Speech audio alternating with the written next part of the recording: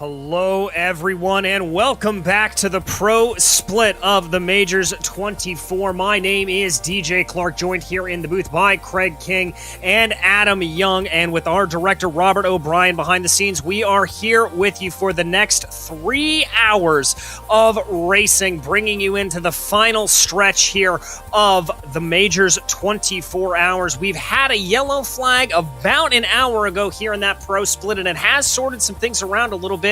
But let's go ahead and run you through where things stand as of right now. Up in the Lmp1 category, it is SRC Movana Corsa P1 leading the way with Marshall Hubert behind the wheel of that machine. Paceworks Esports is in P2, and they are closely pursued by Valkyrie Competition, only about 0.3 of a second separating those two cars. Blue Flag Racing Prototype does sit about 2 seconds behind them. You can actually see them all in your shot right there. And Precision Racing Esports 111 round out your top 5 and your only 5. That's right, we have had a lot of attrition here in that LMP1 category, but Craig, the LMP2s being a little bit of a workhorse out here today, they're still all running strong. Yeah, they're still running strong. Good morning, everybody. William Esports Chill Blast, they are still leading the charge. Currently in the car at the moment is Matt Farrow for them, and he has quite a sizable lead, if you call 24 seconds a lead, to the Pure Sims Esports LMP2 team, currently driven by Daniel Chivy Savo. And then we've got Delta Sport Blue, currently sitting P3. They're about 7 seconds behind them as well, with Thomas Dimberg in there. And then only one more car on the lead lap. It's the Race Clutch of Peter Zuber at the moment. They're currently 3 minutes behind the leaders, almost a whole lap. They're in danger of being lapped. It's been a very tough night. We've also seen crashes in the night and crashes this morning. RSR taking a crash. Bocce Esports also retiring from the race. And of course, Williams Esports other team and Pure Sims other team also retiring from the race. Adam, in the GTs, it's been very chaotic, but we still have one team leading the charge. Yeah, that's right. The Mega Racing team still leading this thing. And right now we're catching the GTEs on a pit cycle. Of course, they all really came down together because the front runners in this thing have really been in a pack, at least from second on back. But Lockwood in that Mega Racing team has been leading the charge, pretty much running solo. But behind him, the competition has been fierce with Fordzilla, Altitude Esports, Premium Esports, Team Year One. They've all been running in just one big pack here for quite a while. And I expect that to continue over here over the next couple hours. Hard to believe we're already in the back quarter of this 24-hour race. Yeah, very and hard to believe indeed. We ride on board with Tom Dadswell now for that Altitude Esports machine, a Ferrari chasing a Ford. Certainly a sight that we are very, very off to seeing around here. And they right now work their way onto the Mulsanne straight as they go. And as you said earlier, this battle very, very close. It was actually a 3-4 car battle before all these teams popped down pit lane. And Craig, I got to think that they're going to start to come back together. And I think Altitude's going to have a move here on Team Fordzilla. They've been doing a lot of bump draft. I hate to cut Greg off there. These guys have been bump drafting like crazy, actually, to the point that I'm kind of surprised nothing's happened. No, I gotta be honest, I've been keeping my eyes on this. It has looked like we have seen some issues with bump drafting in other classes of the RSR, of course, but with this, with the GT, they have been on bumper to bumper for quite a while, and it does help. As you can see, 8 cars still on the lead lap. A lot of that would because of the caution, and it did change everything. Lockwood is trying to hold off William Chadwick, and are they going to make a move this time? I'm not entirely sure. He takes to the inside, and there he goes into the chicane. But look how close they are. You've got to start thinking right now, this is the opportunity to go clutching. You go clutch, maybe save some fuel. Can you go it? But also behind them, there is a little bit of a free wide going near the middle of the GT field. That is Reese Cowell, that is Scott Chalowski, that is Jen Fureth, that is Pure Sims with the 233 of SimRigs and the 99 of Lmp1 Esports. They are 3 wide. Now they're 2 wide going down, and they're almost coming together. And the 117 there, Reese does just get through. Gets through there, a little bit of a wide run on the exit of the second Mulsanne chicane here as they come down. I did not think that was going to be able to make itself out and clean. We ride on board here with that Porsche as they continue to charge their way. Scott Skolowski here, and there comes a charging LMP on its way through, breaking down now into the Mulsanne hairpin. Everybody going to stay nice and neat and tidy here for now. Reese Carroll leading the way in that Ferrari, Adam. Yeah, you know, just being able to hang up there right now, and those Ferraris, these are great cars here today. I think you're seeing a lot of Ferraris up front against the individual splits, and in this pack too, especially. And I think a lot of part of that is, you know, the Ferraris here just really seem tailor-made. We're going to talk a lot about that, especially in the GT classes with the different car makes and everything else, what's suited for a track like Le Mans. And I'm actually really happy to see car makes really represented really well up there. But right now in this pack, that T3 Motorsports Ferrari really doing well. That certainly is keeping the pace at bay right now. T3 doing a great job of holding off a little bit here and being able to keep in close behind that simrigs.com DPR 233. We look out the back of that Ferrari right there. There comes, I believe that is a battle that we've been also keeping my eye on a little bit up in LMP2. That is the Alpinestars Geodesic Racing machine and the Satellite Racing Tetra Rouge machine working their way around. There is Jacob Majowski as he works his way through very close quarters action there. Only about 0.2 of a second separating, and I gotta say there, Craig, that is not where you want to be catching traffic coming through the Porsche curves. Horrible. One of the things I love talking about here is dirty air at Porsche curves and Porsche curves at karting, and everybody there experienced it, but also just the hustle and bustle. Can you get through those positions? Can you make the gaps? Geodesic came oh so close when they were at the point, but they were able to hold on, and now it is just spread open everything.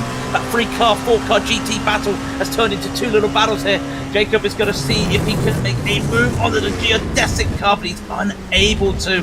Little bit of a slide there, just kept the tyres in. But all of a sudden, he's caught back up there. But look how it's just spread out, that GTE field, while we're watching this cracking LMP2 battle at the moment. Yeah, they've really broken off into a pair of couplets there behind. A little bit of a wide run starting on the beginning of Tetra Rouge right now as they get themselves going. Sorry, that's Stivalowski just having an accident there. He got hit by LMP2.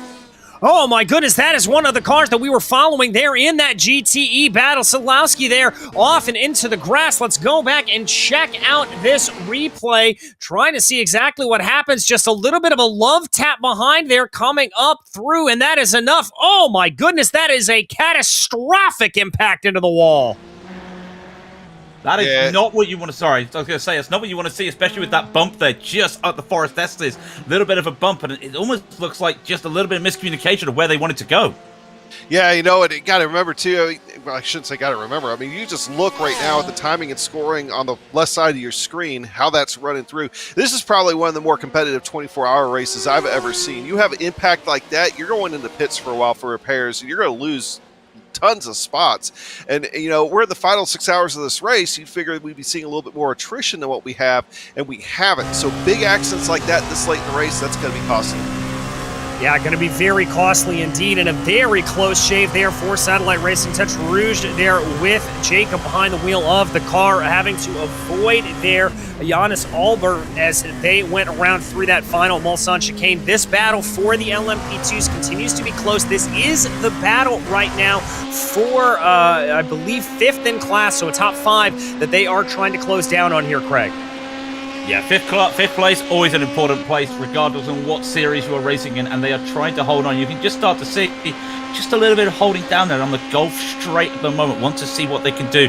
There is, I believe there's a little bit of damage on the back of that Satellite Racing car, so he won't be able to catch up too much, but if he can just hold on to the back of that Alpine Geodesic Star car, what can he do at the later stages? He'll bunch up again as they come through Arnage.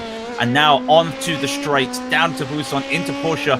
Got some LMP1s coming beside them. What is going to happen? I reckon they're just going to hold on here. That dirty air is going to be too much to make a move. Yeah, I've got to agree with you there. I don't think they're really going to be able to get too much of a move done going through the Porsche curves. And that LMP1 that you saw going by, that was Marlon McMullen in the 5th place Precision Racing Esports machine. As I said, they currently run 5th place in LMP1, and that is the last runner there in LMP1. A lot of attrition. Oh, they've got some more cars to try to catch up on here. That is Tom Mahle there, 29th overall. I believe that's the Apex Tech Racing Corvette that they are able to get around, trying to go now into the Ford chicanes. Looks like there that that geodesic racing machine just a little bit better over the bumps, I think there, Adam. Yeah, you know, and I want to bring up a point too that this is for 5th position. But these guys are still on the lead lap as well with the other LMP2 cars.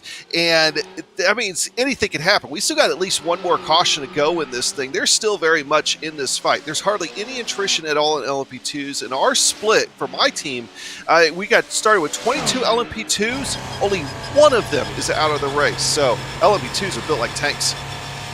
Yeah, they certainly are. As we watch here, some Lmp1 Battle, as that is the 3rd place car in a little bit of a battle there. That's Paceworks Esports getting by Blue Flag Racing Prototype, I believe, on the straightaway. We jump back there with, I believe that's Tao Siriano there, as they're going to lose a little bit of time. And Craig, I've got to think if you're running this close at this point, I mean, we talk a lot about early on in the race doing a little bit of fuel saving. Maybe letting a car go here, not the worst thing in the world if you're able to sip a few gallons of fuel. You've got to be careful at this time of the race. I call this, when they call it the golden hour right now, this is where wins turn to losses, losses turn to wins. This is when you start to realize where you are in the race. Can you win? Are you going to hold that position? Are you chasing? You've got to be careful. Do you want to save some fuel now? Definitely. There's still 5 3/4 hours left in the race. Do you also want to try and make sure you're in contention? You don't want to be overdriving the car. You don't want to be pushing the car right now. And you can see Tao there in the Blue Flag Racing Prototype just doing what he needs to do. He's just letting that pace work just lead him away. Can he keep up? That's the important thing. Keeps up, save fuel. Yes, he has to keep up. They know right now with 5 3/4 hours to go, they are in this battle for P3. And with how close it is in the LMP1, they're still with a chance for the victory. Yeah, they certainly are. It's only a 15-second gap up the road here from SRC Movana Corsa to Valkyrie Competition, and then Paceworks and Blue Flag here, this battle for the final podium position. So certainly anything to play for. And with just as much attrition as we've seen out of the LMP1s, just about anything can happen as they go. Good speed there being carried out of the Porsche curves. We've got to jump back in the field here a little bit. This is Tom Dadswell, the Altitude Esports machine, trying to have a little bit of a battle with Fordzilla, Adam. Yeah, you know, and these guys are still going tooth and nail, but they seem like they're very content to run right now with 1, 2, 3. And, you know, they just keep matching each other lockstep. I really think that, you know, maybe the little bit of fuel conservation game, like you were just talking about there with the LMP2s. And also with these guys, you know, they've been pitting together. They've just running together. It seems like they're really trying to get a little bit more in the late stages of this race before they really, really start pushing each other hard. I just think they're content right now running those positions. Yeah, I think content is probably the right word to use there. And I'll tell you who's very content to be in this position. That is the wannabe SRT yellow machine there, the 555, that yellow BMW that's riding behind. They're really able to hold everything out. Norbert Leitner behind the wheel of that car. And it looks like he is just really able to be sipping some fuel here in the background. Not really involved in this battle, doesn't need to be, but is able to follow these leaders around and maybe gain a place or two as they go. That looks like, by the way, the number 37, that's the Brabham Esports machine, working its way by for the LMP2 field.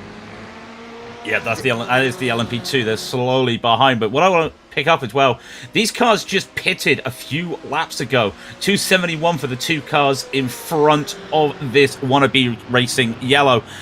And they pitted 269. So at the early stages of their fuel stint. So they can use all this time to try and start saving fuel, because you want to be saving fuel as early as you can instead of looking at 3 laps to go and thinking it's going to be tough to stretch it out here. So they want to just hold on to this, and this is the prime position. And also, who would not want to get prime seats to seeing the battle in front of them between Altitude and Fordzilla? Because I'm enjoying this battle. Even if there's nothing going on It's a battle of attrition. It's a battle of chess. Because Altitude Esports, Tom Dadswell there, he doesn't want to overtake William Chadwick. He's just going to use the speed that Ford's got right now. He's going to be using that for fuel saving. And then you've got Norbert Leinert just getting the double toe. I mean, we've got best seats in the house. They've probably got the better seats in the house right now. You know, in the Ford, we talked about the bump drafting already, but that Ford rear bumper really, really matches up very well with that Ferrari front bumper. So they've been able to pull off the bump drafting here very well. Oh, as that Ferrari just gets a little bit loose there, as now they're going to get passed by an LP2. But you know but that BMW, you look at that BMW. We've all seen the memes. It's true; those things punch a big hole in the air. So if he's able to use that draft for fuel saving, yeah, he's sitting pretty right now. But that Ferrari and that Ford just match up perfectly. But Chadwick, of course, is going to be using a lot of fuel. I mean, I'm pretty sure he wouldn't mind sitting behind the Ferrari for a little while, maybe give him some fuel savings. Yeah, we'll have to see if there's maybe a switch around that does take place. That's certainly not out of the realm of possibility to see what happens as they continue on in this race. Maybe a little bit of a move there. That is the number 3, the MAG Performance SRT machine, running around in about 7th place in the LMP2 category, that is able to get on by them, clear them before the Mulsanne chicane, and so that'll be good. We've got to jump you back up to that battle, though, for P5 in the LMP2s, as there was a pass just made. Satellite Racing able to get the move on Alpine Stars. Geodesic Racing going down into Arnage. Best place to make a move, if you can, is down that Gulf Straight before Indianapolis, and as they come around Arnage, let's just look at that replay pretty quickly. I think we're just going to get that. Here we go.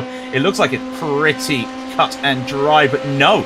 You can see the 64 there. They're going to take it the long way around. Is there going to be a lift from Geodesic? It's a small lift.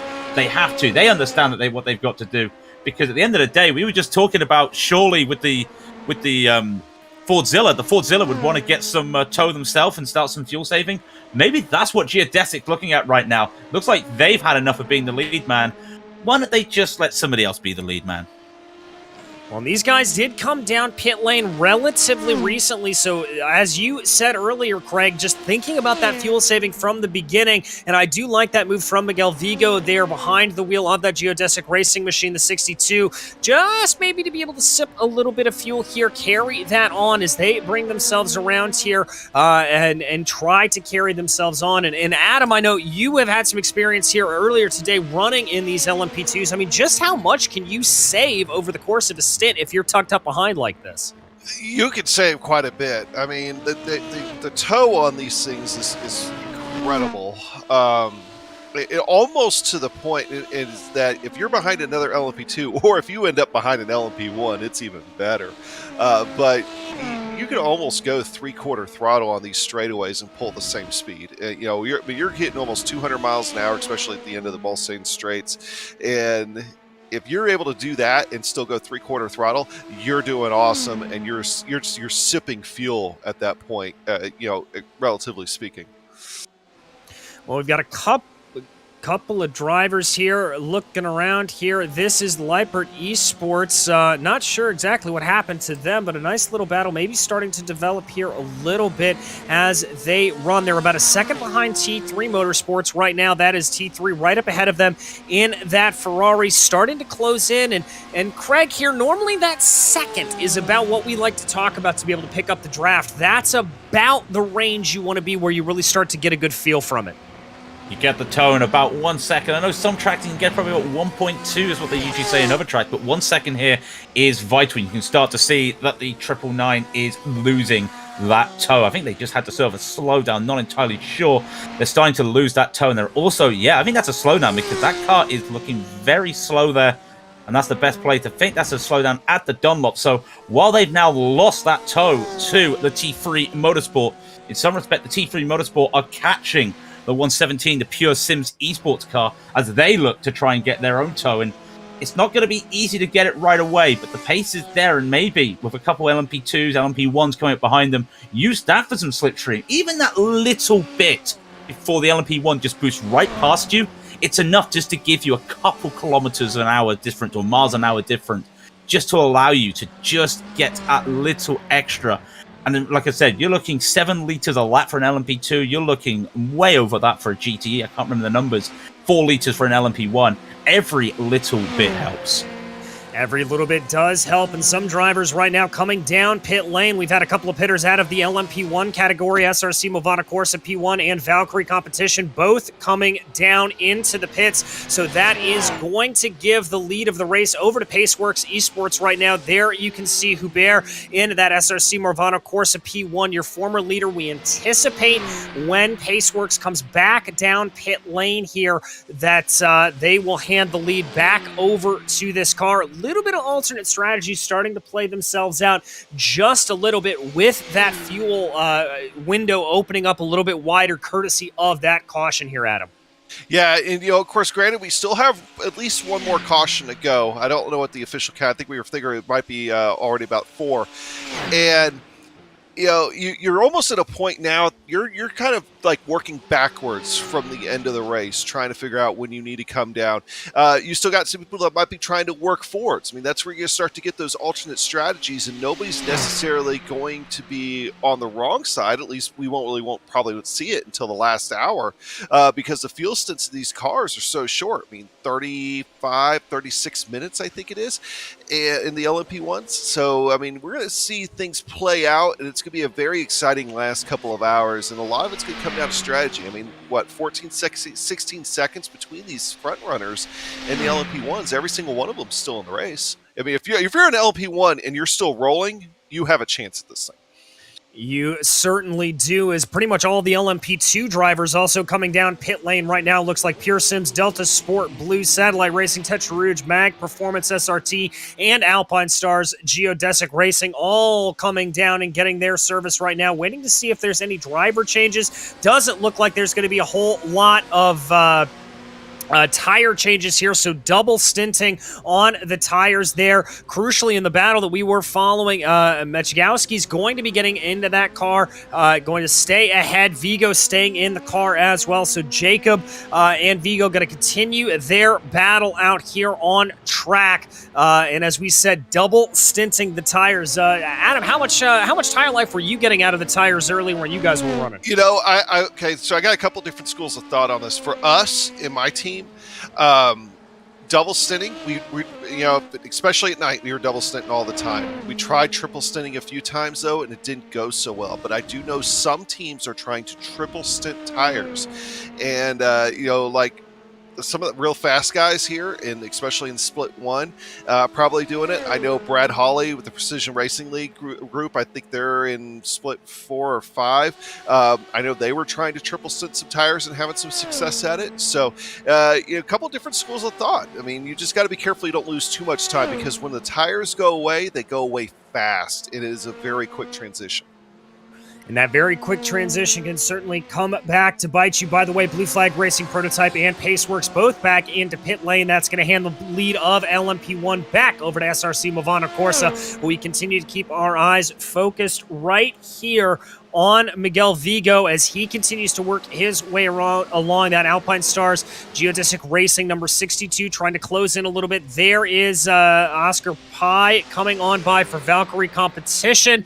As they come by, they looks like they will be able to inherit the second place back from them. Paceworks Esports going to come out there in fourth. So everybody coming out of pit lane exactly how they came in those LMP1s, Craig.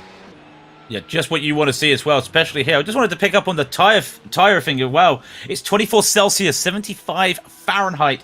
I think this is the crossover point if you're looking at trying to push that triple stint.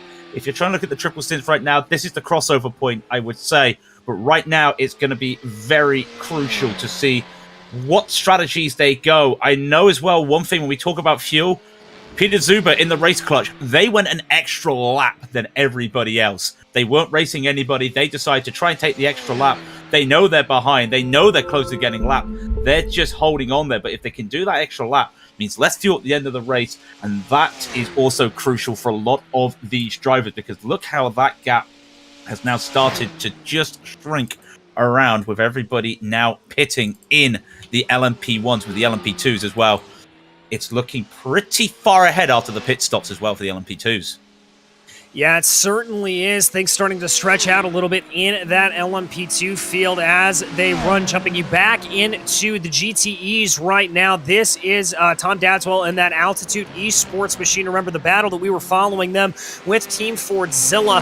That battle continues to remain pretty tight, under a second here, so certainly be able to pick up on that draft range, but obviously losing a little bit of time here through the Porsche curves as it is a little bit harder to run as they go. But William Chadwick and Dadswell continuing to fight it out here, just looking comfortable, I think is the best way you described it earlier, Adam. Yeah, and I think that's exactly what it is. And I really wouldn't even be surprised if, Dadswell kind of backed off them just a little bit, backed off that Ford just a little bit in order to just kind of give a little bit of breathing room. Maybe they, when you're running like that and you're bump drafting on every straightaway, you get your nerves up a little bit. You start to see a little bit of red mist.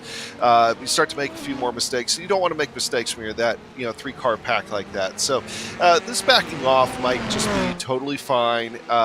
If he wants to get back up to that rear bumper, he probably could in the draft. So I wouldn't think anything of it right now.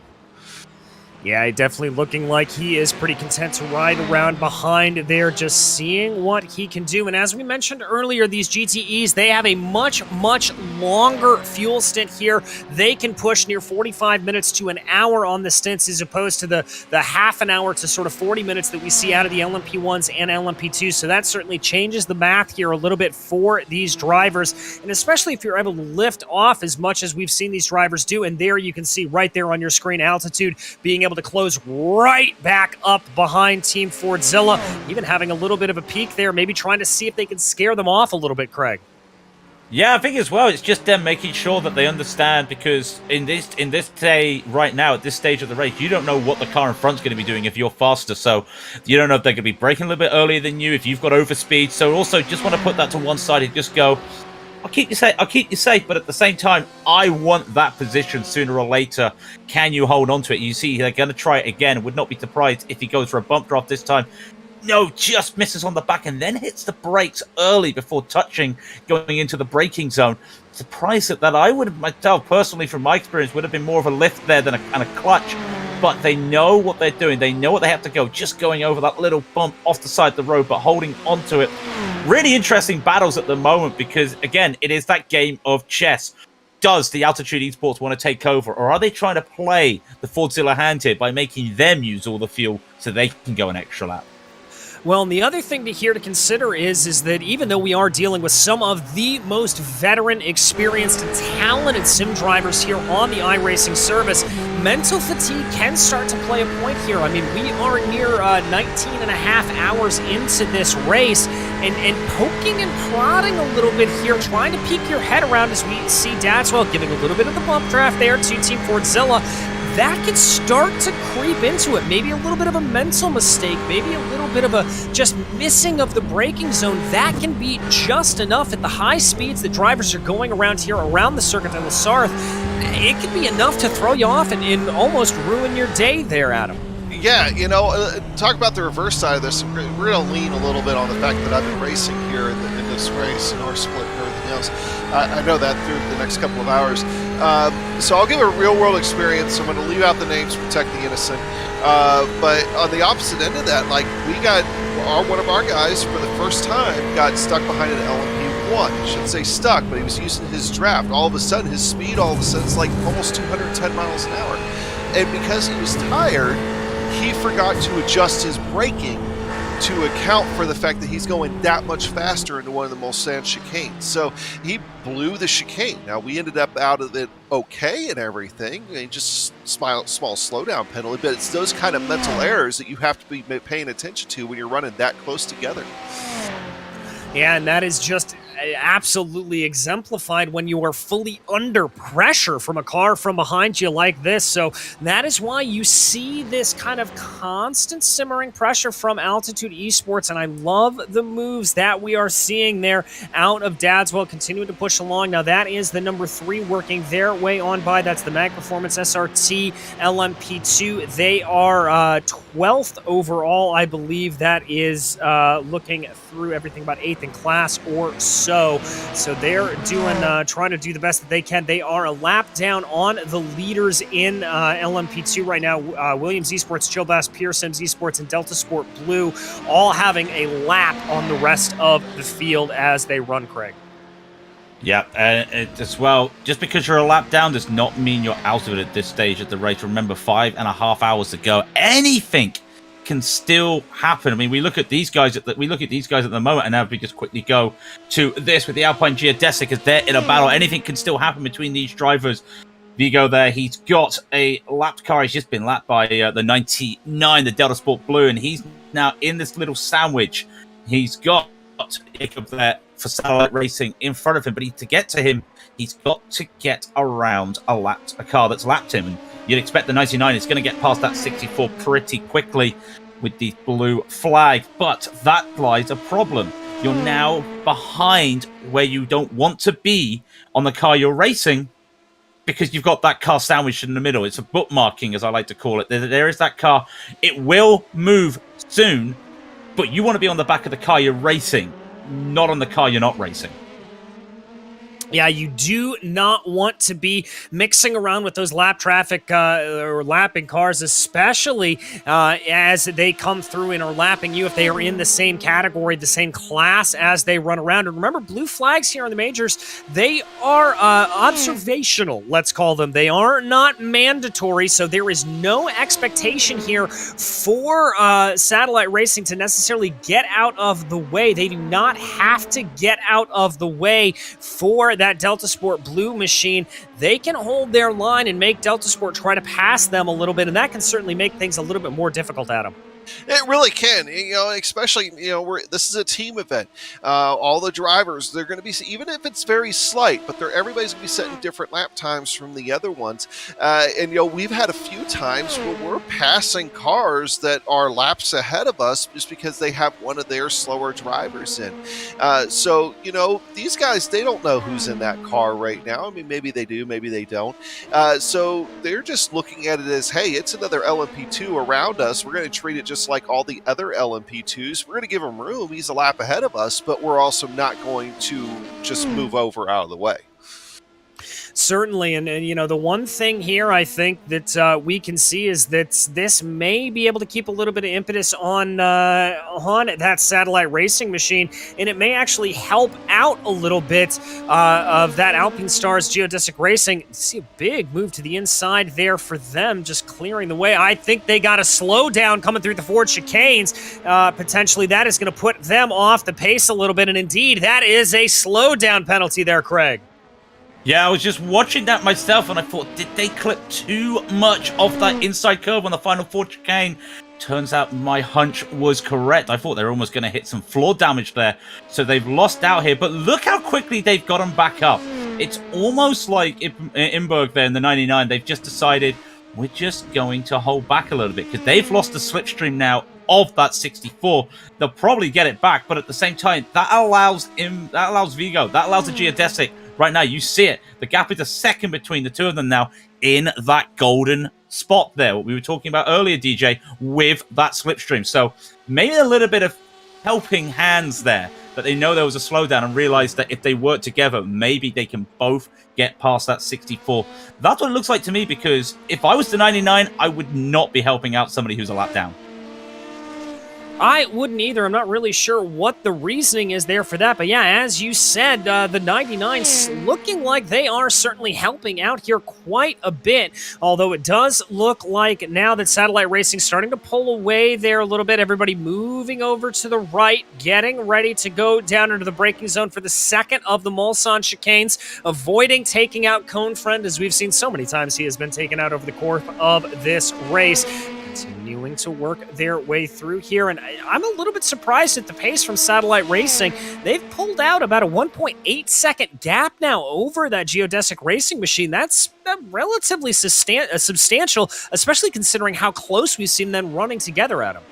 Yeah, we've noticed in the LMP2 cars that, like usually the standard for fueling draft in iRacing is about a second and a half back. Seems like with these LMP2 cars, it might be a little closer to 2 seconds back. So they still might be able to close up that 1.8 pretty quickly. But considering how close they've been running, that's a pretty good gap. As we're seeing a little bit of bump drafting now going on between the LMP2s there, and that'll catch them up even quicker, but even then it doesn't seem to be helping here just yet. So that's pretty interesting. And that also goes with the slowdowns as well. If you manage the slowdowns correctly here, they don't hurt you as much as, say, like Daytona or somewhere like that, but it's a very fine line between letting it hurt you too much or not hurting at all. And if you don't manage it right, you're going to have a big gap created just like that.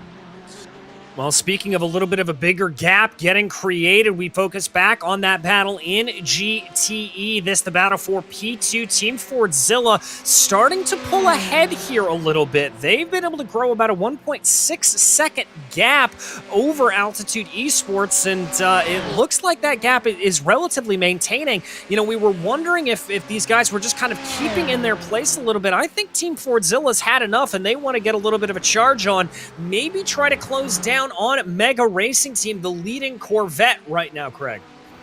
It looks like you can start to see the times are starting to match. They're not faster at the moment, but they're starting to match the Mega Racing Team. So it does say that they're doing that. Also, you start to see the Altitude, they are getting a little bit of bump drafting from the 555. I think they're kind of doing the same thing. They realize that the pace has now gone to them. I like to describe endurance racing in a place like this as a peloton in tour cycling, and you've got somebody that's just decided he's going to do a breakaway to catch up to that breakaway group, and you've got now the 31, you've got the 555. They're now thinking to themselves, we need to catch up, and they're trying to work together to catch up. And at the moment, that gap now 1.8, hovering 1.7, but it's 1.8, and just look how close those times are. 278, it was a 1.2 second gap, and last lap 279, almost identical to 346.601 this time for the Mega Racing Team. What does Will Chadwick have in his arsenal, if to say, as he comes across the line? It's going to have to be matching if he wants to start making a move. And it's not, it's 4/10 slower. 4/10 faster, sorry. Yeah, it's 4/10 faster. Well, that's certainly what he needed to see there, but Brian Lockwood, no slouch at all up ahead, leading the way right now, and he may have gotten held up a little bit by lap traffic. We'll have to go back and double-check that to see what it is, but certainly Team Fordzilla starting to flex their muscle a little bit. 0.3 of a second. It may not look like a whole lot over the course of a big 24-hour endurance race like this, but to be able to just try to gain that in slowly but surely, inch after inch, lap after lap, that's the kind of perseverance you need to really be able to pull yourself in. And crucially, that gap continues to grow back to Altitude Esports, it pulling up to about 2 seconds. So the signs are pointing to good things here for this Team Fordzilla machine, Adam.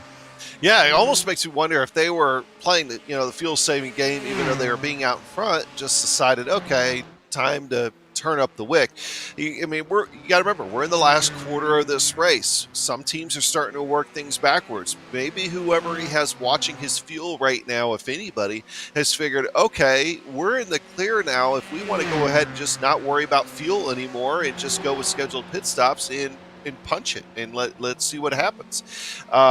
Because that gap has grown quite a bit. I mean, it was 4 or 5 laps ago, but they were running about half second a lap faster, and that's adding up quickly. And that 0.3 of a second that Chadwick got a minute ago, that Chadwick got a minute ago, that was that BMW bump draft. And don't mistake that for anything else there.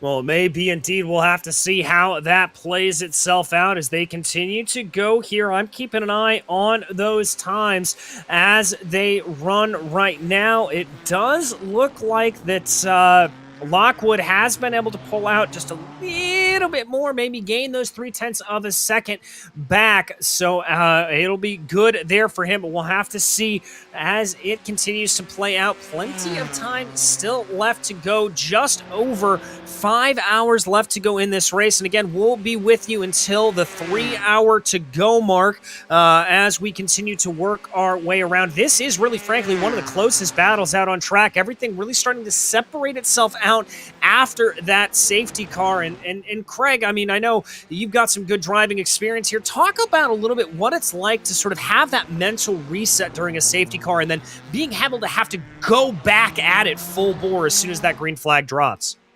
I kind of also attribute it to an oval restart as well. I'm also experiencing the oval restarts as well. And you're just thinking to yourself, treat it like it's another start of a race. But it's single file. You've got to be careful. You've got to understand that everybody wants to get ahead fast. Everyone's going to be rush of blood to the head. They want to just start thinking, got to get that position. This is the best chance I've got. Especially with a restart. There's guys that you were 15, 30, 50 seconds behind, and all of a sudden you're with them and you're thinking to yourself, hey, I've got a chance. And then you just start to over push a little bit, and we saw that at the start of the race yesterday. Crazy to think it's yesterday.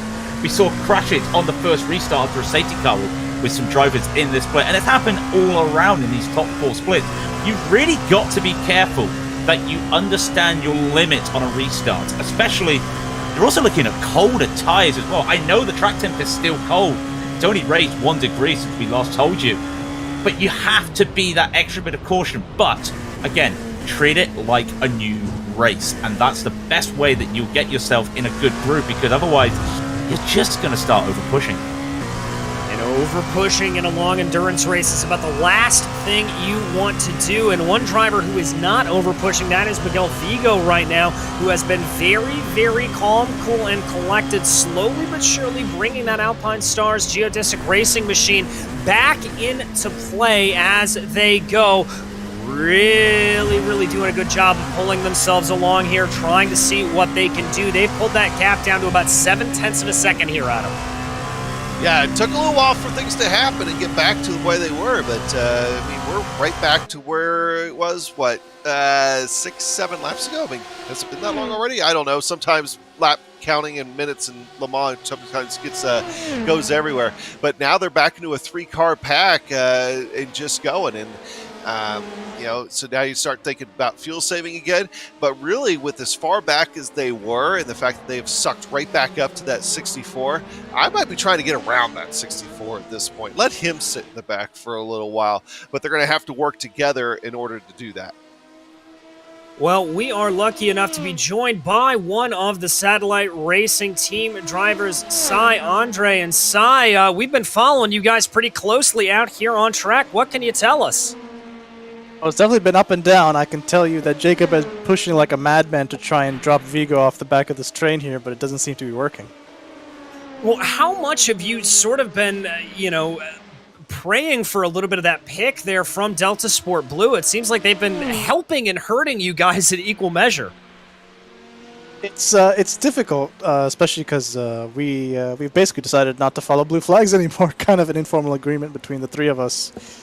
And Delta Sport just seems to be along for the ride, saving fuel, trying to jump up towards their next competitor, I believe Pure Sims or something like that. We're obviously not considering that. We just want to fight between the two of us and run our own strategy, which has been thrown out a couple times because of safety cars, so we're just wondering if there's more to come. Well, talk to me a little bit about the strategy that's going in. How are your tires holding up? We've talked a little bit about double stinting. Have you guys been able to triple stint it all over the course of the race, or are you still running doubles? We had to start out with doubles just because of the low track state. When the track isn't rubbered and it just eats through tires, I'm talking about 25 to 30% every stint. But as the track rubbers in and the temperature drops off, that drops pretty quickly.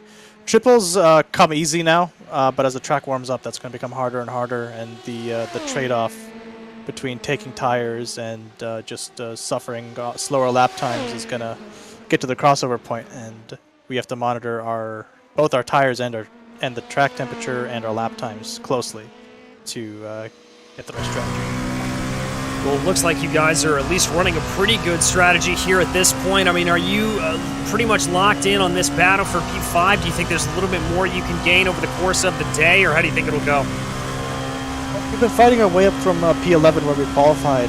It's been a bit of a roller coaster up and down. But unfortunately, I think the highest we can get, obviously without anybody else having any issues, is P5 at the moment, because P4 is almost a full lap ahead of us. Well, I guess sort of one more question to me, and then I will turn it over to Craig and Adam. But, I mean, just how badly has the strategy sort of been worked a little bit by those safety cars? And is there really anything you guys can do to prepare for them, to be ready? Did you have sort of a plan B ready at all, or just kind of having to roll with the punches? We've had a couple plans, and like the saying goes, none of them survived the race. I'll say that. Right now, we're rolling with the punches. Strategy comes pretty easily right now because all the stints are 10 laps. There's no real need for fuel saving or to extend the stint, overcut, undercut, anything like that. So that's been pretty simplified. But it's more right now is counting the number of tire stops we need to make till the end of the race, making sure that we have the fewest possible while keeping our speed on track. Well, there you go. I turn you over to Craig King, one of our guys here. Craig, any questions for Cy? Yeah, I got a question, because it's also just happened again, because a few laps ago, the geodesic car, they took a slowdown at the Ford chicane, and I noticed that the Delta Sport came back to pick them up. And it's happened again, as we've been talking, that the geodesics had another slowdown.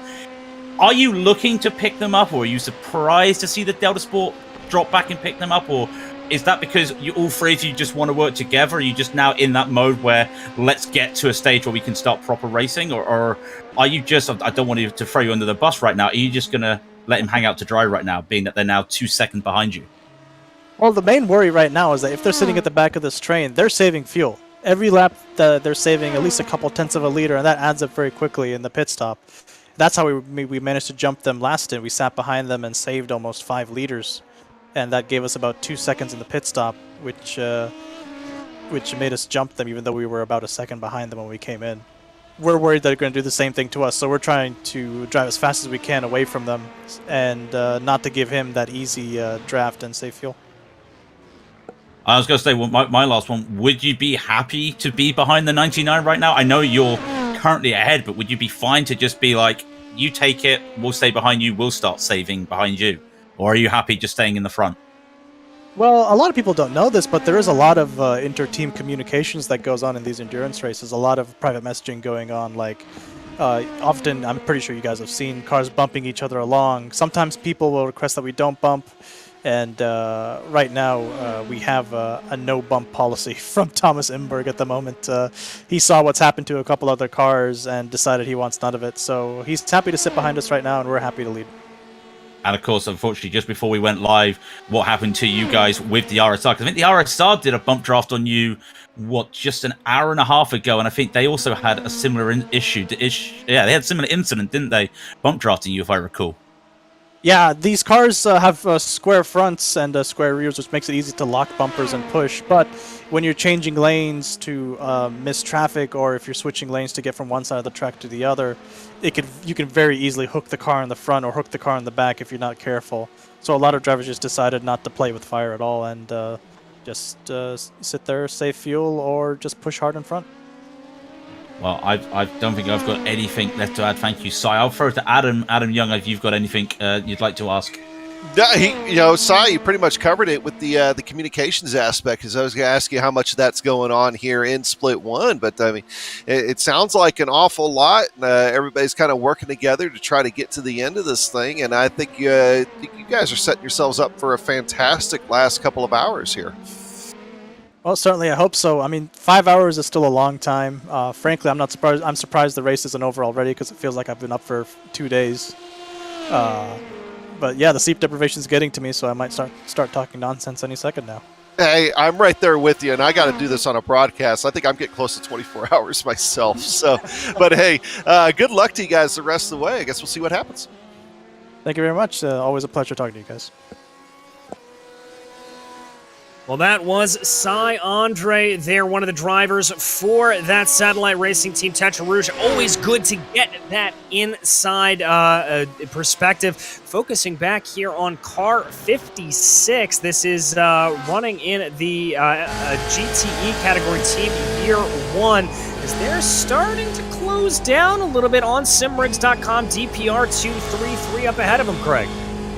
Yeah, they took about 7/10 out the last lap, and that's not going to help them just getting a LMP2 going around them at the karting S's. But they are catching the gap now down to 1.8. They've gained 3/10 so far this lap, and would not be surprised if they get more, a little bit of a weave through the first part of the Ford chicane.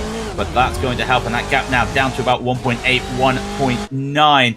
Holding on here, the BMW, we know what it's like, pushes through the air, and that little Porsche has got, look at that damage at the front of the car. We know the damage at the rear. That was one of the P5, that was the P5 car we saw down at the Forest S's having that accident about 40 minutes ago, and they're still going. But you've got to think, Adam, that the damage at the front, that's got to be affecting their top speed.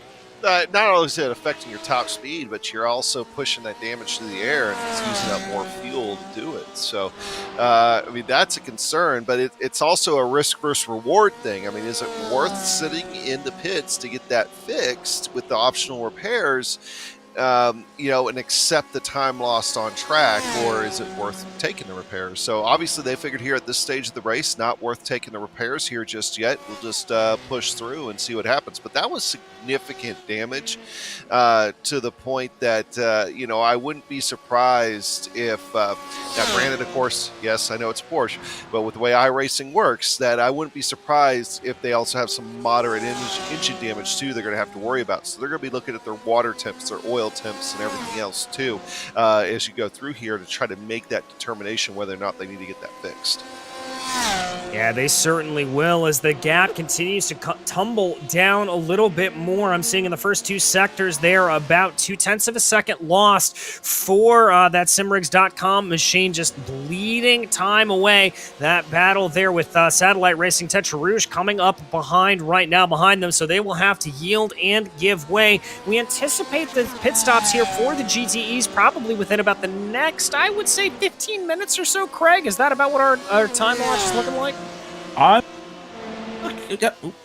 looking around that. Yeah, I am looking 15, maybe push it an extra lap, see what they can do. I don't think this 233 can do it. I have been looking at the speed differences, and there's almost 5 kilometers an hour. Sorry, I'm in the European mode here. The 5 kilometers an hour difference in top speed, just with that little bit of damage. I thought it would be more, but you start to see it just starts to bleed away. As DJ was saying, the gap is now 1.6 or 1.3 now. Sorry, I beg your pardon.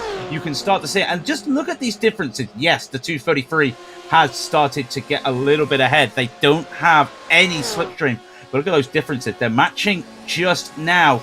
But all of a sudden, Scott, he can't hit that top speed. He cannot hit that top speed, and that was almost 8 kilometers different there, I think, just looking with my really bad eyes. Yeah, and that 8 kilometers an hour difference is going to be massive, massive here. The gap coming down to about 1.2 seconds as they exit out of Arnage there, and as they start to fly their way through the Forest S's and down into the Porsche curves. I've got to definitely think here that the front end of that Porsche with that splitter damage, Adam, that is really going to hurt him through there. 0.8 of a second now. Yeah, I mean, you're just catching the wind and everything else, and your front downforce isn't the same, and this is the part of the track where it's going to affect you the most, going through the Porsche curves and then the Corvette curves and eventually the Ford chicane. This is where you want that front end downforce, and that's something that Porsche, is lacking. Yeah, certainly is lacking it, losing a little bit more time there. The gap just continuing to fall, although I will give credit there to the Porsche, able to keep it up to about 1.5 seconds of a gap, so actually grew a little bit there as they went through. We'll have to see what happens, as it looks like there that is the Valkyrie competition. LMP1 streaking its way up on by them right now. We ride on board with Barry Arendts in the Team Year 1 machine as he continues to close down. Now remember, this is a battle right now for 7th in that GTE category. Gap closing down a little bit Oh, more. William Chadwick and Team Fordzilla, he is around. He is in the Armco. Oh my goodness gracious, a massive run here. This was third place in the GTE. More contact there. Let's go back and check out the replay. Adam, you had your eyes on this. Yeah, it just looks like netcode contact, and that's actually second place in your LMP2s. What's going to happen here is that is Burton Shaw behind him in the LMP2, then the LMP1 here is going to come up behind him. That's Serrano. And a couple of feet difference there. And still that happens on a straightaway, and that's hard contact in that Ford GT. Oh, and you hate to see that netcode, that internet type of problem there affect a driver like that. William Chadwick trying to be able to regain everything. It goes without saying he's lost a position there to Altitude Esports. We saw that battle developing, some definite crinkles on the front nose of that Ford. Probably some heavy, heavy damage to it across the board. We will keep our eyes focused on that as we also check back in on that battle for P7 here, Craig. Got to keep an eye on this because the gap is closing yet again in this battle. And you start to see that Team Year 1, their barrier ends, he is starting to really turn the screw right now. There is nothing Scott can do. That Porsche is a wounded car at the moment. It cannot get to the speeds it wants to. He's having to rely on just his corner speeds and his lines to just hold on here. You see in the background, there's a couple prototypes. They're not going to help you. He needs another car to follow right now to try and catch up. The only problem is, the only car around him that can help him is the car he's battling. He's in a catch-22 situation right now. What does he do? It will not take long. I would say it's going to take 2 laps before this 56 Team Year 1 gets around that car. I would say that at the moment. I'm also seeing cars in the pits. It looks like some of the lead GTEs are in the pits for their scheduled pit stops. That's got to hurt for Fordzilla because that means they were coming in this lap before they had that accident. Yeah, and also, Mega Racing team, they were actually the ones that started off. So P1 in your GTEs, the first one down pit road. And Christian Challoner, our buddy here on GSRC, and you see him a lot on Majors broadcasts, taking over that ride.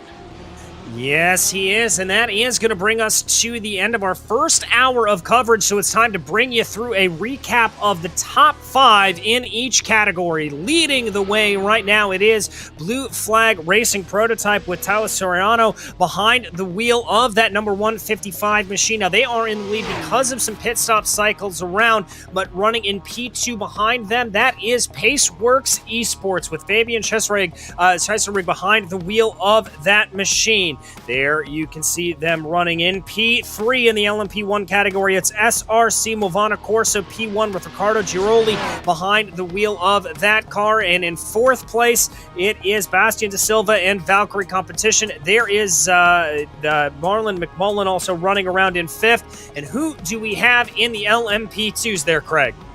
Well, we got William Esports Chill Blast still leading the way, and now Asander Spetz, Mr. 10K, is leading the charge as all the LMP2s come into the pit. Pure Sim still holding P2, and Daniel Stevie Savo is keeping in for them, and Alexander Delatraz will be getting in that Delta Sports blue car as he takes P3. Race Clutch are currently P4 officially, as they have yet to pit on a different strategy. Satellite Racing Tet Rouge are in P5 with Alex Gao. And of course, there is another battle behind them. But the GTEs, how are they looking at them? Well, as we just talked about, I mean, that Mega Racing Chevy Corvette is still out in front. The 350 machine now piloted by Christian Challoner. So, they've had a good race. I mean, the entire time we've been on the air, we've hardly talked about them. And that's probably a good thing because that means they are having a quiet hour running up front and not too exciting. Going back to second, you'll find the Altitude Esports machine. We've talked about these guys. They were having a great battle with the Fordzilla team a little while ago. Dadswell still in control of the number 31 Altitude Esports machine. And it goes to mention the fact that BMW of Leitner right behind him, he's not in the top 5, but he deserves a mention because he's been hanging up there. Reese Carroll is in 3rd in that Pure Sims Esports 117. That car is also another one, just like your leader, the 350 machine, we haven't talked a lot about because he's been having a pretty smooth day out there. at least the last couple of hours. And in fourth place in class, we've got Lucas Wench in the T3 Motorsports Ferrari. These guys also just kind of running out there by themselves. He hasn't been involved in a lot of traffic or anything since we've come on. Been able to just run nice, clean, productive laps, and these guys are all on the same lap, so they all still have a chance at this thing. Going back to fifth position now should be the Leipert Esports Machines. The 999 car, I believe, is actually, no, we've had a change of position. Okay, no, that is the Barry Arnott, who we were talking about earlier on, waiting for him to get around the Porsche. Well, the Porsche ended up coming down pit road, so Team Year One has moved into fifth position here the last few minutes. We'll see if he swaps around. I do want to give a special mention, though, to the Team Fordzilla car. Pepe Marty is getting ready to take over that ride. They were running in the top 5 for most of the last couple of hours. Fortunately, we saw the accident, but it does look like they are getting back on track. All right, well, that concludes our top 5 rundown at the top of the hour. We are going to step away and take a very quick break, but do not go anywhere because we will be back with more action from the majors 24 hours.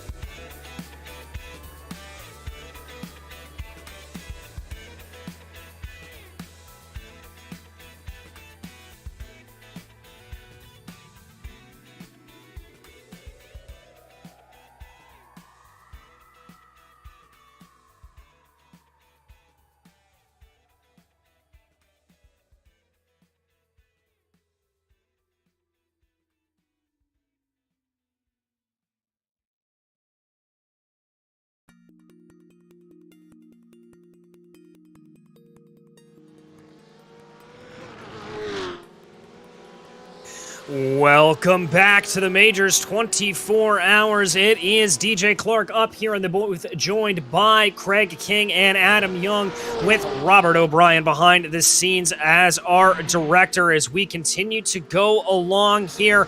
Just under 5 hours remaining in this 24-hour endurance race, and things have really started to separate themselves out here a little bit. As we were talking about over break, Craig, everything is starting to look a little bit more like a traditional endurance race. These gaps starting to grow. Yeah, gaps are starting to grow, and everybody is now, they're kind of settled down after the, I want to say the chaos, but after the frantic mayhem of a safety car just before we went live at the top of the last hour, it's all kind of just expanded and just chilled out a little bit. I was saying earlier, the golden hour is when you can work out if you can get wins or losses on the track. And apart from that one moment with the Fordzilla just before we went for our break, it's gotten pretty quiet now. I think the closest gap between cars is something like 3 seconds, Adam. Correct me if I'm wrong, but it does feel like that's the closest gap we've got right now. You know, looking here, at least what I could see, I think it's actually probably closer to 4, maybe even 5. So I mean, we've really broken it out here a little bit. You know, that's pretty typical in this stage of the race. In fact, I'm actually surprised we have this many cars spread out between the classes. They're still on the same lap as each other. But you know, you watch enough of these 24-hour races, whether they be in real life or here on iRacing and everything else, you know that if it's a situation like this where everybody's this close together still, you'll be seeing some pretty exciting things in the last couple hours of this race. So there's still plenty that can go happen here, and it's well worth watching. It's very much well worth watching, as the action may be just simmering, let's call it, waiting for a couple of these things to fire off. Because remember, one round of pit stops can bring everybody apart a little bit, and having a little bit of a bad pit stop can bring everybody right back together. And we were actually mentioning a little bit of a bad pit entry coming in on that last round of pit stops that we missed going through the final run through, that the Geodesic Racing team just kind of missed their pit entry there a little bit. We're lucky enough not to be able to pick up any sort of penalty there, Craig, but certainly having a scruffy pit entry. I was looking at it just as we were going in, and I thought, ooh, that's not good. And basically, as you know, with Le Mans, it's got that chicane as you're going into the pit lane, and they just took a little bit too much speed. I don't know if they clipped the curb, but they just lost the back of the car. They went onto the grass, and I'm guessing that the indicator for what's an unsafe entry and what isn't is if you go over the grass back onto the track. I should know myself. I've done that in a 24-hour race on the broadcast, and it's not a good feeling. So I think Geodesic, they're safe with that, but that gap, as they were behind Satellite Racing, it's now extended to 6 seconds. Adam, we have been talking about it, though, with the fatigue right now, because there's 19 hours, sorry, I'm getting my maths wrong. 19 hours gone in the race. The fatigue has to be kicking some of these drivers right now, especially if they haven't gotten and given themselves the right exercise and stretching that they need. Yeah, you know, I mean, you talk about me, like I've been up now almost 24 hours, you know, with an hour now. You know, because when we get to racing these things, it's like I can't sleep. Like I budget time in our team schedule and everything else for me to try to sleep, and it's just hard because I'm constantly wondering about the car and everything else. And the real world guys go through that too. They have a hard time a lot of times also. But where you make it up for is doing the simple things, you know, getting up, stretching every once in a while, trying to move around, getting those joints going. Hydration is a big one, and that's one that I do personally struggle with on these things. You know, staying hydrated is going to help you stay awake. It's going to be, you know, it's going to make you feel better. There's a lot of benefits to staying hydrated, and it's something that sometimes people forget. This because we're not in the real world. We're not sitting in hot race cars right now, constantly sipping on water.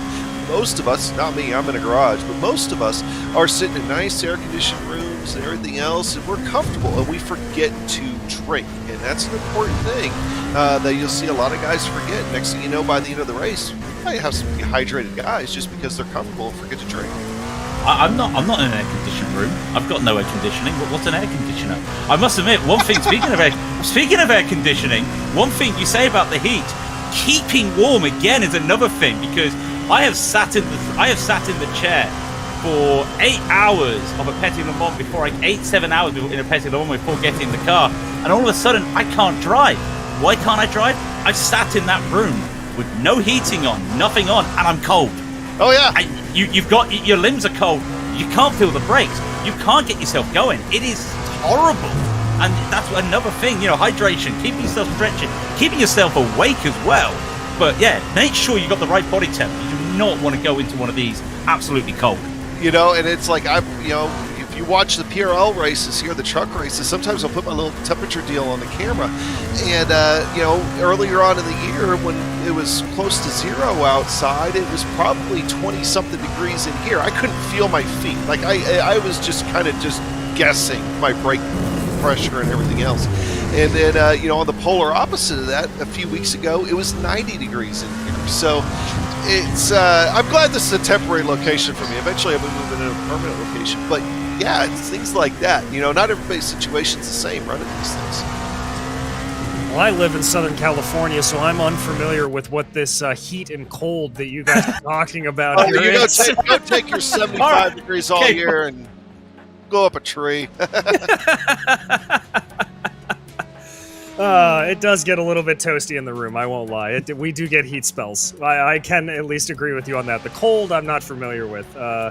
Although I do brilliantly go back to Indiana every winter just to remind myself why I moved to Southern California, but that's neither here nor there. No, I can't take any experience of that apart from being in -2 Fahrenheit in Ohio one cold winter night years and years ago. But we don't get that here, and we do get the cold. In some respect, I have actually raced with a heater on before because it's been too cold, and then you just don't have it the right temperature, and you get halfway through your stint, and you're like, hang on one second, I think I've turned it on too much. And then you're sweating because you've overheated. So you do get that, but no, what's this cold? What's this warmth you're talking about? Like, as you can tell from the accent, I don't know any of that. I just know it's just average weather for me. Well, there you go. A complete worldwide geography of weather patterns here, brought to you by the Global Sim Racing channel. We are always happy to provide those kind of insights as we watch here the 62, that car. You were going to say, Adam? Yeah, DJ, that would be a great time to maybe bring up the weather, because one thing it's getting a little bit later on in the day. Sun's starting to get higher in the sky. I mean, we're working through the morning hours here in Le Mans now, the late morning hours, and the track temperature is starting to go up. So, that's going to start playing with things like tire wear and everything else. We're now up to 70 degrees. The track temperature is now up to 83. That's almost 20 degrees warmer, at least in Fahrenheit, than it was during the nighttime hours. And so what you're starting to see is maybe some guys that might struggle a little bit with the track temperature trying to come back up because they haven't dealt with this in like 12 hours. Well, remember what we talked with Cy about a little bit earlier. Cy Andre from that satellite racing team Tetra Rouge machine that you see on your screen right there. Alex Gall currently behind the wheel of that number 64. And he talked about trying to find that crossover point when it was going to be effective to be double and triple stinting the tires. They were able to get away with some of the triple stints as the track rubbered in a little bit more. But now that the track is starting to heat up a little bit more, they're going to have to probably go against that because of the wear and the graining that they will start to get on those bits of Michelin rubber as they work their way around here, Craig. Yeah, that's also another thing as well you got to think about as well. Not just the track getting warmer, but also if you were doing those night stints, the track's colder, you can really send that car in later onto the braking as well. And now also, if you were racing yesterday and you were on a less rubbered in track, similar temperatures. If you're in a situation like that, you're going to start thinking, I can brake here, but hang on, the track's more rubbered in, I can brake there, and you start to make your mistakes. So Adam's got a really good indication, because he's done the racing today, of what it is when in those variable conditions. We know how it is when it goes night and day, but Adam, you know yourself, that can really throw you off. And sometimes, I know for myself, on a night stint, you might be actually losing time because you're not used to the surroundings. You know, it maybe not necessarily losing time, but you're not getting as much time as you otherwise could. I mean, you're really always going to be faster than you are during the day, but you know, you really, if you haven't practiced a ton at night, you might be leaving a second on the table easy, very easily. Where I've noticed a lot of people had trouble with. I don't have the track map in front of me. I'm sorry, so I'm going to be a little ignorant here. The right-hander right before Indianapolis, that one there, that one's a tough one at night. And the other one, too, is pit entry. You don't really have a lot of reference on pit entry at night here at all, where during the day you do. And a lot of people are losing some time. I've seen some accidents at pit entry because of that. I was just having to tell my team members that it's like, as soon as your rear end is clear of the track on the pit entry road, on the brakes hard, you know, and we got through it okay, but there was a lot of people struggling with that at night. Well, we saw, as we mentioned earlier, a couple of drivers struggling with that during the day as well. That geodesic machine losing a little bit of time going down pit lane, although I do have to say they are trying to see if they can close in a little bit here. They were a second faster on the last lap. Munoz behind the wheel of the car trying to close down on the car you see on your screen right now, that Satellite Racing Touch Rouge machine, waiting to see if they're going to be able to close in. The gap holding at about 5.71 seconds, but Craig, this is really one of our closer battles out on track right now, and one of the more intriguing ones, as we've been able to talk to Cy, and we've heard a little bit of strategy out of that Satellite Racing team. Yeah, they're just happy where they are at the moment. They were saying earlier in an interview with Cy that they're just going to be holding on with the 99 at Delta Sport. And Delta Sport is held behind them, well, I think really for the last hour? There or thereabout the last hour. They've been like this all the time. They've been working together. They had the geodesic car with them. The geodesic car had a slowdown, had two slowdowns actually, and then they had that pit entry mishap. So it was a three-car team tandem going around. It's now a two-car team, and again, Cy was saying to us in that Satellite Racing, they're happy right now. They know that this is the position that they probably are going to stay. They're happy enough to stay where they are. They were saying they're about a whole lap behind the race clutch. It's about a minute and a half, so he had a point, and especially with race clutch saving that extra fuel, which again, another thing Cy mentioned, they don't feel the need to take the extra lap, and I'm kind of thinking he's right, even though when you think 7 liters they put in for a lap here, how long does 7 liters cost you in the pit lane? 4-5 seconds maybe. So is that going to be helpful at the end of the race? I don't think so. I think they're in a good stage here, but right now they're allowing that Delta Sport Blue, who's in red for some reason, just to hold on and just take a little bit of air and slipstream, and then here goes the 155 Lmp1 of Blue Flag Racing, just giving them a little bit of a help now. Yeah, just giving them a little bit of a help, a little bit of a pull as they go around right now, working their way on by. And, once again, that was a very, very aggressive slot back into the draft there for the Satellite Racing team. And yes, Cy just seeming to be very, very comfortable behind the wheel of that machine and saying that top 5 for them, they're pretty happy with it. I haven't really been able to see them close too much back in on race clutch, although they are taking time out of them. It has to be said, looking back over the past 5 or so laps, they were able to take out, I'd say, about 2 or 3 seconds over the course of that. So now that it looks like they've been able to sort of dispatch that battle with Geodesic, there may be hope for them here in this final 5 hours for them to be able to close in on race clutch, although that is going to be a little bit tricky with that extra fuel, as you said earlier, Craig. Yeah, exactly. And when you think about it, though, you were saying 2 seconds, and I'm thinking 2 seconds, is that enough? Then you realize they've got another 80 laps to go. Let's not think about the time. Let's think roughly the laps to go. It's about 80 to go. So if they kept doing half a second, you get in a decent pit stop, you don't get held up in traffic, all of a sudden that 2 seconds turns into 10 seconds, turns into 20 seconds. They actually, if they keep this pace up, they have a significant chance of catching If they catch them, I'm not sure. But they've got to go with this hope right now that Race Clutch are probably just engaging the clutch. Peter Zuber in that Race Clutch car, he is a veteran driver. He knows what he's doing. He has been one of the top prototype drivers in the last few years. He knows what he's doing. But yeah, you've got to look. He just did a 29.8. Yeah, 29.833. If the Satellite Racing can do a 27 again, that's almost 2 seconds. Then I think we've got to seriously start thinking that is a battle that will be brewing in the final hours.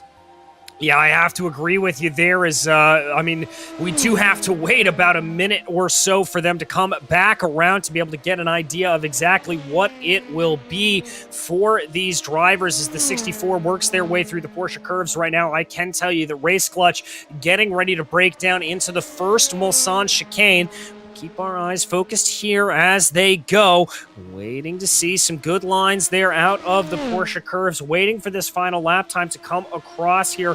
Looking for that 27. As you said, that would be a fantastic run here for Alex Gall in that Satellite Racing machine. Let's see as he gets his way out of the 4 chicanes what that magic number is going to be if they're able to take more time out. Oh, they took 2.3 seconds out on that last lap. A mega lap for Alex Gall. Craig, Adam, I think we got a race on our hands.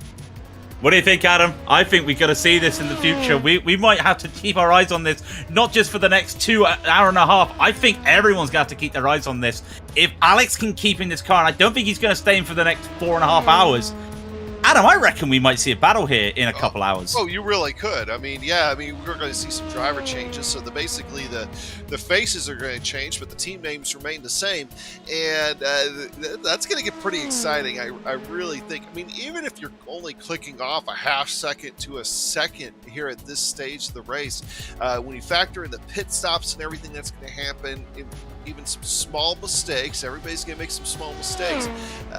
You just want to be gaining on them here at this point and still, within a half lap, and they are.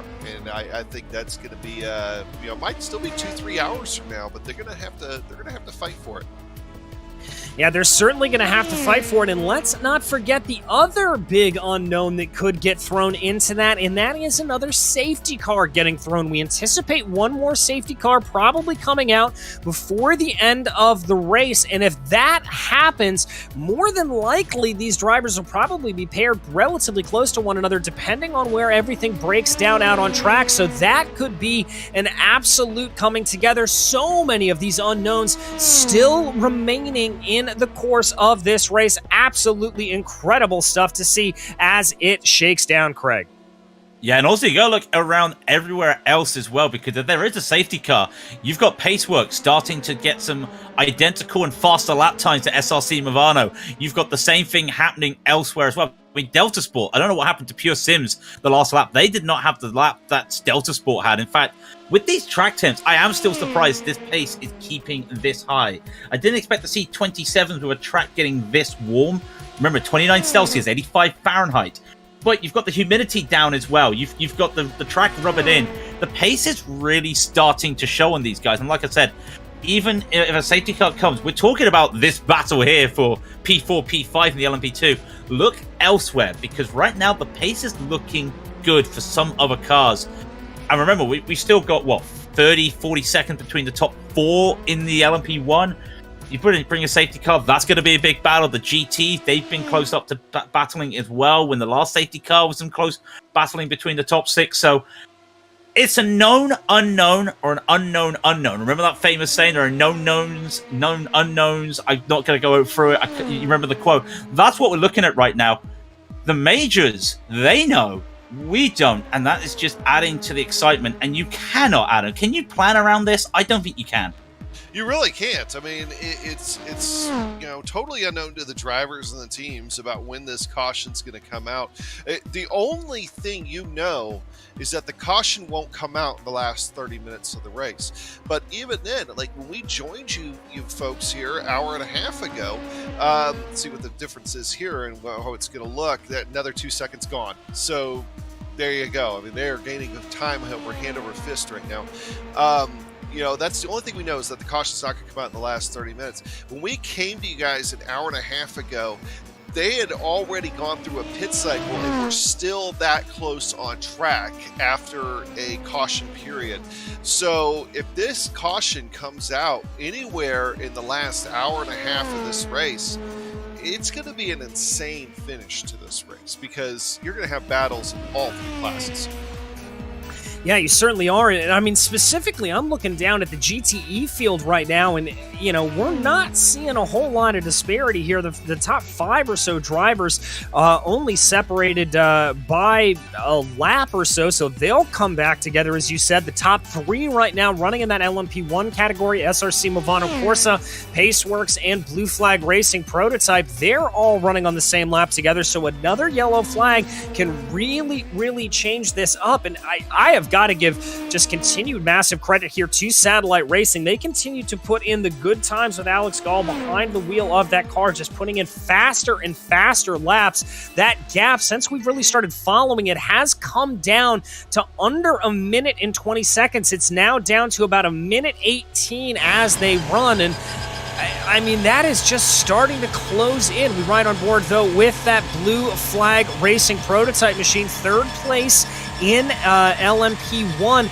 They're only 7 seconds off Paceworks, and that could be a battle that we see play out over the courses. They were able to gain up about 1.7 seconds on the last run. Look at the lap time, though. A 3:10.275 by Andre in this Blue Flag Racing. He has got this thing dialed. I mean, to give an idea for anyone, the LMP1s back in the real world, they weren't lapping these times. This is some really quick times. In fact, doing a 3:10 in these temperatures, you've got to look at that, some of the best driving, because you're looking at doing 3:10s at the night time when it's colder. So with 29 Celsius again, 85 Fahrenheit, I keep talking about it because it's going to go up. We're not even at midday in France at the moment in the sim. This is a real good time, 7.4. There are battles happening everywhere that you don't see at the moment. Because, again, we were talking about Satellite Racing catching up to Race Clutch. Who's following Satellite Racing? Delta Sport. Who are they catching? Pure Sims. Well, if they're on the back of a car doing 27s, and they're staying on the back of a car doing 27s, they're doing 27s as well. So we've got that battle not just for P4 and P5, there's a battle for P2 going on the LMP2. This battle's going again. Look at that, a 3:12.7. Not the quickest lap compared to what Paceworks were doing, which was the second difference. That's the ebb and flow of traffic. But wow, if Andre can just keep in clean air and not get held up in the corners by lap traffic, we could see another 3:10, and that's what he needs right now. Yeah, needs to try to get those fast laps in here. As you speaking of the time, it is just at about 10:45 a.m. virtual standard time here in France on June 11th. The sim is categorized to that date right now. Temperatures I just saw ticked up another degree Fahrenheit, up to 86 degrees Fahrenheit. So it continues to get a little bit toastier and a little bit warmer. And we'll continue to keep our eyes on that as well as these continuing falling lap times. By the way, Satellite Racing able to take another 1.2 seconds out of Race Clutch on that last lap. They are absolutely booking it here still, Adam.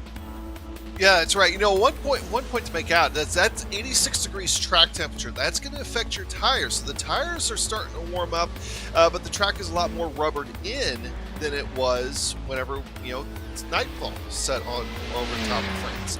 Now, the other part about this, though, is that the air temperature is still at 71 Fahrenheit, and that's going to affect more of your engine. And with that cool air temperature, that morning air is still settled in, these engines are still pumping out the power right now, too. And I think that's part of the reason why you're still seeing some really quick lap times, but I also think you're going to start seeing the extra tire wear to go along with that. So it might be a little bit of a different phase. It doesn't seem to really be affecting anybody right now. It might not. So it's just going to be an interesting play here over the next little bit to see how that's going to go. But like Sai was saying earlier, it's people were triple stinting earlier and during the night. That's what my team was trying to do. I know some other guys were doing it during the daytime. I think you might be starting to get back to more of a double stinting thing, and especially with that difference between the air and track temperature, because it's really going to start playing a role.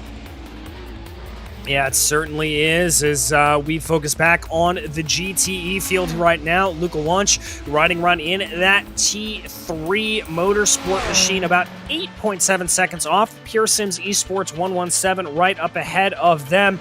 That gap has actually been growing a little bit with Reese Carroll behind the wheel of that sister Ferrari, starting to pull away a little bit more. They're running a little bit in an island unto themselves right now, T3R, as they let some of those Lmp1s a little bit faster by. I believe that was Blue Flag Racing prototype that they just let on by. They're running in a little bit of an island. Team Year 1 about 48 seconds behind them, and this is just about keeping in those consistent lap times. Look like we've got a couple of drivers coming down pit lane, including your leaders in the LMP2 field. Williams Esports Chill Blast coming on down pit lane, Craig. Yeah, Alexander Spets coming in after his first stint, and it's a pretty good stint. You know you're doing well when you're leading the way, and we don't talk about you. He has just been putting in constant lap after constant lap. He's kind of bubble racing at the moment. That's what a lot of these drivers are doing at the moment. They're bubble racing. They may be in battles, but the battles are not brewing at the moment. And I just want to give a shout out to T3, because before we came on the air, they were leading the race. Now remember, last night they were leading the race, and then internet troubles put them at the back of the field, still on the lead lap.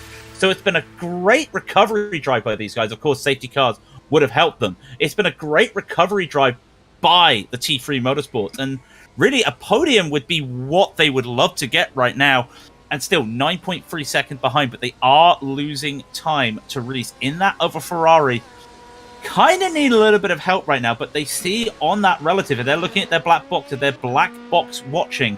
They see a white name in front of them. They know that they're starting to catch. But Adam, I mean, you'll know as well. You see in this endurance race, in that category, I get the same thing myself. You'll see a white name in front of you, but you'll see that number going up. Does that discourage you? Yes and no. When you're in the heat of the moment, and you got to be careful about not getting too fixated on that, because you'll try to push to get up there, and then it does discourage you when they start to run away from you. But it's like you got to put it in your mind. Maybe it's pit cycle. Maybe it's the reason. That's the reason why it's like that. I have to train myself when I'm doing these things to only look at that relative as like information only for who's around me. If I get too fixated on other people's times, it's going to start to affect my time. Sometimes it'll be positive, but a lot of times it's going to be negative. So it's all about maintaining focus. And if you are looking at that other time and it's getting away from you when you really don't think it should, it's going to affect you negatively. Yeah, I have to agree with you there on that. You really, really have to train yourself well to be able to do that, and that's one of the things that makes these drivers so incredible to be able to go as we focus here on your leading LMP2 machine, the Williams Esports Chill Blast. Alexander Spets still behind the wheel right now. A good run for them. We haven't really talked about them. We haven't really talked about much of our leaders over the course of our coverage here in this 3-hour stint, Craig, really because, frankly, these guys have just been dominant out here. There's no other word for it. I don't want to start jinxing, so I'm knocking on wood right now. I don't want to start jinxing, but when you have the latest addition to the 10K club in road racing, you expect to be the favorite, and that's what Spence has done. And let's not take anything away from his team. When I looked at the team lineup and I saw this team, that was it. Don't tell me you're giving a weed because you're hearing we're talking about you, Xander. But you look at that other team, Matt Farrow, Josh Ladd, he is giving a weed. They know we're talking about him.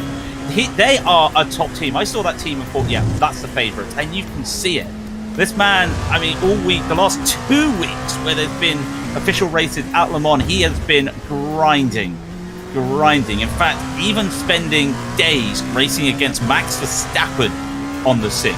So, if you can keep up with Max Verstappen on a sim, you know you've got some pedigree in this car. And he really, I would say he is probably the best.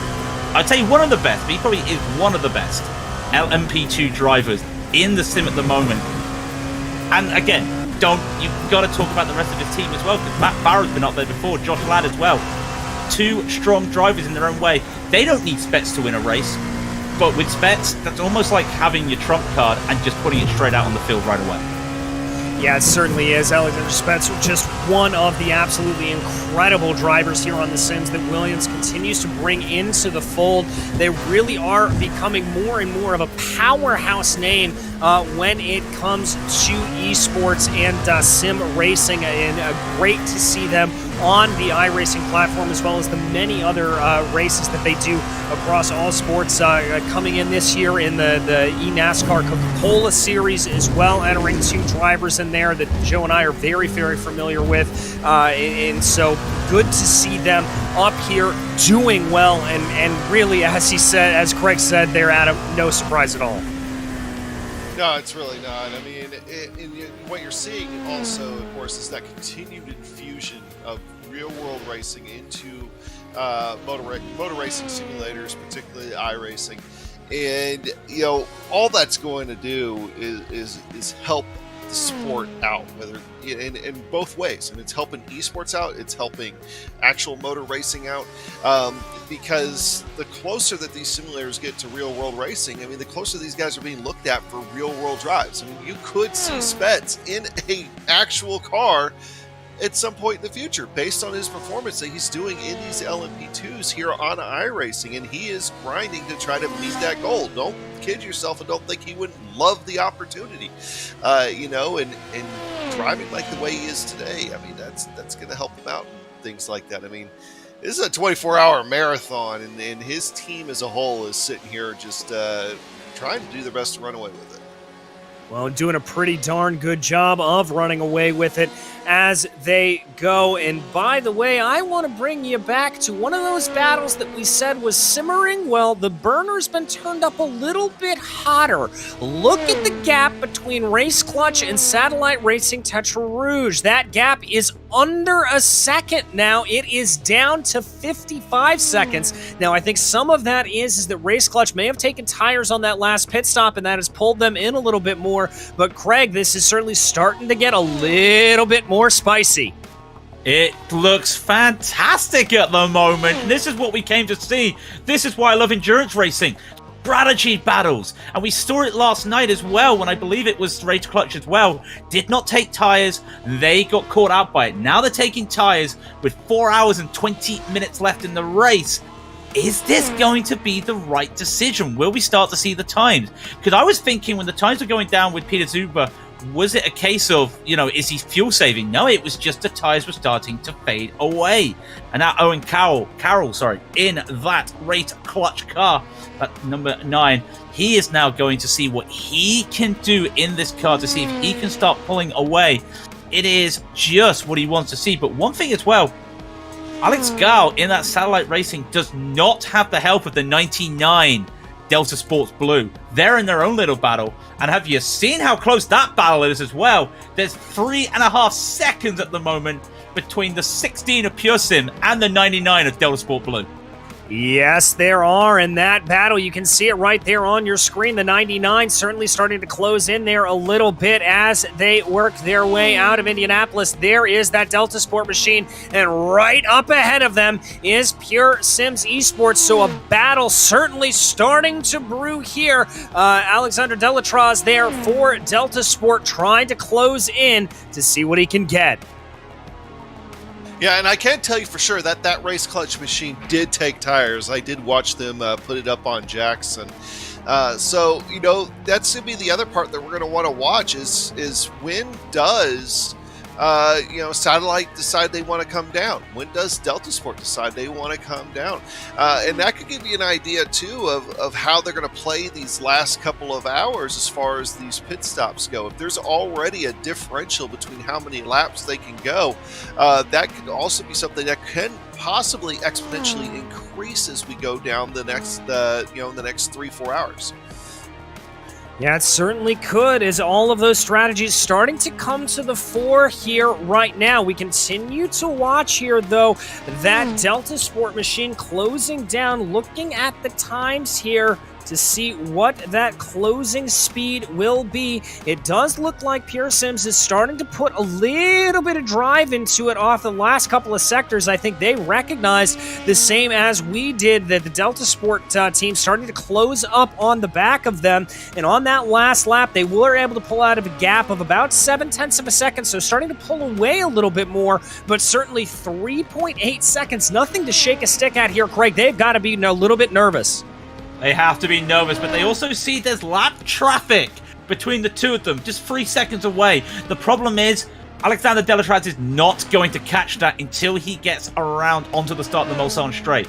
If there was another second, if it was a second closer, yeah, now you're going to start thinking, hey, lap traffic, that's going to hold them up. But at the same time, you look at Daniel Kraft right now, in that 16, he came into the car for Pure Sims. You've got to think, 8 seconds up the road, that's a GTE. And when you're on the Mulsanne straight, and I've been doing this myself this week with LMP2, you've got to start thinking to yourself, right, how much time do I gain on a straight to this car? Where am I going to hit? And at the moment, he's 6 seconds.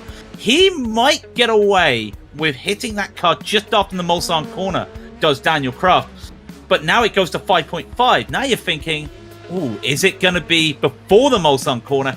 Am I going to get held up? He's now going to start thinking where that traffic is. He's going to start preparing himself to make that traffic. He might just get away with it. But all of a sudden, you have to start thinking how this traffic's going to work. Good terminology it came up with is bookmarking.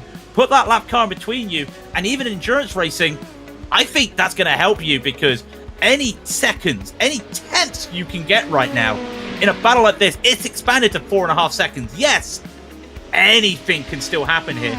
Just getting stuck behind one car at Porsche, all of a sudden that 4 seconds turns to 2. Well, and let's not forget some of the battles that we saw earlier on in the day kind of fizzle out as a result of some slowdown penalties. Very easy to pick up around here, specifically going down through the Ford chicanes. Remember what happened to the Geodesic Racing team, that they picked up a couple of slowdowns there, and that really put them off their game. That is certainly something that can happen here, even with the most experienced of drivers, and we could see that battle starting to get right pulled into the fore with just a simple slip-up like that. You know, Adam, earlier you talked about the physical fatigue you can go through, the mental fatigue also starting to set into these drivers. Oh yeah, I mean, you've some of these guys have been going for hours and hours. I mean, how many hours you're driving could also depend on how many people are on your team, and all the teams vary on how many they have. And it's, everybody has different schedules as well. I think by the end of this 24 hours, I think I would have driven, 9 to 10 hours. And that's, that wears on you pretty quick. And you start to make small mistakes. And small mistakes turn into big mistakes. I'll put it like this. I am glad there's a lot of runoff here at Le Mans, because I've tested it. Even today, not gonna lie to you, and it's all about you got to stay focused, but it's really hard once that fatigue starts setting in, because then your mind starts to drift to other things. I mean, maybe not even racing related things, and you start to let that creep in, and all of a sudden your focus is gone, and you're out of rhythm, and you're flying through a sand trap. And that is the last thing you want, as is the last thing that Race Clutch Machine wanted to see there. The Delta Sport wanted to see there was some lap traffic getting caught coming through the Porsche curves there. Sorry, losing my mind for a second. As we focus here on Race Clutch up ahead, that gap has now re-expanded up. I think Satellite Racing had some sort of problem that we missed there. That gap is back up to about 2 minutes and 36 seconds, Craig. Yeah, it looks like something must have happened. Or then again, just remember as well, we know that Satellite Racing did not take tires as far as we're aware. And that gap is all of a sudden, it's just starting to expand a little bit. It was a, 328.5 to a 329.4. Again, anything can happen. Like Satellite Racing at the moment, they are looking fine in traffic. Like I said, when you're down the Mulsanne straight, you have to start working out these gaps. But you can see, there is Alex Gao. He's getting ready into break for the first Mulsanne at Daytona. And then you look at Race Clutch, they've just got around the Mulsanne corner. So you've got to start thinking about the traffic, because they're not going to see each other in the relative which is a good thing, but that traffic is really starting to play havoc on them, because what is happening in this lap now, because all of a sudden, Alex is seeing the geodesic in his rear mirror. He's losing time to the Alpine Stars geodesic racing team. That's not where he wants to go. He wants to be going forward, not backward.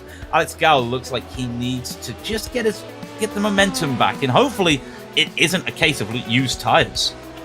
Hopefully is not. And we talked a little bit about one of my first stint on the broadcast, talking about rhythm around a place like this. And really one of the things that really stuck to me is talking about if you think about trying to get a rhythm, if you focus on trying to get a rhythm, you're going to lose your rhythm. You've just got to let the car come to you.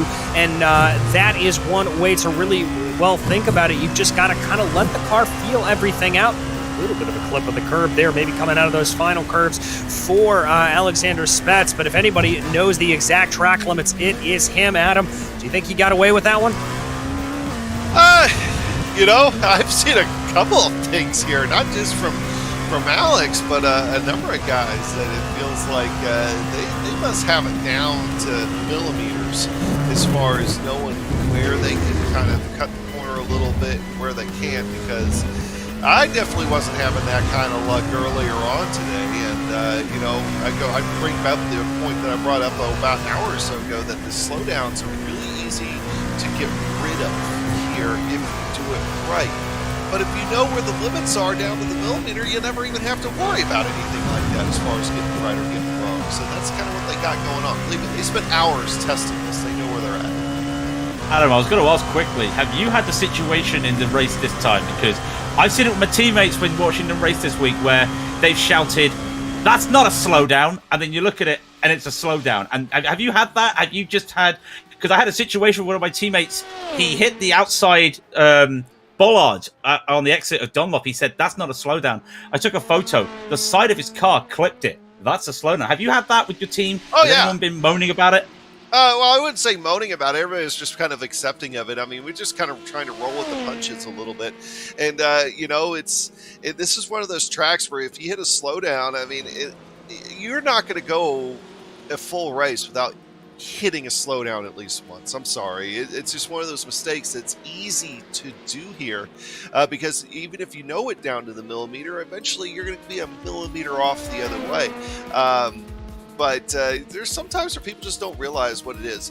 It's kind of like one of those places, and I think it's the easiest comparison is off tracks at a place like Spa or Circuit of the Americas. And here, it's the slowdowns that get you.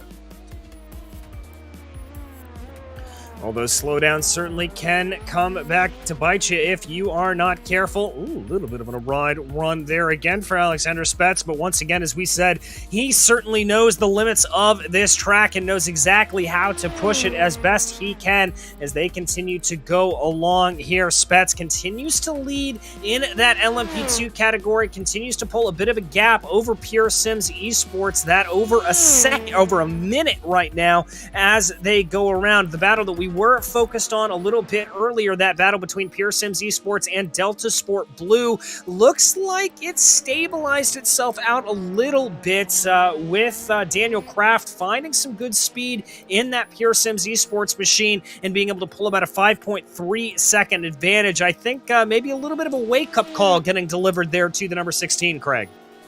Yeah, I think they've actually realized that, and now they're starting to hit the times. In fact, they're matching Spets' times. And for as Alexander, that's what he wants. For Daniel, that's what he needs. Needs to be keep matching. Not that they're observing the times. They're going to have a delta that they want to aim for, and he's probably on that delta right now. He's doing the bare minimum. I wouldn't say the bare minimum. He's doing exactly what he needs to do as he continues on. That gap is starting to just grow a little bit. It's what he needs.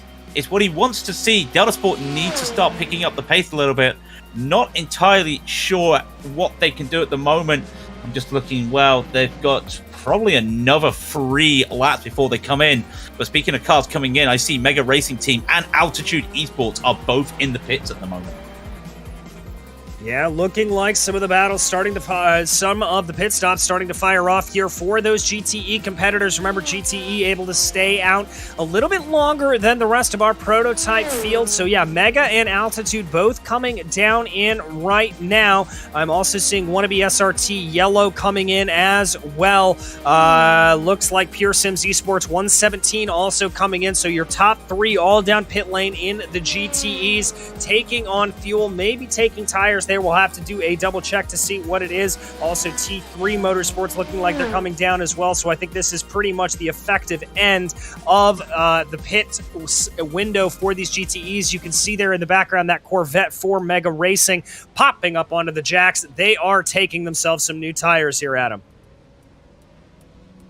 Yeah, you know, and I think you're seeing that there are some guys out there that I've noticed that aren't even trying to double stint anymore. I mean, they're almost taking tires on every stop, but I think those are the guys that are probably running a little bit more conservative, not so worried about time. But looking at it right now, I mean, you know, they're not taking any tires. I haven't seen that car go up on jacks yet, so. Starting to see a lot of variety in the strategies, and this goes for all the classes so far when I've been watching cars come down pit road. So, you know, we've been talking the last couple hours is looking at the Corvette now, Christian Challoner, that, you know, we're going to be setting the stage for an exciting finish, and we also still have that last safety car period.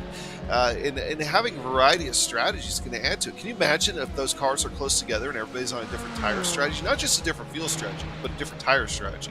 I think that'll be pretty exciting. I think it'll be very exciting indeed, as there you see one of the Lmp1s very, very quickly moving their way around those cars, working their way around that Mega Racing machine, going very, very quickly. Mega, another one of the drivers we haven't really talked about here all that much, save for the rundowns we've been doing. But Craig, these guys obviously have been dominant in the Americas region thus far this season and putting on another stellar performance here in the Majors 24. Momentum, momentum, momentum, and that's what they just keep doing, and they have been doing so well this season, and they just continue on.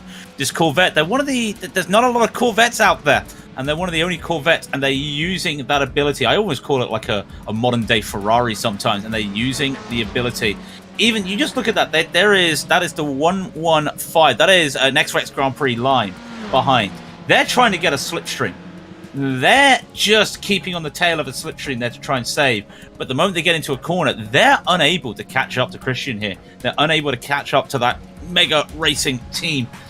And you'll just start to see as they go into the corner, just losing time in the corner. And then on throttle, on exit, again, losing 2 tenths overall. They lost there. And if you lose 2 tenths and you're losing tenths on the exit, they're not going to keep up there. So that is the type of pace we're looking at right here. They are one of the best for a reason, and again, just the same with Williams.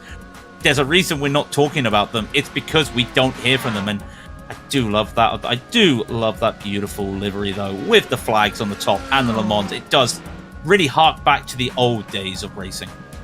Yeah, it certainly does. They have always had some good liveries across the board in really any season we've run. When they ran the Indianapolis 500 a couple of weeks ago, they were all decked out in papaya, throwing back to Lone Star JR in his run to be able to take victory at the Brickyard. So always some fun liveries poking around on there. Behind them, that is a pass actually for position. That is Blue Flag Racing getting by Paceworks. I believe, no, that is, they have both pitted. This is an absolute out-and-out battle. 2 seconds. There was a 2 second gap between them at the start of this lap, and all of a sudden, so what has happened there for Paceworks? Not see anything that's happened there for them. Might have a look. Was it a slowdown? Was it lap traffic? But all of a sudden, that's a 2 second lead that Paceworks had, and it's going to be a second down, so that's almost 3 seconds they lost there. Got to be a slowdown, surely. Or there's no way. I don't see anything on that car that suggests any damage. I'm going to put my money on a slowdown or traffic. 3:13.5. 3:14.7, sorry. I know Blue Flag just said a 3:11.9, but even at that pace, that has to be something has gone wrong there for the Paceworks. Yeah, it certainly has. Paceworks definitely finding themselves down in a little bit of a sticky wicket here. Now they've got about 6-7 tenths of a second for them to catch up, and we've got a full-fledged battle in our hands. We're going to have to see good closing speed there out of and under the bridge as they go down, ready through Tetra Rouge, trying to see what they can get. Is the slipstream going to come back into play, or are we going to see some fuel saving here, Adam?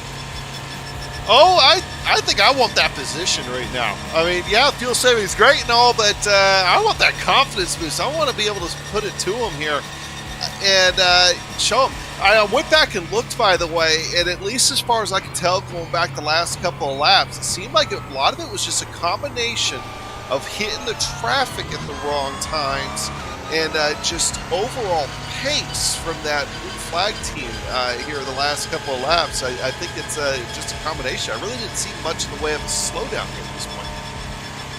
Yeah, not exactly looking like it. We are hearing that over the course of the run that blue flag car we think is running a very, very trimmed out setup. So absolutely mega down these long runs down the Mulsanne Straight. And there you can see just as it gets away, absolutely incredible acceleration there, Craig.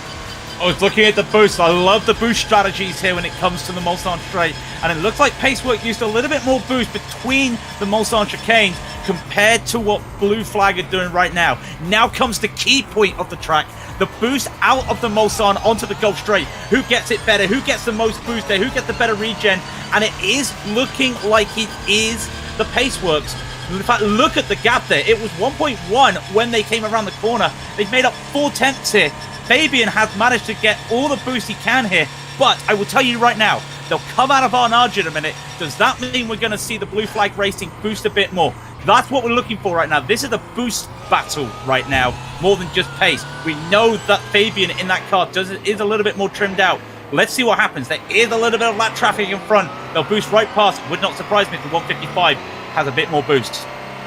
Well, let's see here. It looks like the 155 is... I thought it was going to be pulling away there for a little bit. It doesn't look like it. The gap's starting to come back down again. Now it's growing again, coming back and forth, but they are going to catch Team Fordzilla right at the wrong point. That is not what Paceworks wanted to see, but up ahead of them, Blue Flag also has to deal with, I believe that is Delta Sport that they are trying to get by. A little bit of a hairy maneuver doing that through the Porsche curbs, but making it work, and that is going to basically extend that battle out to about 2 seconds there, Adam. Yeah, just a little bit of gap is exactly what they wanted to see, and they still got that that Delta Sport 99 machine there right between them. So, he can stand to lose a little bit more. I mean, he's not exactly catching in the right place there through the 4 chicanes and everything else, but now he's up first straightaway. Should be able to get by him pretty easy before turn 1, but now he's got a GTE car to worry about, and that's the GTE there, the SimRacing.com car, that also has the damaged front end that has not been completely repaired here just yet. So loses a little bit of time through the Dunlop chicanes. So all that just kind of compounding things right now. Indeed, and also starting to compound here is our time here on the broadcast, because another hour has indeed gone by, and it's time to bring you through a top 5 recap of each of your classes. Running up front, 23 seconds ahead of this battle that we've been following, it is SRC Movano Corsa P1. Unfortunately, looking like they've got a little bit of internet issues there. Garoli behind the wheel of that machine. But back in P2, it is Andre Youssef in the Blue Flag Racing prototype machine pulling out that battle over Paceworks Esports, who rides in P3 right now. They're going to have a little bit more work to do to try to gain back in that battle, playing itself out. In 4th place in Lmp1, it is Valkyrie Competition with Bastian De Silva behind the wheel of that number 77. There you can see him as he works his way out of the Ford chicanes. And 5th and running last of the remaining cars out on track for the LMP1s, Jonathan McCarthy in that Precision Racing Esports 111, doing a good job to just keep up the good fight there. And I turn it over to you, Craig, to run us through the LMP2s. Well, we've not talked a lot about them, but it's Williams Esports Chill Blast still leading the way. Once again, a Sounder Spet leading that charge. Over a minute in the lead of Pure Sims Esports. LMP2 with Daniel Kraft. But he's in a battle at the moment. Alexander Delatraz in P3 for Delta Sport Blue. They are having a little bit of a battle. The gap was 5 seconds at one stage. It's now 7 seconds. In fact, it looks to me like there has been a little bit of a slow Mulsanne there for Delta Sport, but that battle has been growing. Also as well, P4 is Race Clutch. Owen Carroll currently sitting there. They're not in any contention for P3 at the moment, but there is a still developing battle between them and Satellite Racing Tert Rouge, with Alex Gao in that car at the moment. The gap at the moment is about 56 seconds. And while they do have another car behind them, a Geodesic 9 seconds behind them, the ebbs and flows, that battle for those 3 cars is going to grow and shrink. We'll keep an eye on that. But Alan will give you the eyes on the GTE battles.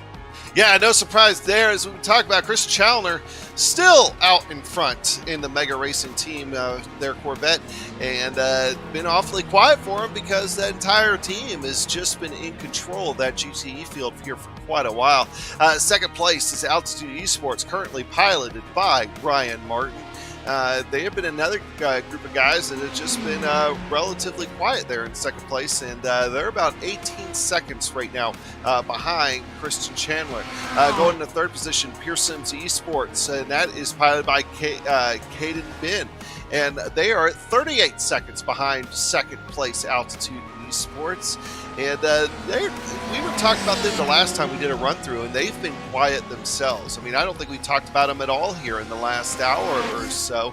And quiet's definitely not a bad thing at this point in the stage. T3 Motorsport, we saw them make a pass a little while ago. They are about 33 seconds behind Caden and that Pure Sims machine. And that Ferrari's been one we've seen involved in a few battles. Excuse me, it's Luca Winch up there. And that's one we've seen involved here in a few smaller battles as time has gone by.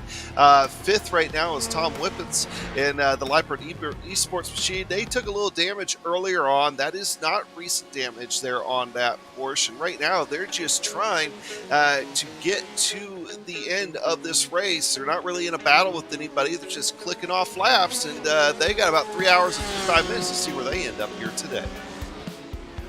Yes, they do. And with those 3 hours and 55 minutes, we're going to take a few of those to step away and take a quick break here on the Global Sim Racing channel. But do not go anywhere, because myself, DJ Clark, Craig King, and Adam Young will be back in just a few minutes.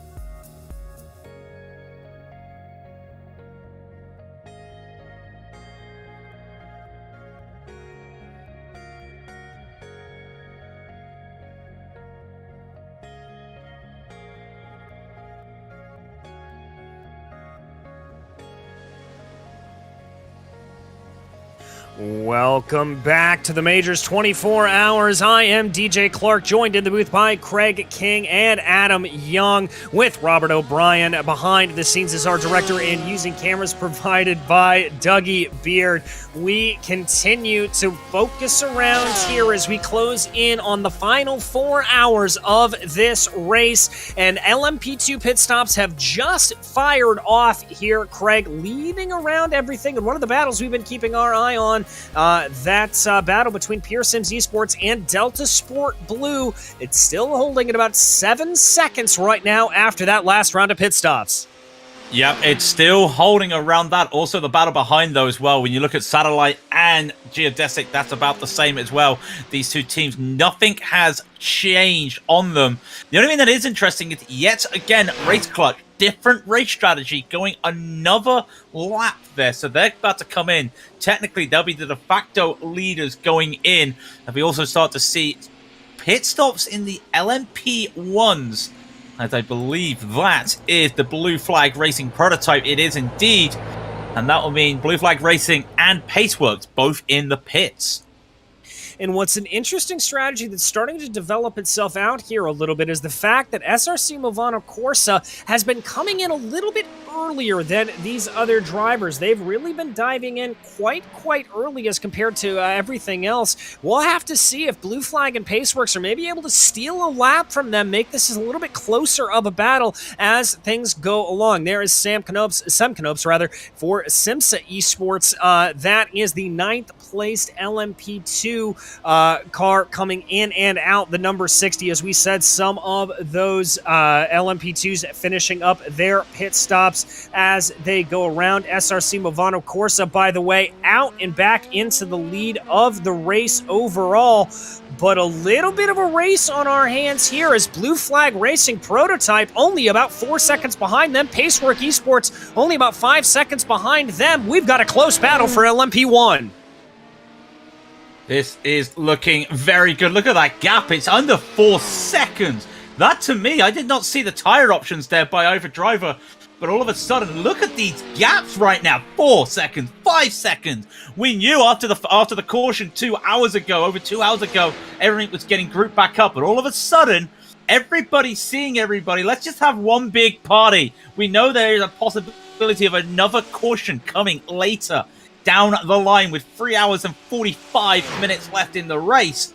But all of a sudden, now we're starting to see the times. And we know Marshall Huber in that SRC Movado Corsa, he is quick, but we know what Andre has been doing as well. But let's not rule out Fabian Sayeg in that Paceworks as well. Any of these drivers can do it. And actually also it looks to me like there's only 3 cars now on the lead lap. Yeah, indeed. They've been able to put Valkyrie Competition down a lap. That number 77 not really having the speed there to be able to keep up. So this is a 3-horse race, and it is 3 horses that are running very close together as they come. Looking there like Blue Flag again, starting to close down a little bit on the long run through the Mulsanne. Is that gap coming down underneath about 4 seconds there, tickling on it for a second. It does look like Andrew Dawson up ahead of them in the RSR by butt kicker number 68. That is that LMP car right up ahead. They're going to be able to catch them at just the right time, work their way on by. Now it's going to be Caden Bin that they have to get by. That is the 22nd overall Pure Sims Esports 117. That's actually the 3rd place car in GTE, able to navigate nice and cleanly and pick up a little bit of draft on the way. That gap is holding at about 3.6 seconds for the lead. And that's one thing I got to point out here, because while we were looking at that, I believe that was Huber in the SRC Movado getting held up at the Mulsanne corner, because that gap did go down. And I believe just on the exit there, he got held up. I think it might have been Caden Bin, as we just saw there, the 117. But they are now holding. And in fact, he's lost more time, I think, trying to get around this GTE that Andre is going by right now. That is James Armstrong in the number 23 Rocket SimSport GTE. So it looks like a little bit of bad traffic here going a long way at the moment for SRC Movano. Should not affect them. We don't think it's going to affect them. It can be frustrating getting stuck behind lap traffic, but He is now just getting his rhythm going, especially when you've just come out the pits and you get held up in traffic and you know somebody is right on your bumper. He's doing what he can at the moment, and Fabian as well behind. He is just holding on. He's now getting held up in the Ford chicane. But for Andre and Marshall, this is your battle for the lead of the race with 3 hours and 43 minutes to go. And Adam, we talked a little bit about that sort of mental reset and finding back into the rhythm when you come out of a caution period. But talk a little bit about what that's like when you come down pit lane. A lot of drivers use that time in the pits as sort of a little bit of a mental reset, maybe a time to stretch your legs a little bit. Can it be hard to rebuild that rhythm and immediately jump back out on track? Oh, absolutely. I mean, yeah. and it gets worse the longer you go into these races and the more tired you are. I mean, it's hard to get back into the rhythm of doing this. I must admit, I don't find it too hard to get back in the rhythm. It's more if I then make a mistake on the first corner, because I'm telling myself I'm fine, and then you realize you're not, and then you just make a rhythm, or even more, your first lap. Personally, the first lap out is the worst lap of the race, because you are in that mode. Right, what can I do? I'm fine. Oh, I've made a mistake. Oh, I've made another mistake. And all of a sudden, that momentum's just gone. Are we seeing that at the moment? No. But remember, lap traffic, that's been causing a lot of issues for these front two drivers, mainly Marshall Huber in that lead car. So momentum is not on your side when you're coming out the pits, but you've got to not think about, your out lap. You've got to just thinking about back on the horse. Let's get going. Well, and speaking of not really being able to get back on the horse, we've had a big problem for Valkyrie competition in the number 77. They have had a massive shunt. Adam, I believe you may have seen it here. What happened to that number 77 machine? Looks like coming out of the second Mulsanne chicane, he gets a little bit down the road, just gets off a little bit, maybe hits a bump weird or something like that, and ends up meeting the Armco pretty hard. That was gets both the front and back, and ultimately had to take a tow. They currently sit on pit road. So yet another one of our LMP1s struggling there, having a little bit of a problem. That has been the story of the race thus far. Oh, there you can see that 7 as we go back to check out the replay.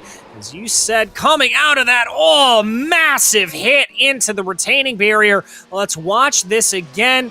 Does he catch the curb wrong? What exactly catches him It's like out? he's going to go through this little right-hand kink. He goes straight a little bit. It's like he catches a bump or something, or maybe a hardware failure of some kind.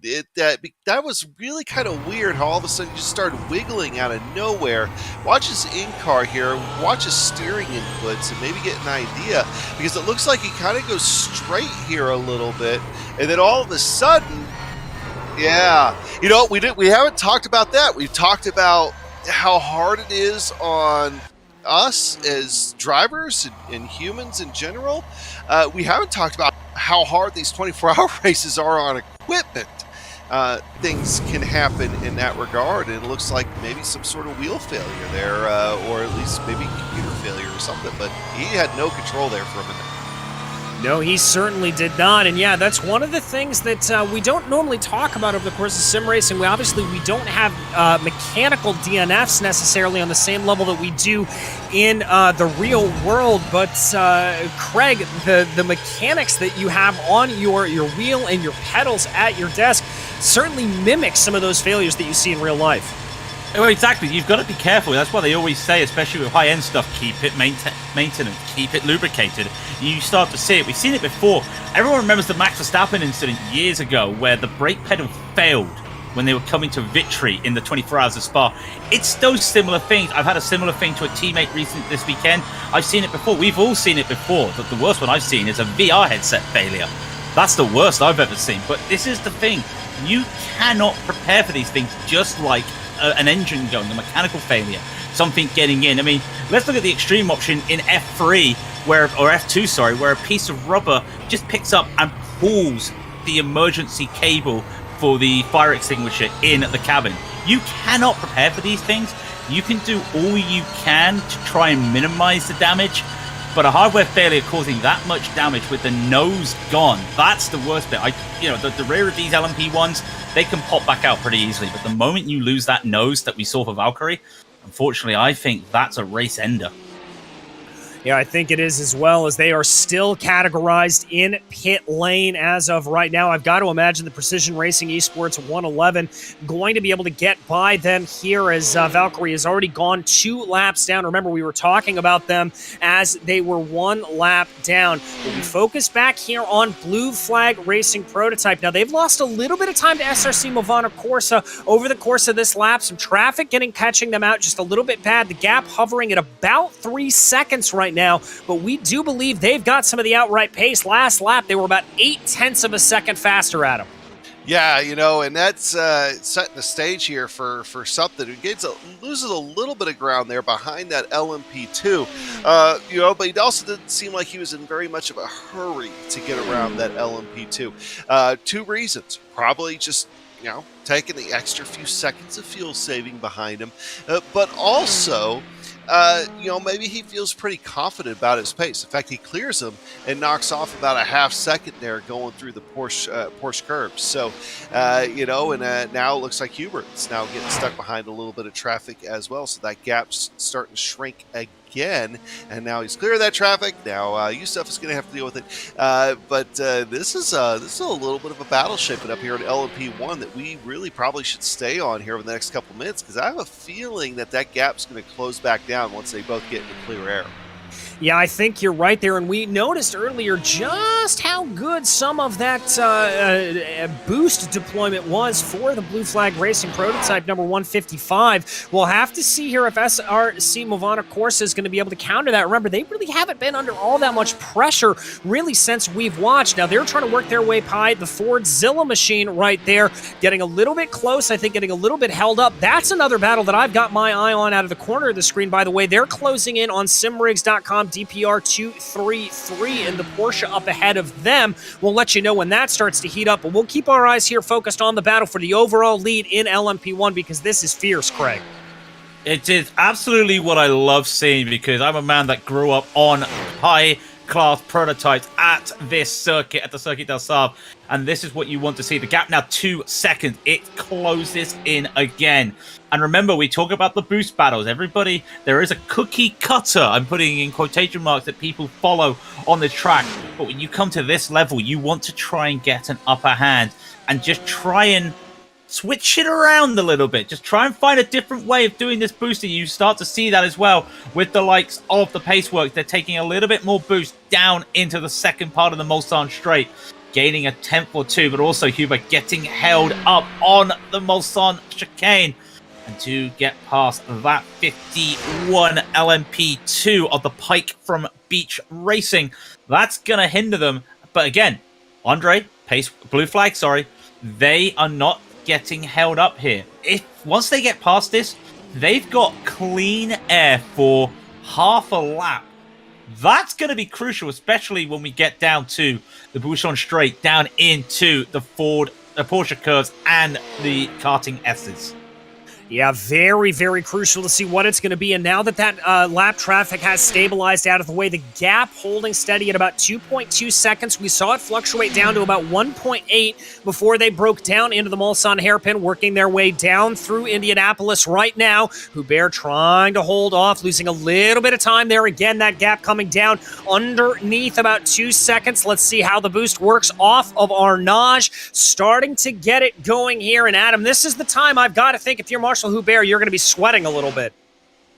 Oh, absolutely. I mean, yeah, you still have 3.5 hours to go in this race, but you don't want to give up the lead right now. I mean, you don't want to be in the position of, having to chase. I mean, you want people chasing you. You don't want it the other way around. And you want to be able to carry that through into this last stage of this race. It's a confidence booster, but also it's a safety factor in the fact that it's just easier being out in front, and people are going to give you a little bit more respect when they see that number 1 next to your name as far as lap traffic. And you just kind of don't have to deal with this much. So yeah, he wants to hold on to that lead as much as he can. Yeah, he certainly does, and he's doing a good job of it. They are able to extend about 0.2 of a second as they brought their way around right now. Hearing that Craig Precision Racing may have just had a small moment in the pits.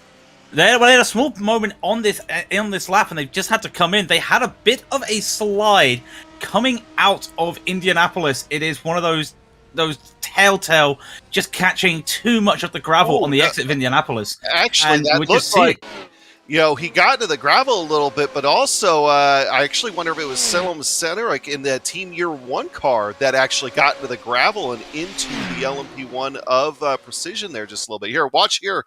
They're going to come through Indianapolis, and that green and purple BMW going to swing out wide just a little bit, grabs the curb on the inside, doesn't control it on corner exit because he's trying to keep it out of the wall, doesn't realize the LMP1 of the Precision guys is right there, and he spins himself going into the hairpin here. But that LMP1 machine pancaked on the left side of it. Yeah, and big damage to that rear spoiler. They're going to be coming back in pit lane here. As we said, we saw them there getting repairs on that car. By the way, I can report that their competitor, Valkyrie Competition, is officially categorized as out of this race. So if they are able to get these repairs, come back out on track, that can mean that Precision can end up taking a 4th place overall. So they definitely want to try to do that. We focus our eyes here. This is that battle that we were talking about earlier. This is the battle between SimRigs.com DPR233 and Team Fordzilla GTE. That gap starting to come down under 2 seconds now. It holds at about 1.5 seconds as they work their way down the Mulsanne, Craig. But the key thing here is we're looking at 2 broken cars. We know the damage that Fordzilla's got, especially on that wing. We know the damage that the Porsche's got. And the Porsche's coming into the braking about 287. The Fordzilla, they're not even hitting that. They're at 285. I'm talking kilometers, not miles an hour. I apologize. They are looking and they are struggling to get up to that speed. So they may hold on to this gap down the straight. But where Pepe Marti is catching here, he's using slipstream like that LMP2 right in front of him. He's using the corner speed. He's maximizing what the Ford is giving him, because at the moment on straights, he is unable to beat out this Porsche. This is what I love though when you come to endurance racing. These 2 cars, they have damage. They're down on top speed. They keep fighting, and this is the P7. It's not for all the marbles, but this is a battle of pride. It is a battle of pride, and it's one of the things that we do love so much about endurance racing, that you keep coming back to it, that we want to see these drivers absolutely duking it out, trying to really force their way forward and try to keep themselves going. Damage on the back of that Porsche. By the way, that is a F3 driver, Pepe Marti, there, who is driving around, so certainly a lot of experienced hand behind the wheel of that car, Adam, and he's going to know just how to take that Ford around these curves. Yeah, he definitely, and you keep mentioning about how they keep fighting. I mean, it's the same reason that the Precision guys are still fighting in LMP1. I mean, yeah, they've got a potential here of very easily moving up into 4th place, the Precision guys. But, you're looking at a battle forming for the lead possibly in LMP1. What happens if they get together? What happens if something happens there? Precision could be looking at a podium. It's the same thing for these guys, is that anything can still happen ahead of them as well. Now, it might not be a podium on the line. I think something drastic would have to happen for that. But they want every little spot they can. This is split 1 of 11 or 12 here for the Majors 24. And you're talking, I think Mike was saying somewhere in the neighborhood of like 2,000 drivers, or maybe even more than that or something for the entire thing. You're in the top 60 teams out of everything, as far as in this field between the 3 classes. You want every position you can get. It's all about bragging rights for this thing. So yeah, you stay in the fight for this thing. Yeah, you certainly stay in the fight as long as you can and keep it going. The gap now at about 1.7 seconds as it turns. Looks like that Ford GTE may be a little bit quicker through the twisty bits, as it looks like that's where it's able to gain some time a little bit as they run. We ride on board, though, right now with that SimRigs.com DPR. Porsche up ahead there, that being James Glasspool behind the wheel of the car, trying to maximize the run there out of Touch of Rouge and carry as much speed as that wounded Porsche can onto the Mulsanne there, Craig. Yeah, you look at it, on the exit, it belonged to the Fordzilla. But you start looking at the speeds, and here comes the SimRig DPR 233. Up to 290 kilometers an hour. Fordzilla is not even there. 289 just makes it now. There is still that damage, and all of a sudden, they gained a 10th out of Tete Rouge. They lose that 10th on the straight. They gain the 10th back in with this cornering. I can't believe I'm saying a Ford is better cornering than a Porsche at the moment, but this is a car that has really surprised me. We've seen quite a few Fords in the race this weekend. It has surprised me how well it's been going, and it is catching this Porsche, even if it isn't on top speed. This is one to watch, because I reckon the moment Pepe gets that car in the slipstream, he might be able to start making some moves.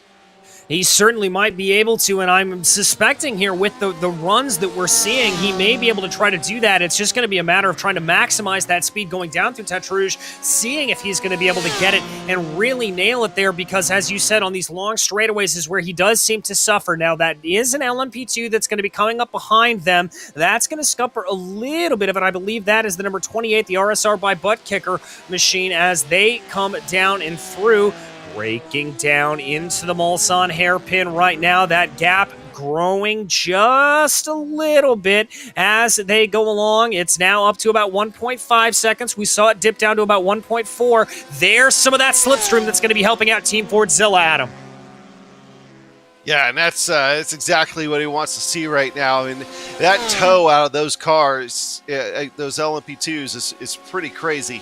So he probably gets a couple tenths there, but the Porsche slides in, and the Porsche really wants that tow. Since they have a little bit of front end damage, that's going to help them out quite a bit, although it looks like most of that's fixed now. But even then, I mean, that Fordzilla team, they're right there. By the way, Greg, nice undercover shot there at Ford's. You got to remember who you're broadcasting with. I got two Fords sitting in the driveway, so, be a little careful there. Okay, I'm a fan of the Ford. I'm a fan of the Ford GT2s. Don't worry, I'm not giving any grief on it. I just remember I had some PTSD from driving this car for the Daytona 24 a few years ago. You want to talk about PTSD? McLaren a few years ago, we were in the old McLaren GT3, and we ended our race at Daytona 24 by putting it on top of the pit wall. I mean, literally on top of the pit exit wall, perfectly sitting there, headlights shining down the track. We could have driven off the pit wall, we'd be okay, but actually it ended up being race-ending damage. Now that's PTSD. DJ, if you got any PTSDs you want to just get out right now? Most of them involve getting chopped down on in an Indy car, so I normally steer clear relatively well. That's my biggest one, of just getting a good move into the first corner of Indianapolis and then seeing somebody slice down in front of me. Well, these guys don't have any PTSDs at the moment. Pepe has actually got into the slipstream right now, and there you go. We don't talk about this a lot. We talk about the faster cars getting held up in traffic. We don't talk about the slower cars getting held up in traffic, and there you see Betts in the Williams Esports Chill Blast car having to get around James in that 233 SimRig's DPR, and it has costed. He had to compromise his entry into the corner, had to wait a couple tenths before he could make that turn, and all of a sudden, this gap is half a second. Get ready, because I really want to see what this Ford in tow can do to this Porsche. Will it match top speed, or will it just get ahead? We now find out. Indeed we are, as there the 37 works its way around. That's the Brabham Esports LMP2, but that Ford looking pretty feisty there in a straight line. The gap coming down to about 0.3 of a second, 0.4 as they break down now into the corner. I think here that Team Fordzilla machine trying to back up the corner a little bit, see if he can get the best run out of the first chicane on the Mulsanne. They come out there and the gap continues to close down, 3.5 of a second, 0.3 of a second. He definitely has that outright speed there, Adam. Yeah, he really does. And we know that Ford GT is strong. He's been strong. He was involved in those tight battles earlier on, but now, he's got to get there. It looks like he's pushing him here just a little bit, maybe just trying to hang underneath that rear wing and try to coax him into a mistake. By the way, track temperature up to 99 degrees Fahrenheit. When we joined you, it was about 67, 69. We're up 30 degrees. We're starting to see the handling of these cars change. Yes, we are, and we're starting to see the drivers and the teams on how they set the cars up and how they will handle. But we keep our eyes focused here. Is this going to be a little bit of a move out for Pepe Marzi as they go down to the Mulsanne hairpin? No, he's going to think better of it. Does he want to maybe have the move going down through the forest here as they make the run? I've also got to think that he may want to stick here behind and try to get this move done as late as possible, knowing just how wounded he is in a straight line, Craig. Yeah, I've seen some lifting. I've heard some lifting. Don't know if I heard clutching, but Pepe is keeping onto this. But this is the best place to make a move, and you can see he does not want to make the move. He gets right on the back of that 233. He holds back. He's in fuel-saving mode. And I think he also realizes, if I get ahead of him right now, I can't keep it, because he knows that Porsche has a bigger top-end speed at the moment after all that damage. Remember, the Ford has splitter damage. It has that wing broken. What does the Porsche have? It doesn't have a broken wing, doesn't have a broken splitter. All the damage was basically at the front. It's got a little bit of push at the back, of course. Splitter's fine on that Porsche. It can lead the charge. And for all we know, Fordzilla might just use this air advantage, save some time, save some fuel, maybe just go, but oh, he's overdone it! He's overdone it, he's in the gravel! Mistake there by the Fordzilla! Oh my goodness, and that has got to be one of the best saves we've seen in a long time, off into the kitty litter, and Team Fordzilla able to save that car. Pepe Marzi absolutely wheeling that thing. Let's ride on board with this. Adam, how did he hold on to that? He kept the wheel straight. He didn't panic. He knew that he was going for a trip, that he overshot, and he did not panic and was able to bring it out. Just barely missing the tires, using the asphalt the way he should, and was able to keep it out of the wall, out of that safer barrier as well. And you know what? That keeps him in the fight as well. He's got to get back up there. He might need a little bit of help to get back up there, but that isn't done for him here just yet. This is still going to be something to watch, but, you know, it might happen after we go off the air here in about 20 minutes. Yeah, it might indeed, as that gap has now ballooned back up to about 3.5 seconds. I can't believe he only lost about 3 seconds over the course of that. That is absolutely incredible. But he has now got it all to do again as they go around. By the way, we are hearing right now that Valkyrie is back out on track. That never say die attitude here, Craig. Never say die. You know what? Just like I was saying, how the rear could just pop straight back out. There's a little bit of damage on that rear wing, but the nose is fully fixed. They might be a lap down to the nearest competitor. That doesn't matter. They are still in the fight. And like Adam said, the leaders take each other out. All of a sudden, they're looking at a podium. They are actually still here. 3 hours, 20 minutes. P4, the 46 of precision, is 8 seconds up the road. A lap ahead of them. And if you've seen Ford versus Ferrari, you know exactly what happens in that film. He gets around them twice. We could see that. Does Thomas Mazener have the pace on Marlon McCullum? I think he does. And I think that might something we see soon. He may be down a little bit on top speed. And also you've got to think about the battery, because will you be using too much battery to try and make those speeds back? But I reckon he's got a chance here. Just don't count them out here. We could see a battle for P4 at the end of this race, but he has to get past them now. You know, one thing people don't really think about these LMP1s is that battery charging system. You know, that could get hurt pretty easily, and it's not one of the items that's repaired easily as well. You know, the body work and everything else, they just slap on new body work, call it good, send them back out. There was a little bit of suspension damage, stuff like that. That seemed like that all got figured out. But if he has any kind of charging issues, all the boosts and everything else is going to happen. But right now, I mean, he's so far off. I mean, he's, you know, 2 laps behind Precision and 7 laps off the lead. He's not necessarily worried about boosts. He just wants to keep the car on track. Yeah, exactly, and that is what he's going to be hoping for here to do, but we'll have to keep an eye on his lap times. Obviously not going to be able to set a comparative one here as he just came out of the pits, but as he goes around, we will keep you up to date on that. Want to also keep you up to date on that battle we were following earlier for the overall lead of this race with SRC Movano Corsa and Blue Flag Racing Prototype, if I can actually get those words out there, as they run around. About a 6-second gap in between them. That was hovering at around about 5 seconds before.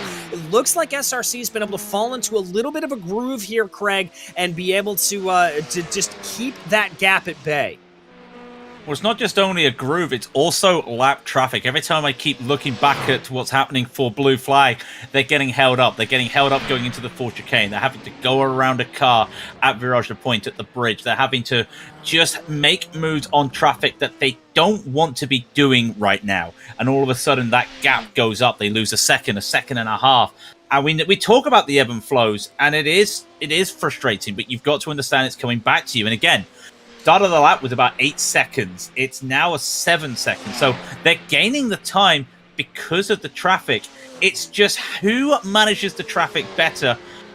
Obviously, you can't tell that right now. You probably have to see near the end of the race, but it does feel like that the number 12, the SRC Movano, they do have it better. In fact, we're looking right now. That is Andre Yusuf in the back. That is the RSR powered by Butt Kicker number 28. They're holding them up a little bit, loses a little bit of time. It'll be interesting to see what that does for the gap. Is it still 7? Look, they lost half a second just getting stuck behind that LMP2 there. That's actually quite surprising. I never realized that was the difference, but that just goes to show you the ebb and flow of traffic. Indeed, the ebb and flow of traffic that can really come back to bite you across the board. Losing a half a second, they were able to gain in about 4/10 over the course of the entire lap, but a half a second lost in that final sector alone. So definitely losing time there for Blue Flag Racing as they go. The gap hovering at about 7/10 of a second right now. And Adam, obviously, you were running out here in these LMP2s earlier. I mean, what can you do to try to get around that traffic any faster? Is there any surefire way to do that, or are you just up to the fate of the racing gods? Sometimes you're just up to the fate of the racing gods, but a lot of it's just taking care of each other too. I mean, yeah, everybody is racing. You know, we heard earlier that Cy, and then we're kind of just saying ignoring the blue flags. You know, and that's fine when you're up front racing for the lead and everything else. But where we were at, and where a lot of these guys are at right now, you're just trying to bring each other home. You don't want to be a part of any big incidents. You don't want to cause any big incidents. So car language is a big thing. You know, I know I'm going to be kind of in the small group here of that disagrees. I'm not a fan of light flashing. To me, that just makes it distracting and you know, adds a whole different element that's not good into the situation. But you can do a lot by just telegraphing what you're going to do, and you see a lot of that, especially in our mixed classes. I mean, people know who's the leaders of these classes. At least they should. So you give each other room. That's just take care of each other. Well, I know I certainly come down as sort of anti-light flashing as well. Craig, where do you fall on it? I'll flash to let you know I'm coming by you.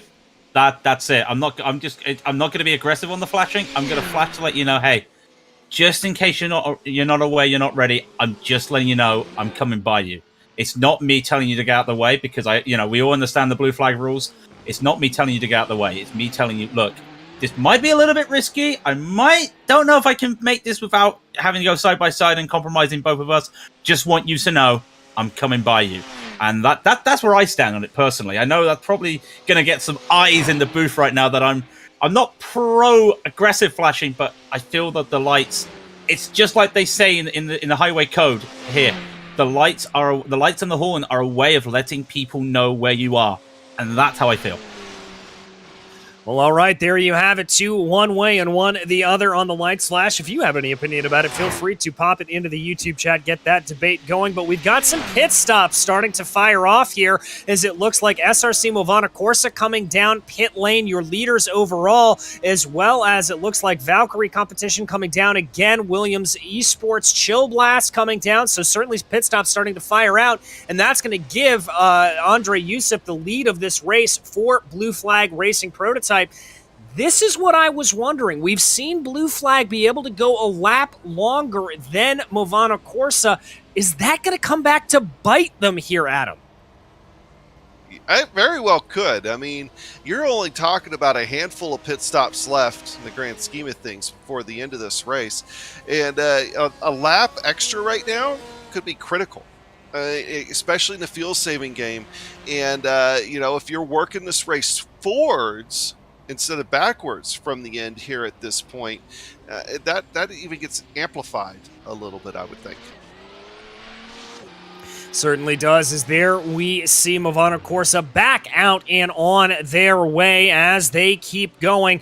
Getting a good run here through the chicanes and back out onto the track. They find themselves about 21 or so seconds behind Paceworks Esports, who are in turn are about 21 seconds behind Blue Flag Racing. So they're going to be out there making sure they can get those lap times in. By the way, Williams Esports did not surrender the lead with coming in, as we're seeing Pure Sims, Delta Sport, Blue Race Clutch actually staying out, Satellite Racing and Geodesic Racing all coming in as well. So kind of like we've seen, it's the exception of the cars that are able to stay out here, Craig.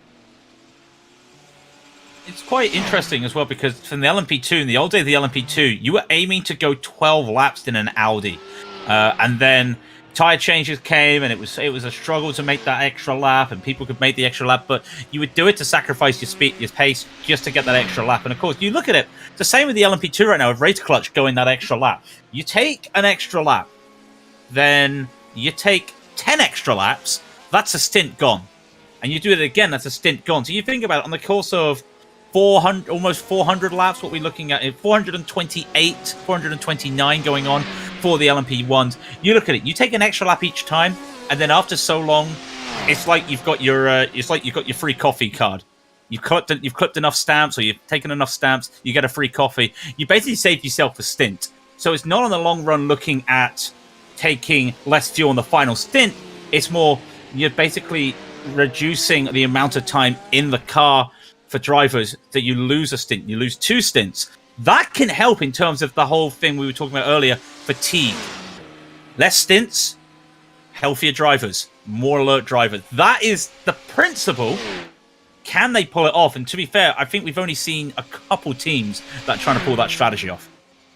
Yeah, we've only seen a few really be able to do it well. I think we've seen Blue Flag and Paceworks both being able to go a lap longer than Movano. They have been ones to be able to do it. We've also seen Race Clutch be able to go a little bit longer. They are one of the teams that consistently has been able to stay out a little bit longer here, as Blue Flag Racing Prototype is officially down pit lane right now. I anticipate Fabian in the second place car coming down as well. Waiting to see. No, Fabian's actually going to stay out here, so Paceworks is going to be able to stay an extra lap out longer than expected. That could certainly have some interesting things to go with these minutes starting to go in. It'll be also interesting to see here with Andre Youssef, see if there's a driver change here, or if they go up on the jacks, how close they will be with Movano Corsa, the battle that we had seen really starting to get pretty close over the course of that last stint there, Adam.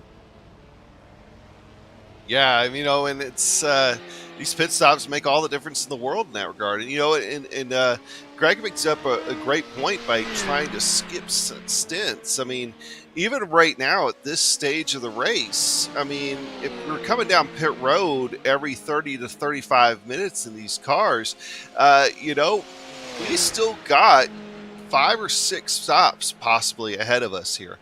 And, it's all about managing gaps at this point. We still got a caution period that we know we're going to have. There's a lot of things at play about trying to figure out where you go from here.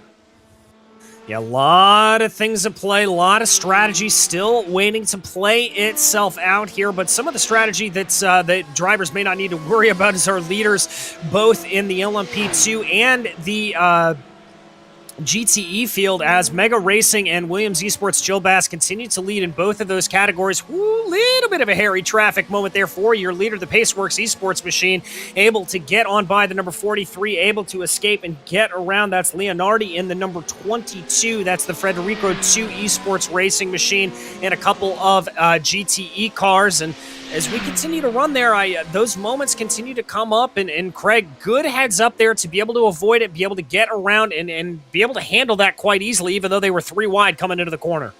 It's very dicey, especially when, of course, you're the LMP1 and you're going over the side of the road. You're on the hard shoulder, per se, and it is very tough. And another thing that I'm picking up, let's have a quick weather update. It's 102 Fahrenheit, 39 Celsius. Now we're getting into the stage where if you're not aware of it, you're going to be overshooting the corner. That's another thing they've got to be keeping here. Look at that air temp as well. It's staying at 23 Celsius. It's still cold out there.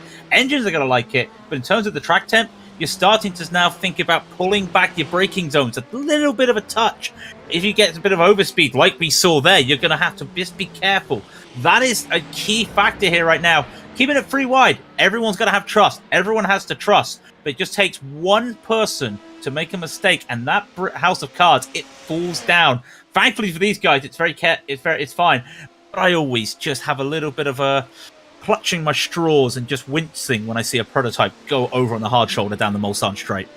Oh, I think everybody does. It's always a scary thing to see. And yeah, as we talked about here, we anticipate this is the point of the race where we're probably going to see the double stinting of the tires rather than the triples. A little bit of a hold up there for Paceworks coming around the number 51. That's Topi Kortenemi driving for the Pike from Beach Racing. I anticipate seeing Paceworks come down. Yes, indeed, they are going to dive down pit lane here. They will give the lead back over to SRC Movano Corsa P1. And that gap, by the way, has expanded a little bit. It's up to about 8 seconds between themselves and Blue Flag Racing Prototype. So that gap not necessarily squeezing back in. Remember, it was under 5 seconds when they came out of the previous pit cycle. Now coming back around a little bit.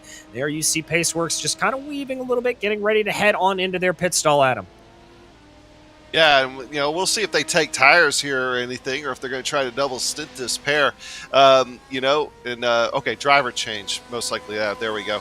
Kind of threw me for a loop a little bit when the car disappeared like that.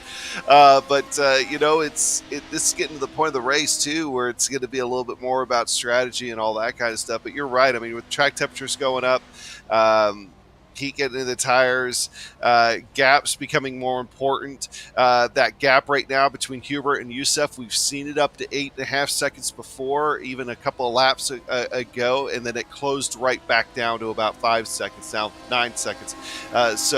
Traffic's going to be a bigger deal, and everybody knows that we're now past, we're approaching that 21-hour mark. And when you start getting to the last 3 hours of this, you want to get everything you can, but you also don't want to be the cause, especially for your own team, of being the person to bin it by pushing too hard here at this stage. I mean, you've got a lot of guys that just want to bring the thing home. And that is so important to focus on bringing the thing home. We talked about Valkyrie competition being able to come back out, just trying to go and put in those times to try to win that down to the best that they could, as Paceworks does come back out on track right now. They're about 37 seconds or so behind Blue Flag Racing, so they've got plenty of work to do to try to gain that back up, but plenty still to happen. And if Paceworks is able to continue that strategy, extending that pit stop strategy out a little bit more, maybe save themselves a pit stop, this could really develop into a 3-car battle up for the top of these LMP1s. Very, very fascinating strategy to see it play out, Craig. I'm actually curious now. 3 hours to go? We're just coming into the final 3 hours almost. Tires taken by the 43 Paceworks Esports. What is their plan? We know the others did not take any tires. So that's 20 seconds. They're not going to catch 20 seconds in this current cycle. But think about it. We were talking about it. 102 Fahrenheit, 39 Celsius. What are those tires going to be like? They are going to be crying out. Can the end of the stint, can these drivers, can the SRC Movano, can the Blue Flag keep that pace up? I mean, we're talking a 4-wheel drive car here. It probably can. But regardless, they've got to start thinking about what can they do? And then comes to the situation. Those two teams, they're going to take tires next time round. Probably going to guarantee that. This team, the 43, they don't need to take tires. What is their plan? Do they take tires again if they know the others, or do they try and make that jump again? But if they're on alternating strategies, that final pit stop is going to decide the race, I find. I think you're right about that. That final pit stop is going to be very, very fascinating to see how it plays out. And even though it is just about 3 a.m. here on U.S. Pacific time, I might just have to stay up and watch it because it is going to be very, very good indeed. There we see Blue Flag getting by the number 22. That's that Federico 2 Esports machine. Getting around some traffic. The gap continuing to grow with SRC Movano Corsa and Blue Flag Racing Prototype up to about 9-10 seconds right now as they run, but still plenty of time to play out here. Seeing a late pit stop in the back for SRC Movana Corsa P2. That's the LMP2 car. They are having a driver change here. Just bit of a strange run. So I'm not sure what's happened with them at the moment, but it looks like they've got Dominic Gedemeyer in the car right now. I don't know if they've got any damage, but they've lost a position because of that. Is this a strategy battle they've taken up? They're on the jack, they're taking some tires. It looks to be, I'm just looking, either they're out of rotation or something's happened here, because they were all on the same lap step, every 10 laps or so, and all of a sudden they're not, and they're losing time. Is this them trying to get almost like know what the splash and dash is going to be and do that now so they go all the way? We will have to find out. It's very weird. We'll keep eyes on it. That, of course. Go on, sorry. Yeah, no, I was going to say, you bring up an interesting point with, is this a splash now, trying to do it now, or trying to already plan a driver change? You get that out of the way here, too. There's a lot of strategy at play, and I keep talking about possibly trying to work backwards to the end of the race, and that very well could be exactly that. Take the splash now while you see an opportunity. You know you're going to have a caution period coming up. It might just be the smart play. Don't forget, it's a 24-hour race. Things happen in the real world. Maybe they had to do an emergency driver change or an emergency pit stop as well for other reasons. There's lots of different things that could go on there. So I really wouldn't think too much of it, but they definitely have lost a lot of time. They have lost a lot of time, but it is now time for us to do our top of the hour recap of your drivers that are running right now. Up front, it continues to be SRC Movana Corsa with Marshall Hubert behind the wheel of that number 12 machine. Behind them, it is Blue Flag Racing Prototype holding that gap just under about 10 seconds. Andre Youssef doing a great job as they led for a couple of laps. Pacework Esports runs behind them in third place in the LMP1 category, the number 43, on a frankly fascinating alternate strategy to your other top two runners. They are all on the same lap. Precision Racing Esports, they're about 5 laps down from your leaders. And Valkyrie Competition, they round out the top 5, running 8 laps down from your leaders right now. But Craig, what about the LMP2 field? Of the LMP2 field, it is still Williams Esports Chill Blast leading the way. Matt Farrow's gotten in the car in their last pit stop. He's looking to lead them for another hour and a half. He's got almost a minute lead to Pure Sim Esports. Daniel Croft is just driving that car, just trying to keep the lap times down, see what they can do. And behind him, again, 40 seconds behind, it's Delta Sports Blue. It's Alexander Delatraz.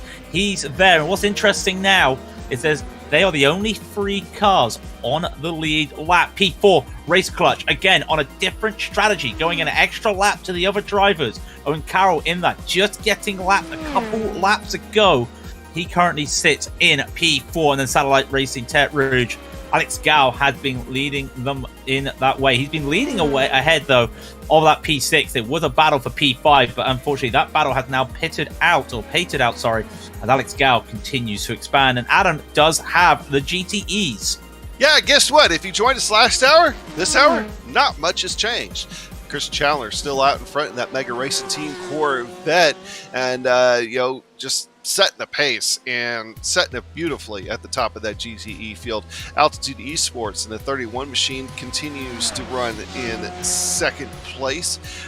They've had a pretty uneventful hour for the most part there in second in the number 31. Pure Sims Esports in the 117. Another group of guys that have had pretty much a quiet hour. And the T3 Motorsports guys in fourth. Guess what? Quiet hour. Now, the Lmp1 Esports machine a few minutes ago had an interesting encounter with the Valkyrie Motorsports LMP1. Thankfully, they were all able to get away with that just okay. But literally, that's the most exciting thing that's happened in the last few minutes to these GTEs. They're pretty much just setting the pace to try to, as we talked about, bring it home. Well, and that is going to bring it home for us. We'd like to thank you for joining us over the course of 3 hours. On behalf of myself, DJ Clark, Craig King, and Adam Young, we would like to thank you for joining us. We are going to take a quick break, and we are going to step away from the commentary booth, but we will leave you in the capable hands of Jake Sperry, Michael Johnson, and Austin Kohaka. But like I said, don't go anywhere. We'll be back.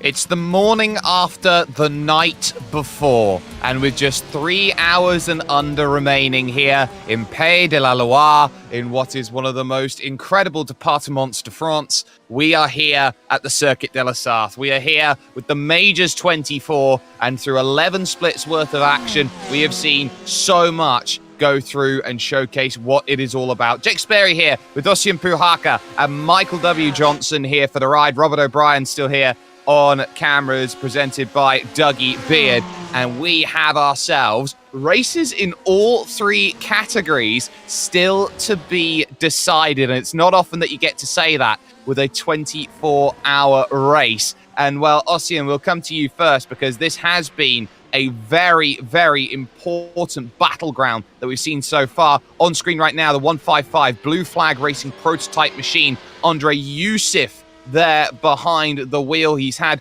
with him in the car today Teo Suerono and Jacob Todd. This Oz NZ bracket of Blue Flag Racing British team has gone out and has really given a fight to the SRC Movano Corsa outfit.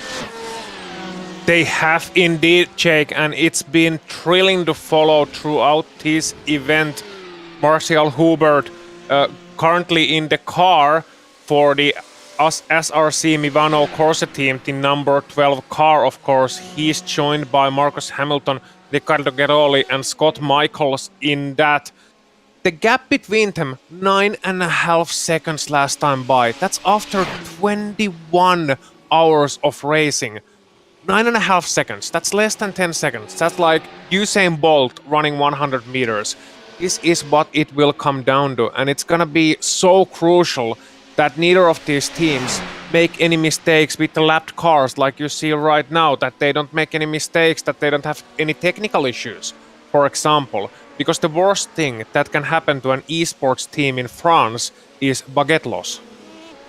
Absolutely, and we'll get more of those as the race goes through. That was a pass then on same category lap traffic. Very difficult to do, seeing there's only 5 running LMP1s in the field, Michael. That was the Precision Racing Esports 111 car, Marlon McMullen behind the wheel. Yeah, in the LMP1 field, it is still a tight race. As Oz was telling us just a moment ago, Blue Flag Racing Prototype, they're only 7 seconds off. This is insane after this much racing. I mean, we have a few hours left, and if you really calculate this over the past 20-something hours, it's like just a hair difference per lap. And to keep going in these cars with all the incidents that happen, with the little offs here and there, driving through the night, driving through traffic. You've got LMP1 driving against LMP2, which are very nearly the same top speed, just get there a different way. And then you have the GTE cars, which in any other day are insanely fast, but feel slow comparatively, which comparatively they kind of are. So to have the ability to have, let's say, 3 cars here, if we go back to Pace Eworks Esports, we can see they're only 45 seconds back off of Blue Flag Racing Prototype. And that is an 8-second jump up to SRC Mivano Corsa P1. So, wow, after such a long time, this is still a very tight race. Absolutely. On screen right now, your leaders in LMP2. It's the Williams Esports Chill Blast machine, Matt Farrow, behind the wheel of the car. But this was a team, Ossian, that has come into today, and they meant business. They wanted to put a team together that would blow the competition out of the water. And we have to talk iRacing to say just how strong this team is. Every driver in their team has over 9,000 iRating, Matt Farrow and Josh Ladd. And then you look at Althander Spets out there on track. He is second in the world with iRating. He's joined the illustrious 10,000 club. Yeah, it's crazy to think about that somebody's in the 10,000. I remember when it was a big thing when Gregor Huttu went over 9,000. I remember when there were like 2 or 3 guys in the world that had over 8,000. So 5-figure iRatings, it's absolutely crazy the amount of grinding they have to do. And don't forget that because it's an ELO system, so if you screw up once, if you get up into a single incident in an official race, you might lose 200 to 300 iRating in just that, and it takes you like 20 races at those iRatings to get it back. So it's really, really impressive. Not only the speed, which is a given for those guys, but also the consistency that it requires to grind those iRatings. Now, this is the time for Captain Matt Farrow to really stretch the legs on that 25 car. He has an all-star roster with him. As you said, Spets, then you got Josh Ladd, Andrew Dawson. Spets and Josh Ladd. Dawson is of course in the number 28 car because I can't read at this hour. And despite having an all-star roster, they are still only less than a minute ahead of the Pure Sims Esports LMP2 machine Jake. So Daniel Kraft, Daniel Civizabo and Mauricio Guerrero really putting a charge for this one. They absolutely are, and this is a Pure Sims Esports outfit, a dollar LMP2 car you could call it. It's not very much a dollar store machine. It's been driving absolutely magnificently over the course of racing today, and Pure Sims are one of these newer teams that have come up that have really wanted to put a huge stamp on being an incredibly strong team, and they've done so by gathering drivers who are maybe not as well known in the sim racing sphere, but who can still absolutely go. Daniel Kraft has been someone that I've known for a number of years driving the touring car scene in sim racing in the UK, Michael, and he has been absolutely fantastic. And you have to remember as well, as there is Alexandre Dulatrat trying to catch up in the Delta Sport Blue car, that gap now out extended to almost 40 seconds. You have to remember that Pure Sims Esports team is the team run and created by the two-time British Touring Car Championship champion Ashley Sutton. Yeah, lots of talent up and down the field, especially in this top split. And we were talking earlier, the iRating of the drivers is we have Peter Zuba in, looks like, getting tires. This may be the last chance to get tires here with only 2 hours and 47 minutes to 48 minutes left in this race. You might see one more tire change for the last push at the end. But the talent through this field when it comes to iRacing, and to help the viewers understand, you start off with 1,500 and then you can go down very quickly from there. Like Oz was saying earlier, just one incident will lose you 10, 20, 50, 100 points, and you can lose a lot. And it's ultimately the result of the race. So understanding that most of these drivers are well above 5,000, 6,000. And for perspective, a professional race car driver, what I do for a living, how I pay my mortgage, how I go on vacation, I'm at 3,500.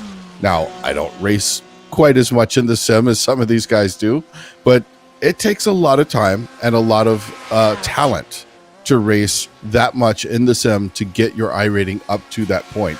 So I got to tell you, Jake, this is one of the most impressive fields I have ever seen anywhere in iRacing.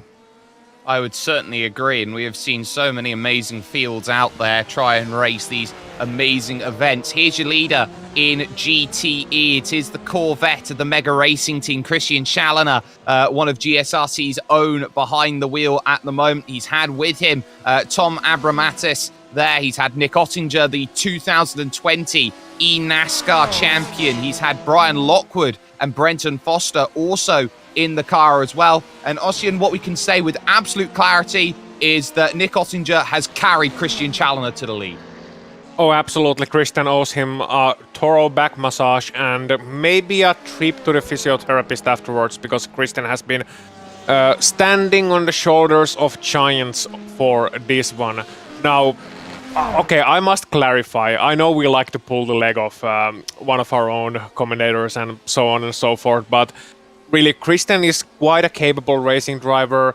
He was a big part of why Club UK and I, back in the days of the World Cup, actually, World Cup of iRacing, why Club UK and I was almost able to put a challenge to Finland back in those days. So those were fierce rivalries, and I remember Christian from those days. Christian, of course, has been very active in both road and oval side, and that is something we mentioned. You mentioned there briefly, is that Christian Challoner is, well, you mentioned that they have the eNASCAR champion, Nick Ottinger, and Christian Challoner is also a very, very, very competent oval driver. So that's very interesting to see that they have this similarity in the oval side, but they're also competent on the road side of things, because they're two completely different disciplines.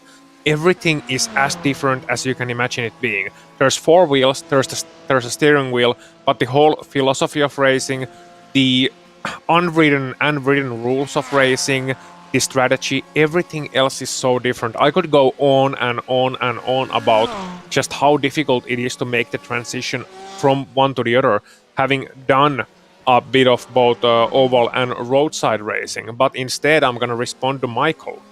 Because Michael mentioned how he, as a professional racing driver, has 3,500 iRating. I get your pain. These iRatings are very impressive. I mean, me, who is being paid to talk over moving pictures and know absolutely nothing, has 6,400 iRating. So, here you go. I will happily say that I have less than both of you with 1500 and a very nice Xbox One controller to go and drive iRacing with. So I think that my 1500 might as well be 9000 were it not for the fact that I don't have a steering wheel. So at least at this point in time, Challoner racing around, and he's so adept when it comes to his sim racing outright that he has got himself some good work. Now, good battle going on here. 9th position overall when it comes to the field of battle. There is Gardemeyer behind the wheel as Dominic Gartemeyer looks to chase down here the driver 13th overall, the number 60 Simsa esports car. It's Sem Konopias behind the wheel at the moment, and one of the great rivalries out there, Michael, in terms of nationality is Germany versus the Netherlands. Sem Konopias had a little bit of a panic starting this session, putting a second Simsa car in by accident, managed to get out of that, get into the number 60 and get going. But here comes Gartemeyer down the Gulf stretch over towards Indianapolis around the outside, and that is as pass score completed as it gets. Yeah, nicely done by both sides there. Both sides are, as we've been talking about, the cars are filled with amazingly talented drivers. They're not going to do something at this point that would be detrimental to finding the end of the race. We might see some very hard racing going on in the last stint, but for now, it's all about trying to make a decent gap and give yourself a point to race from for that last stint. So when they fill these cars for the last time and put that last set of tires on, they're going to go absolutely just bonkers trying to make up time. But for right now, you see things like that where it's not really a big, hard defense that's put up, but it's still a little bit of a defense. They're just trying to set their pace and get into the right position for the last part of the race. Oh, excuse me. I have to interrupt a little bit. Blue Flag Racing, as you may have noticed, has lost a lot of time with Andrei Yusif behind the wheel. 16 seconds, in fact, in the last couple of laps. It's now 26 seconds between them and the leader.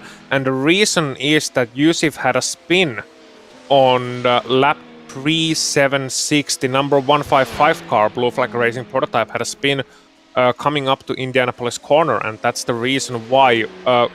actually at the Arnage corner had a little bit of a coming together, and that has serious implications on our overall lead battle. They actually had a spin with Alex Gall of the Satellite Racing 64 car, and wow. Here it is. Yeah. So down the inside, gets into the corner, and that is just being a little bit too aggressive in, you'd say. We've been talking about this a little bit here, Ossian, about how that is a very trimmed out Blue Flag Racing prototype. You see, he gets through the corner, but ultimately he's just trying to transfer that power back onto acceleration. The car's just gone, nope, we don't like our rear tires, we're spinning. Yeah, and that's tough for him because, as I was just saying, you don't want to be making those moves right now. It's too big of a problem if something like that happens. You need to make those high percentage passes, and waiting that late to try to get through there, while it was clean between the cars. I got to give them credit there. It was clean between the cars. It didn't appear they made any contact, but it's late or early, or well, depending on where you are, it's 5 a.m. where I am. So these guys making that pass, I think I would have waited until I had come around that corner and tried to do it on the way down to the Porsche curves. Mm-hmm. Absolutely. And that could always be one place where you're looking at Arnage, probably the most difficult corner out there on track to slow down. It's a lot slower than people think, and you've really got to get yourself tight into a section like that. We did notice as well in the YouTube chat there have been issues for the Fordzilla GTE, their race over and done with. They did have the FIA F3 driver Josep Marti in there racing with them, but ultimately that Fordzilla GTE all done, parked up, and that will be them day and done for their racing outright. And there, as the leader goes by, you've got Christian Schallner, and behind him a team that I'm really impressed with is the InSpeed Racing number 42 here, Ossian. It's not often that we get to say this, but an entirely Chinese outfit here going to race, and they have the chance to really showcase what they are all about. This is a team that has tried so hard to get in. They squeaked through at the 11th hour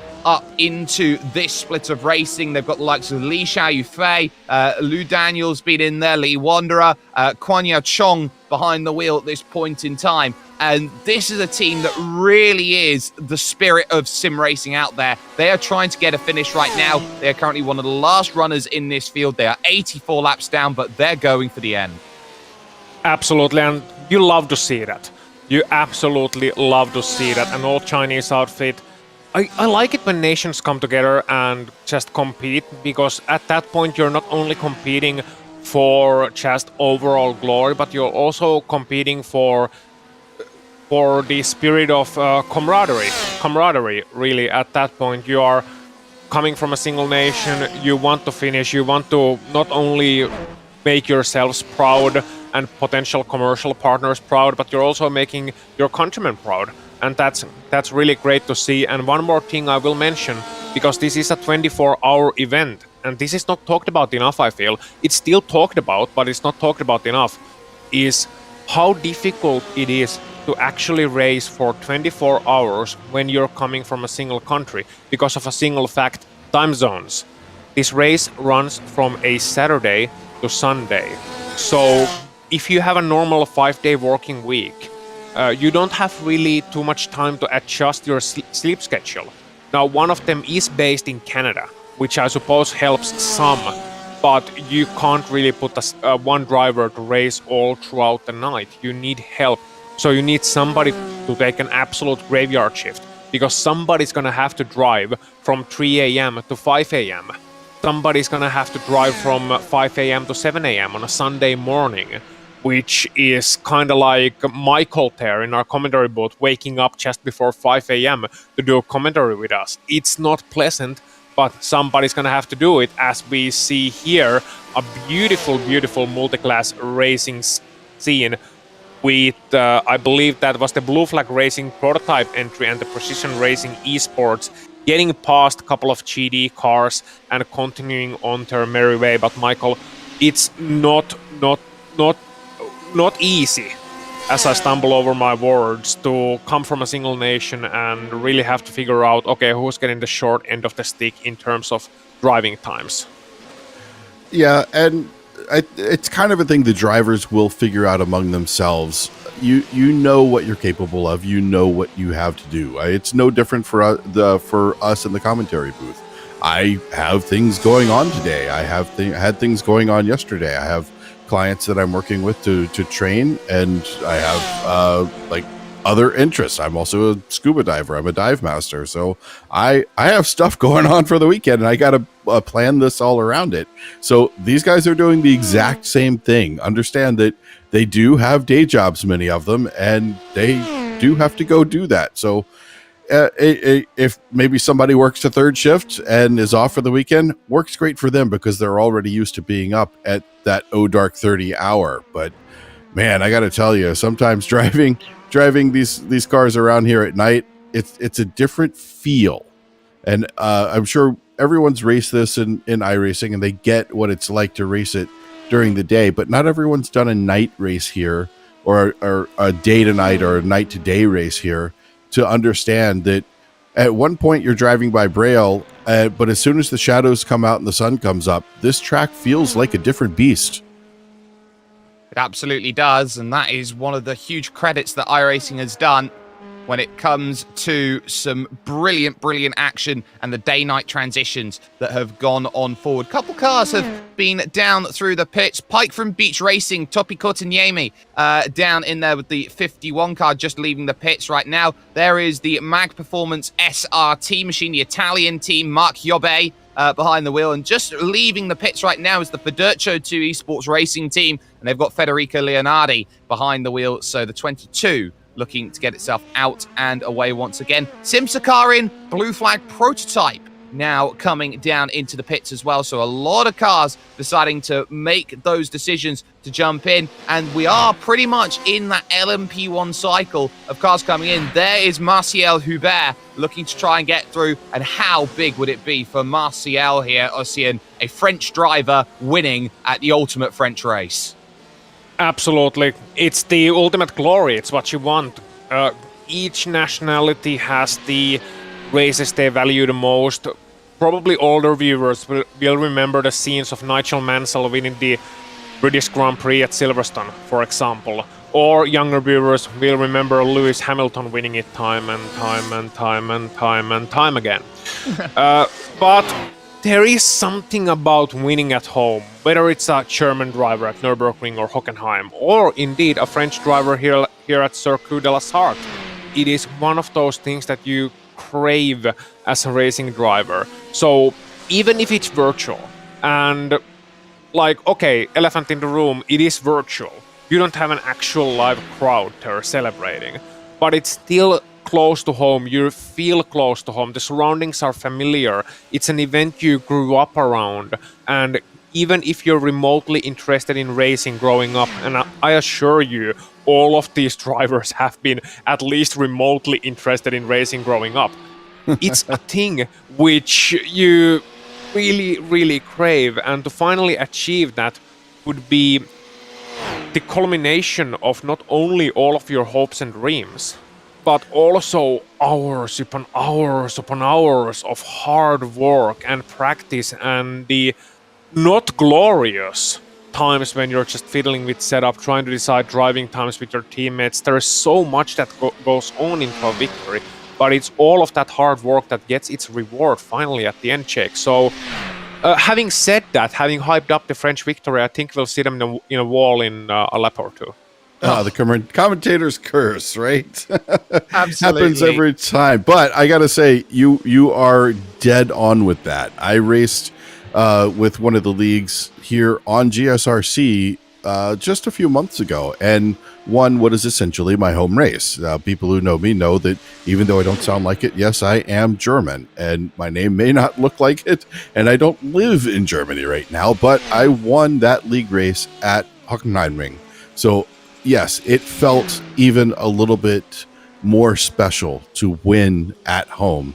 And now my home track is COTA, Circuit of the Americas, but honestly, winning at Hockenheimring was probably more special than it would have been to win at COTA. Well, the thing we do know is that if you race on a track where you are from, you get a virtual 2/10 advantage compared to all other tracks. That's what we have learned and established at this point in time. Yes? Yes, sorry to interrupt you there. How does that explain that the Finns are so fast? Do we get a 2/10 advantage everywhere because we don't have racetracks? You have the Kimi ring. Just give it some time. Yeah. Just give it some time. Let's see which one comes first, the Dyson Sphere or the Kimi ring. Yeah, we will definitely see. But I tell you what, the team that I am absolutely excited to see up there and doing incredibly well is the 31 Altitude Esports team, second in GTE at this moment in time. Ryan Martin behind the wheel at this point in time. They've had Mark Fletcher, Tom Dadswell's been behind the wheel, Callum Reed-Garton and Russell Barnes all there. And this is a team that was really knocking in and around of, are they going to make top split? And not only have they made top split here of the Majors 24, they are legitimately in a fight for this victory. They have done so well so far. They're only half a minute off Michael, and they are in a position where they can say there is a chance they are going to be racing against a very, very quick Corvette in front of them. And my curiosity is who is going to finish in this car. They had Callum Garton in the car for their hot lap around, I think it was 2:18. Yes, 2:18 was where Callum was able to make that hot lap for them. Is he going to be the one who finishes? Or is it going to be one of the other drivers? Because when I look through their times, there are no laggards on this team. They have a seriously good chance to make it up there. It is under 30 seconds to get up to Christian in the Mega Racing Corvette. So This isn't a Ford versus Ferrari battle here. This is a Chevrolet versus Ferrari with that Corvette one place up. Only 30 seconds there, and we got 2.5 hours to go. I think we could see some very tight racing action before the end of this race. We absolutely could, and they can see a pass into Tête Rouge out there, as I've butchered the French language so beautifully there, moving through now onto the Mulsanne. You could just see a redhead.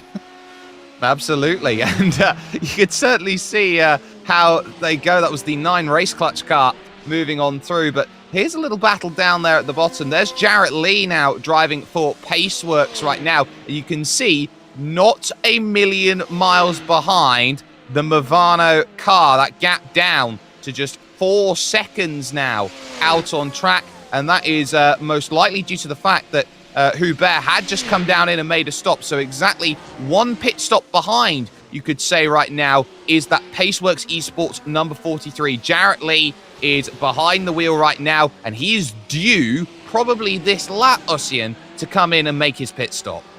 Yeah, and it's paramount that he gets past his GD cars right now, which he will before the Porsche curves.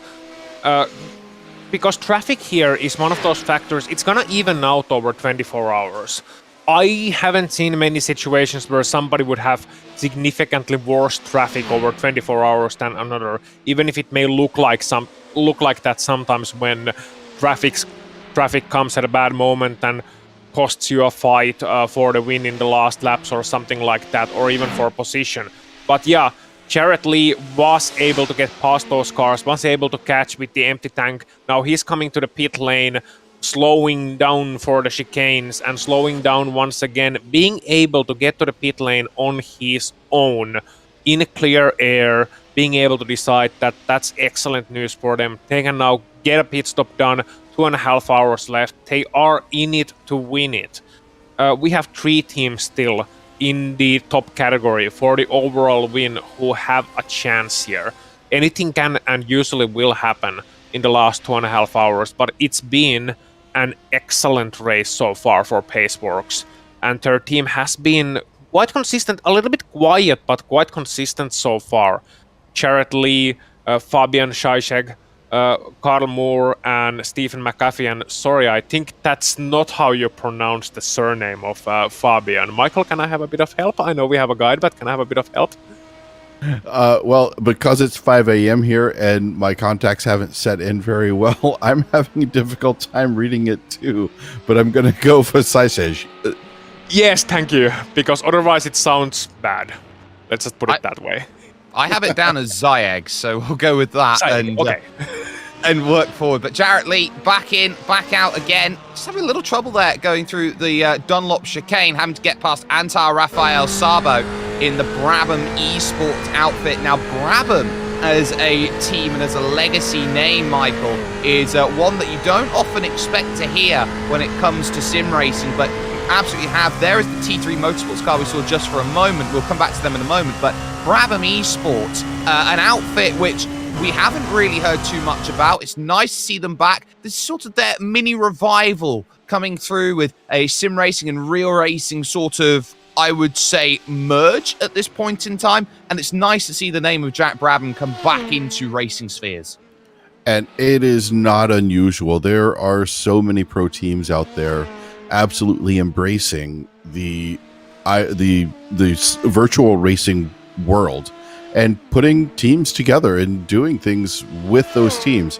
I can tell you without any fear of contradiction, as I walk up and down the paddock, I see rigs set up with either running over a phone link or some type of link and running iRacing at the track so they can practice more than anybody else. And so far, the governing bodies for the, I don't want to say real racing because this is real racing, but for the real life racing, which actually this is also. So the meat space racing, where you can actually destroy a car, a physical car, using that. And again, you see top level Formula One drivers. I know I've seen Max Verstappen out in the iRacing world. I've seen Lando Norris out there. I've seen all kinds of these top level drivers coming to, some might call it play, but well, you know, when you have a job like I do as a race car driver, this is still playing. You're still having fun.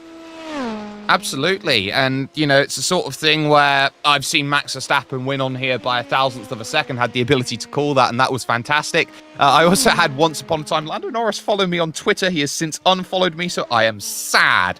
But at this point in time, I did want to look at a lot of drivers going out here. Matt Farrow still with control, a minute 28 out there to Daniel Chibisabo in second position for Pure Sims at this point in time. But I did want to touch on the two T3 cars out there. I know Millie out there in the chat has been supporting religiously throughout the entirety of the 24 hours of the T3 efforts out there. Here's Luca Wunsch out there looking to try and really put some effort in. Fourth in class for the GTE at this moment in time. He has been doing a really, really good job of putting everything together, trying to get as much out of this as he possibly can. And still on the leading lap is the most crucial matter of fact in the race for this T3 Motorsport by Manatee car. When you think about it, you've got Wunsch, you've got Rutger Wienen, who has been out there, or Weinen, I should say, Tim Madska, who has been absolutely huge for the team, as well as Alex Bennett. This really, Ossian, has been a team, the 45, that has been just knocking on the door of that podium, trying to get up to that 117 Pure Sims Esports car, and they are not a million miles away. They are on the same straight. Yeah, and as I mentioned earlier with the Lmp1s and with the Lmp1 and the overall battle, but Wunsch is fighting so hard. He's coming to the Indianapolis corner and he's losing it on the entry. Then he's taking a bit of a trip through the grass, missing the apex at Arnage and almost hitting the wall, actually. So you can see those tires have had enough at this hour probably, but they want it so hard and they want to get up into that podium fight. And why wouldn't they? You still got 2.5 hours remaining, and it would be something to take home from here, because as we commend the fighting spirit, as we remember all of the drivers and all of the teams who have worked so hard and yada yada yada want to finish the race, it's important. I'm not downplaying the importance, but finishing on the podium in your class is an achievement. It's something you can get home. Finishing alone is an achievement, but finishing on the podium is something tangible. You can say that to your friends, you can say that to the commercial partners that, hey, we finished on the podium at the Majors 24. And that is something you can take home. You can remember anytime you have a team meetup, for example. I don't know if they do. They very well could have. A lot of teams have team houses and like physical meetups every now and then, where they gather together for endurance events. So I don't see that as an impossibility at all. They can remember that, yeah, we finished on the podium. Right now, they are in 4th place, which we in Finland call the golden pineapple position, because that's exactly what you get for a 4th place. But I'm hoping we get good fights for the podium. I'm not really gonna take any favorites here, choose any favorites. Pure Sims Esports 117 has been an excellent team, so has T3 Motorsport. Both have their supporters, both deserve it. Now let's see who will get it in these dying hours of the race. And here we see Pure Sims Esports 117 Jake. Yeah, we certainly Caden do. Bean behind the wheel.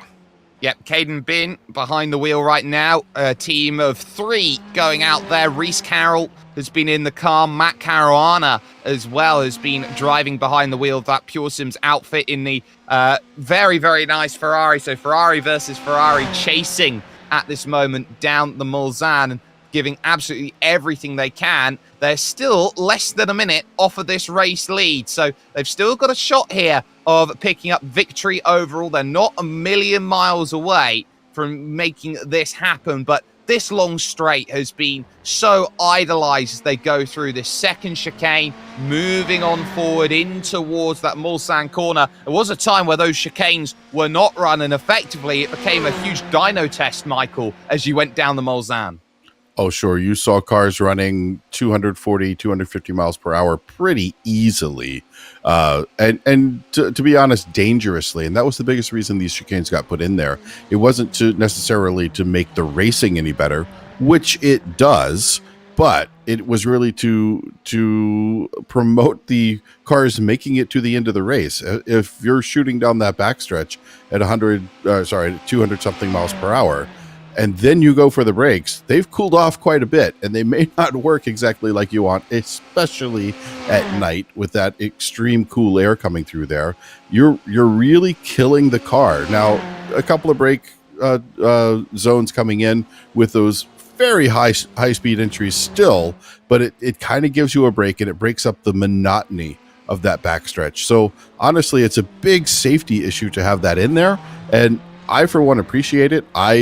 I love it when the safety of the drivers is considered, but it also adds a little bit of difficulty to the track that shows off even more the talent of the drivers in the cars.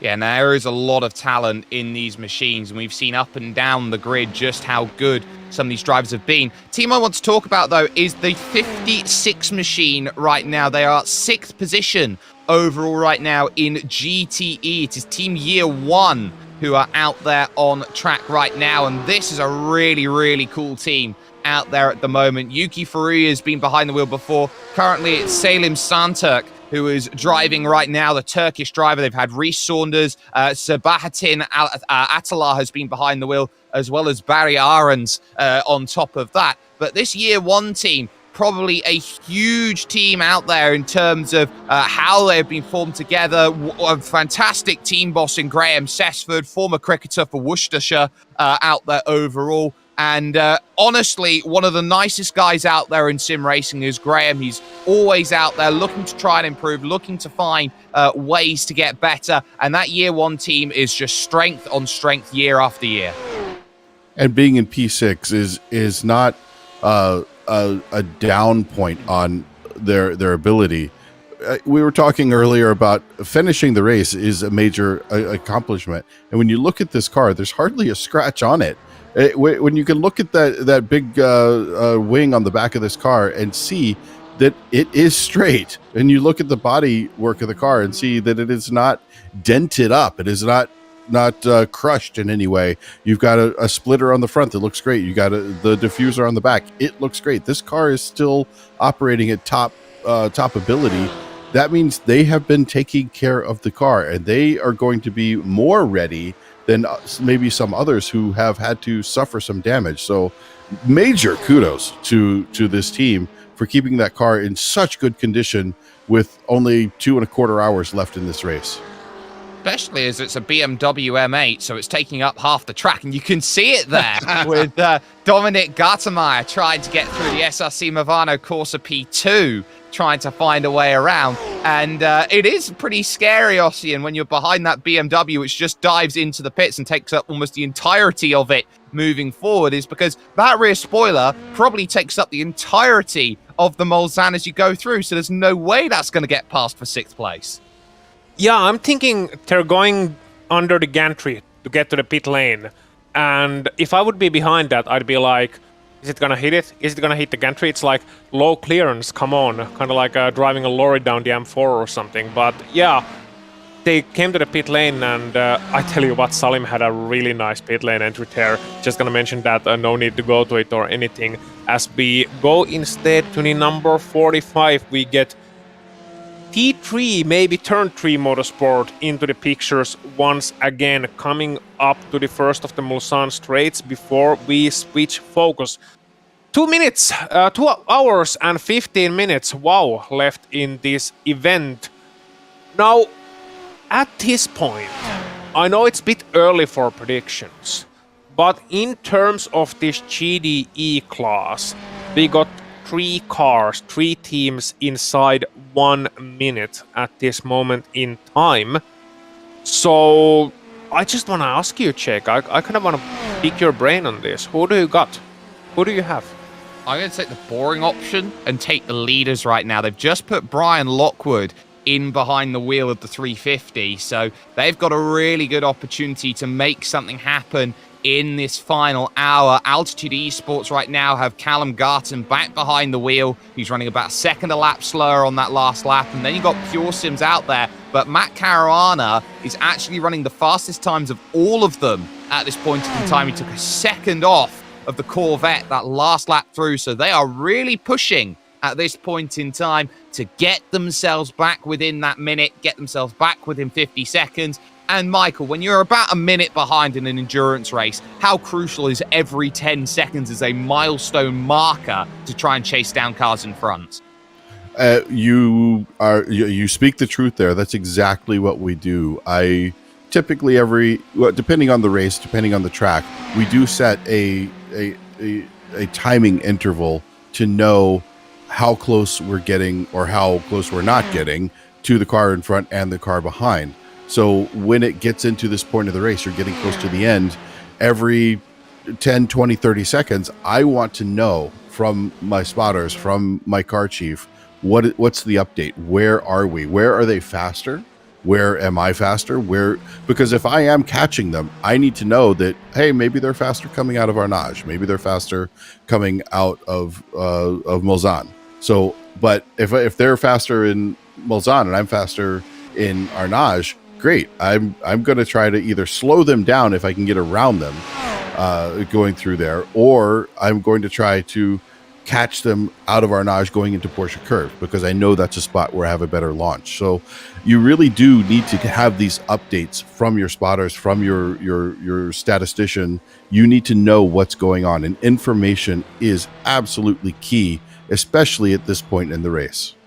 Absolutely. We live in the age of information, and every little bit of information that you can gather on your opponent, what are they doing compared to me, often gives you a bit of help. A bit of too wide there as the T3 Motorsport car. Look how close it's got all of a sudden in terms of those two. You could fit them right on track together. You could say that gap only a couple seconds between Alex Bennett and Matt Caruana at this point in time. It's the Brabham Esports car that's going to be going through both of them at this point in time. A little bit concerning there, no time registered for either driver as they pushed over the line. But really, this is an all-important phase of the race, because you can say now top 4 in your GTE category have a really, really good chance of making something happen. This is your race for 3rd position out there at the moment in class, and they're racing 58 laps down on the overall leaders. Michael, this is the all-important moment now in terms of setting up the final 2 hours of the race. If you make a move just before 2 hours, would you say that you have momentum moving through into the final,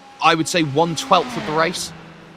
It comes down to a point where all the math you did early on is, I won't say it's useless. It might feel useless, but you're watching what your fuel consumption is. You're watching what your tire usage is, and you are trying to figure out exactly which point in this race am I going to make my final stop, and who am I going to have in the car. So everything that you learned up to this point through this 24 hours and the practice and the qualifying, everything you've learned through all of that becomes incredibly crucial, because honestly, from here on out, it's just math. Everyone is in a groove. Everyone has that momentum. They know where they are. And when you are able to make that pass, like we're watching here, we've got Alex Bennett in the T3 Motorsports just crawling up the backside of the Pure Sense Esports 117. These guys are getting close. You make that pass now, you can take someone out of the math. You can change what they thought they needed to do. If they thought they were solid here, let's say you're Matt in the Pure Sims car, you thought you were solid, and then all of a sudden somebody's catching up to you. Well, do we have to change our strategy? Do we need to turn the car down a little bit and go an extra lap? Do we need to hope there's a yellow sometime soon so I can rest and get things back? So there's a lot going through Matt's head right now, but one of those things is Alex is right on his tail. Tell you what, 1.6 seconds, the gap as they go past the Golf corner under that Toyota hybrid bridge. And we can say that now with iRacing building a partnership up now with Toyota. News that in 2023, they'll be adding the GR86 into the iRacing service, as well as very soon, Fuji Speedway coming to iRacing. That is going to be huge for endurance racing in the future. But the key that I would say right now, Ossian, if I were in Matt Caruana's position, is Alex Bennett is driving at a rate of knots up towards you. Why don't you let him through and then let him pull you along using the toe like he's an excitable puppy and you don't have any control of him on the lead? Because there's this thing in racing, as there always is, called an ego. And after 22 hours of racing, you might let your ego get the best of you and say, you know what, I'm not gonna let that guy have the best of me. I'm not gonna let them pass me, I'm not gonna let them have it easy. Instead, I am gonna make them fight for it, claw for it, and fight for every bit of ground that they can get on me. Now, the sensible thing to do is, of course, if they're faster, let them buy, sit into a draft, save fuel, go for a shorter pit stop. That's the endurance racing 101. But sometimes, actually, and this is wrapping back to Mike's earlier point about all those pre-race plans and all that strategy, sometimes in a race, on the driver's seat, and I've been on driver's seat in many an endurance race before, you develop sort of a tunnel vision, where you concentrate so hard on the battle at hand, you concentrate on so hard on trying to catch the driver in front of you or trying to run away from the driver behind you, that you kind of forget all about the bigger picture. You forget all about the strategy. You just want to win that battle. And right now we do have an exciting battle here with 2 hours remaining. These drivers are fighting for position. They are fighting for a podium. That is a wonderful sight and we are enjoying it, but they have to also keep in mind, and I sound like this parent who is like, please don't drive too fast when you get your first bicycle, but these guys can't drive too fast. They have to keep the bigger picture in mind. So we'll have to wait and see, Jake, if there's gonna be an easy pass or not.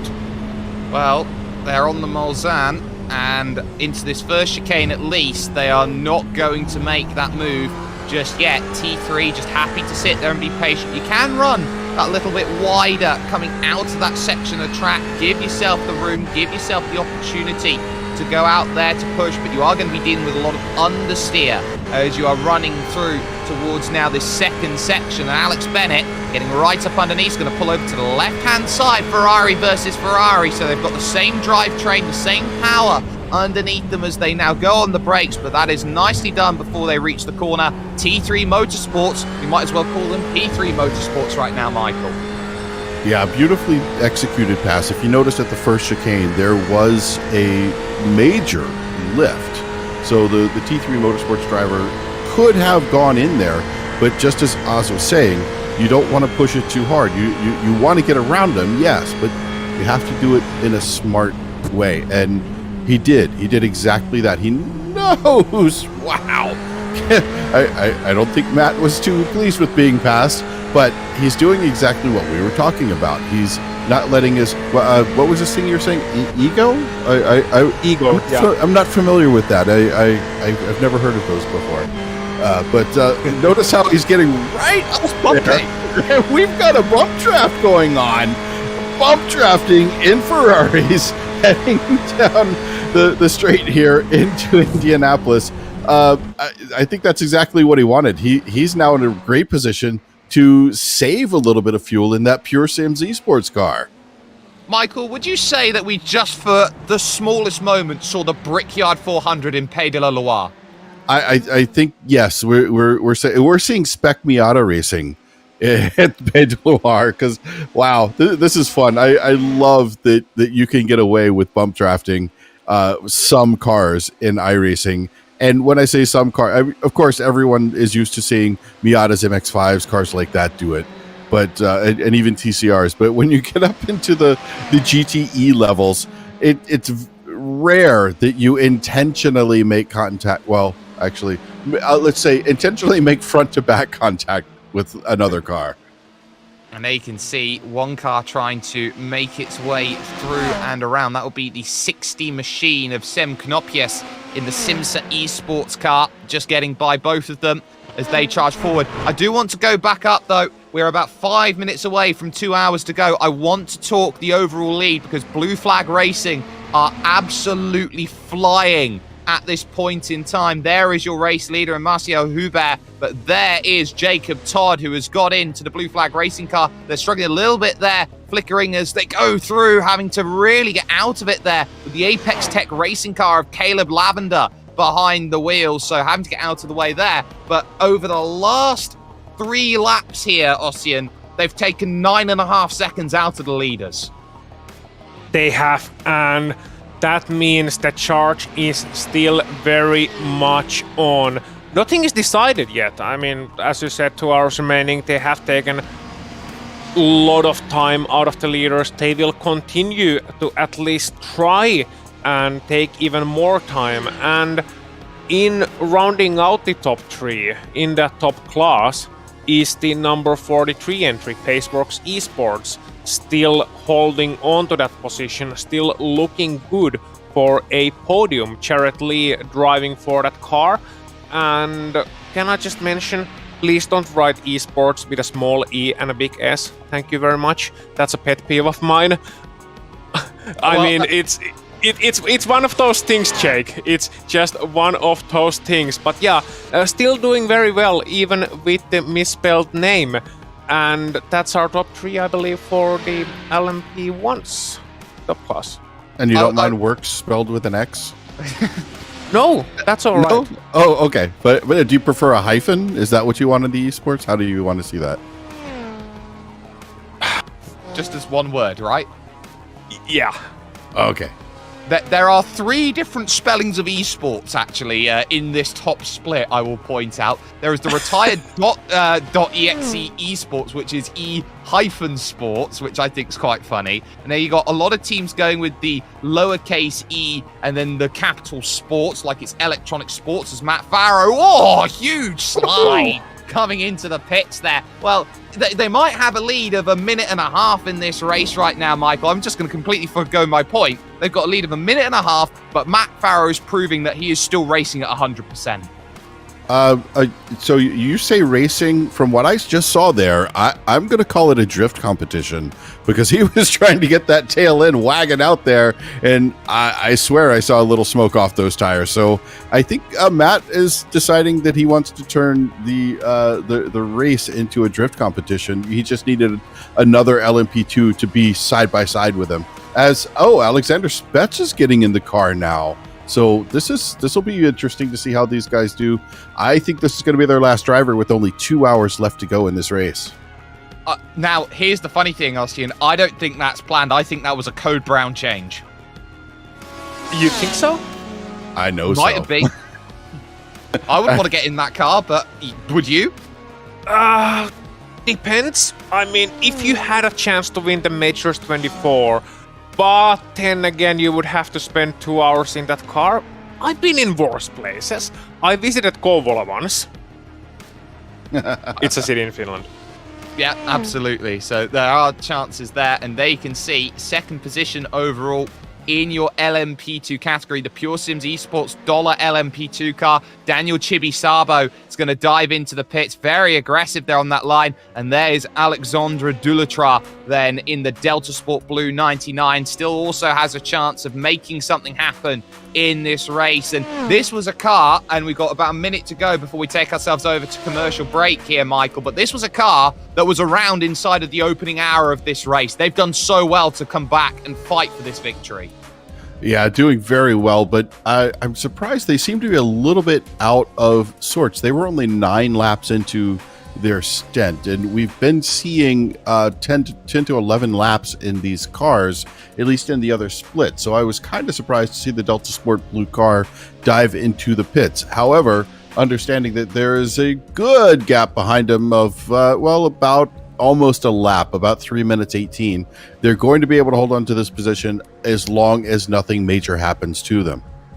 Well, we are in the major series, so major things do happen. Brian Lockwood here out there driving, and yep, that's the note that we end our first hour of coverage here to bring ourselves home. You are watching the major series here with the global sim racing channel, the Majors 24, and it's just about to get spicy with 2 hours and 2 seconds on the clock.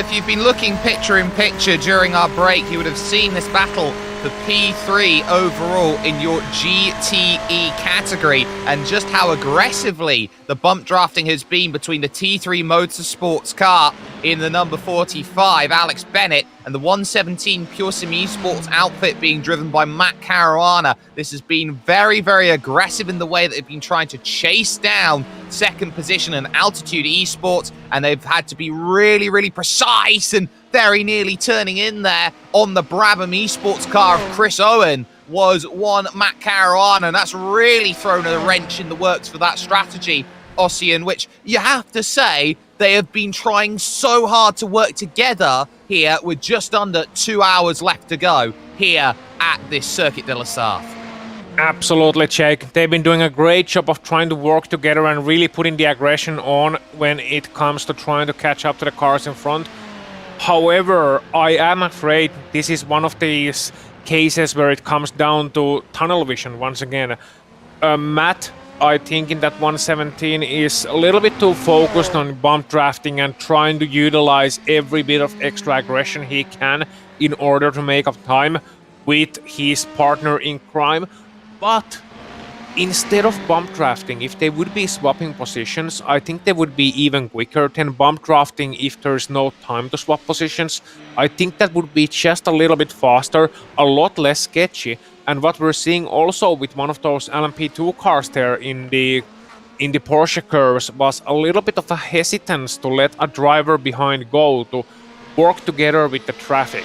And that is often an illusion that you can gain time by trying to block faster traffic a bit, not letting them by, when in reality you can lose time so easily because they will get past you.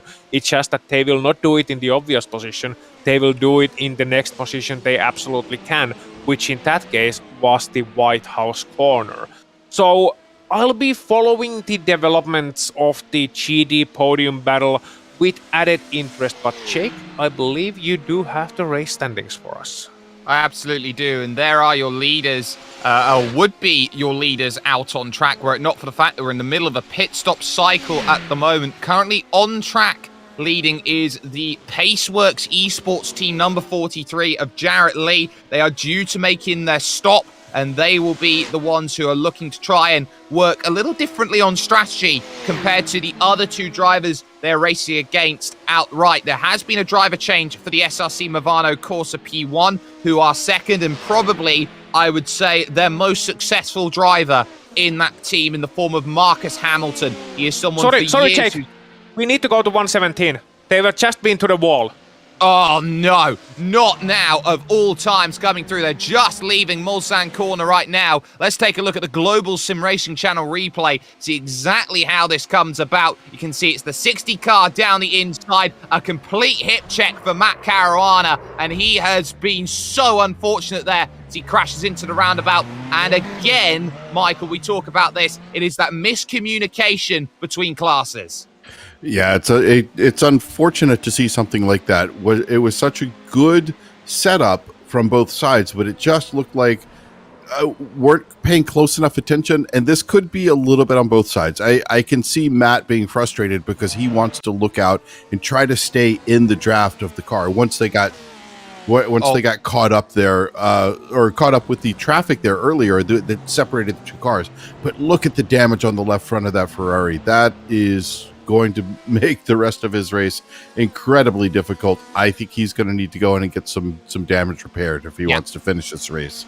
Yeah, the black and orange mechanical flag is out, so the damage is very much terminal, and what a real shame that is for the Pure Sim Esports 117, racing for a podium, potentially a victory, and that race over and done with. So that will promote Lmp1 Esports up into 4th position. Year 1 will go up into 5th. Mega Racing team still leading, Altitude Esports 2nd, and the T3 Motorsports car in 3rd position in GTE at this moment in time. So they've got work to do. A little look at the car that's in 5th position. Here's a replay of Thomas Masnier here and the Valkyrie Competition car coming down into the pits. So we'll see how this one played out then going forward. Just looking out like that is nice and calm. So 77 car diving into the pits. No real worries at all there for them, but they haven't come out, which says to me like something's happened for them, and they think they've run potentially enough laps to secure the 5th place and see no reason to continue potentially, Ossian. That could be it. It could also be an issue which I had in my first 24-hour race, which was a driver for another team was calling me at 4 a.m. or something and asking me if my pillow was all nice and comfortable and if I was sleeping well, because my co-driver had been in the car for 3 hours at that point and was just starting the 4th stint. And I was supposed to be awake 1 hour before that. So that's what can happen in a 24-hour event. But yeah, I wonder if we'll see those guys up there on the track again, and I wonder if we'll see the 117 out there on the track again too. That was tragic, but they can at least look a little bit in the mirror as well. Tunnel vision, we mentioned that earlier, Jake. It can be deceiving, and well, what can you say if you go swimming with sharks except to get bitten? Absolutely. There is another option there. There's one more option there. This happened to me more than once, where I race in VR typically, and I've gone in to go hop in the car, and the VR was not working right, or I couldn't get in the car. Something happened where I go to hop in the car, and I actually had to restart my machine a couple of times. So we could be looking at the iRacing or the SimRacing equivalent of a cut tire, a engine failure or something like that. A locked door that can't open. Anything can happen to say you can't get out of the car. So that's going to be very interesting. There is Todd Lee's just come into the pits then for Paceworks Esports. They've just made their stop, and that gap is now just 3 seconds. Oh, sorry, I'll correct myself. 5.5 seconds between Hamilton and Todd, and they're going to put Zayek back behind the wheel then of the 43 machine. So Fabian Zayek will get himself back out and going again with the car. But Jacob Todd, second position, is going to be interesting. The other car then in LMP1, 4th position, is Precision Racing Esports car. They've got Marlon McMullen behind the wheel right now, and they're going to be pushing forward. And the one thing we haven't really talked too much about over this, because the gap has been over a minute, has been the LMP2 field. It's been dominated so far by Williams Esports Chill Blast at this point in time. They've got a very, very nice gap, a minute 15 to Daniel Chibi Sabo and the Pure Sims Esports Dollar LMP2. Delta Sport Blue currently find themselves in 3rd position with Alexandre Delatra behind the wheel. Race Clutch, the French team, in 4th position with the number 9. They've got Petr Zuba behind the wheel, the Hungarian. And then rounding out the top 5 there is the Satellite Racing Tetra Rouge car with Alex Gal trying to make something happen at this point in time. Some great racing up and down the order. There is your 25. You can see where Alexander Spetz has to really work. He's got to get past Christoph Holstein at this point in time. The T3 Motorsport by Manatee Green car, which is, compared to them, 4 laps down, and time to split the middle with 3 wide here when it comes to Circuit de la Sarthe. And one of those was the BMW we were talking about earlier, with that just really wide profile. I'm amazed that BMW got away with making a car quite so wide. Oh, didn't they do the same thing, Ossian, in like 2005 or 2004 it may have been, with the walrus tusks on the F1 car? They did, yeah, 2004, absolutely, when it was, I think it was Ralf Schumacher and Juan Pablo Montoya driving for the BMW Formula 1 team, and they had the Walrus Tusk, the Heinemann edition Formula 1 car, as I called it, and it wasn't pretty, and they got rid of it pretty quickly, but it's one of those things that will certainly stick in people's minds. Now, Jake, I want your opinion on this, because you mentioned earlier on how the second place LMP2 machine, the number 16 Pure Sims Esports, is $LMP2, and you made a dollar store reference. I checked their other entry, which is the number 17 Pure Sims Esports, and it's #LMP2. And I am so sad that it's not a pound sign LMP2, just so they could have the dollar store entry and the Poundland entry. That would be brilliant. Oh, that would be great. Get onto it. Marketing. We do free marketing here at the Global Sim Racing channel. So Pure Sims Esports, if you are listening, if you are watching, that's what you got to do the next time the Majors 24 comes around and we get some great racing in as we focus on that number 25 Williams Esports Chill Blast car as it pilots itself around through the final chicanes and the reappartement onto the Bugatti circuit and then onto racing with Alexander Spets, the second best iRacing in the world, 10,065. So there is still in the pits Matt Caruana and the 117 Pure Sims Esports 117, and that might just be them saying, yeah, there's a lot of damage on that. It's going to take us a long time to get ourselves back going again. Because here's another point we haven't really talked about, Michael. The point where they made contact with that Simsa Esports car was the most loaded point down that Mulsanne. You're just about getting ready to brake. You make contact like that, you're at maximum speed, top speed, into a high-speed accident, and they needed all of the road to get it slowed. They're fortunate they didn't hit it any quicker. Yeah, and they were right into that braking zone too. It's right as you go through the kink there in all the cars here. You go right there at that kink, you just mash the brake pedal as best you can. Hopefully you don't lock up any tires, and hopefully you don't run into anyone. I think that initial contact was very light. There wasn't a lot that happened with that. It was just kind of a glancing blow, but when he hit the wall, I think that was what kind of did him in, is the control of the car. Do you have it? Do you not? After that hit, going off the side, through those marbles, through the gravel, through the kitty litter there, wow, that's you are a passenger at that point.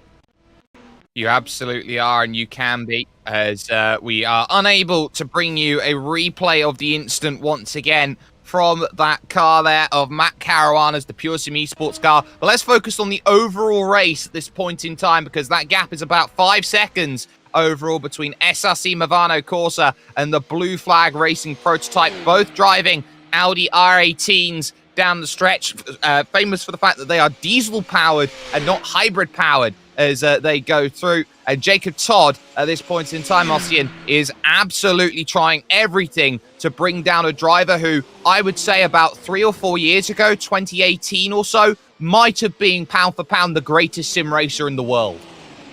Marcus Hamilton. Yes. In World Tour events, he was almost nigh on unstoppable in 2018. I'll give you that, and I also remember that you did have a sort of a ranking project going on around that time. Did you not, Jake?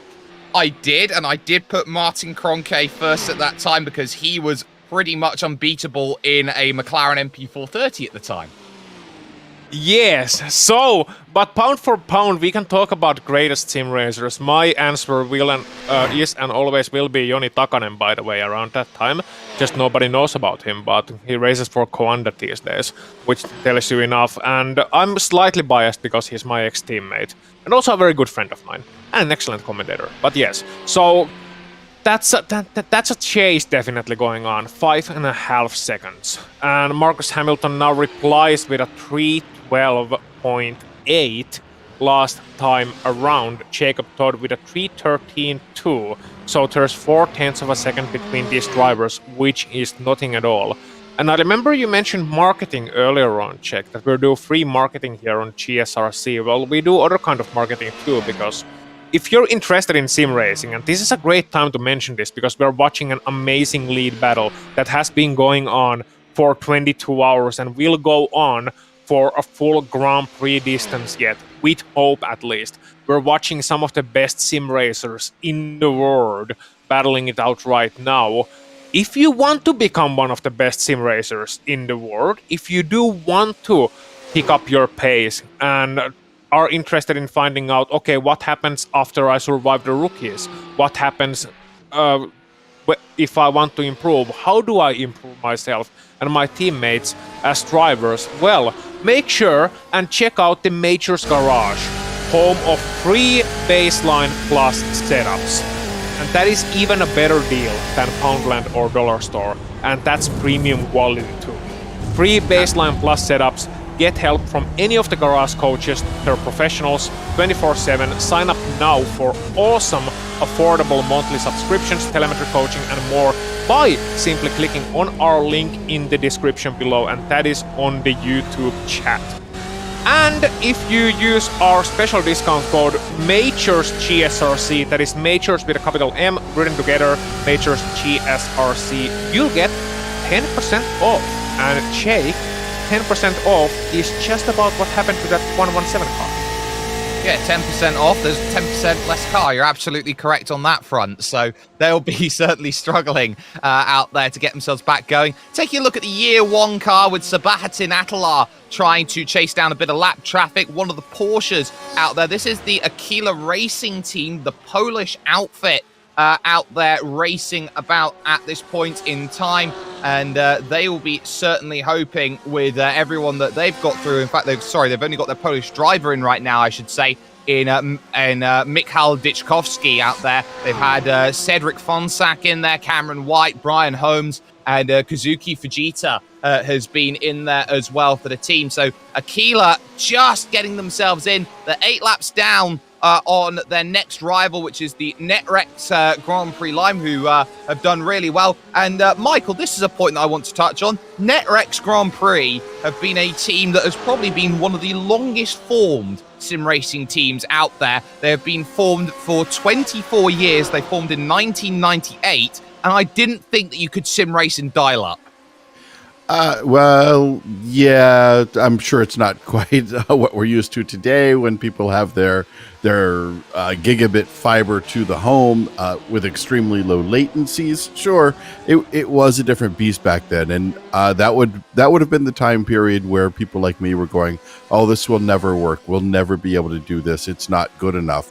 But look where we are today. It's come a long way along, and it helps to have these teams who have stuck in it so long, to be in the sim world for as long as they have, and to be as strong as they are. That's fantastic. I love seeing that. I mean, we do see that type of thing in the real world racing where, oh, well, nobody will ever use these ECUs, and then suddenly everyone's using them. Oh, they'll never be good enough. I don't like these tires. I don't like these wheels or whatever. And then the next thing you know, everyone uses it. Mike, I got a question. Did you have hair back in 1998? I did. So I had a ponytail halfway down my back then. Wow. And I got tired of taking care of it because I also ride motorcycles, and my ponytail would fall out the back of my helmet, and it would turn into this giant knot.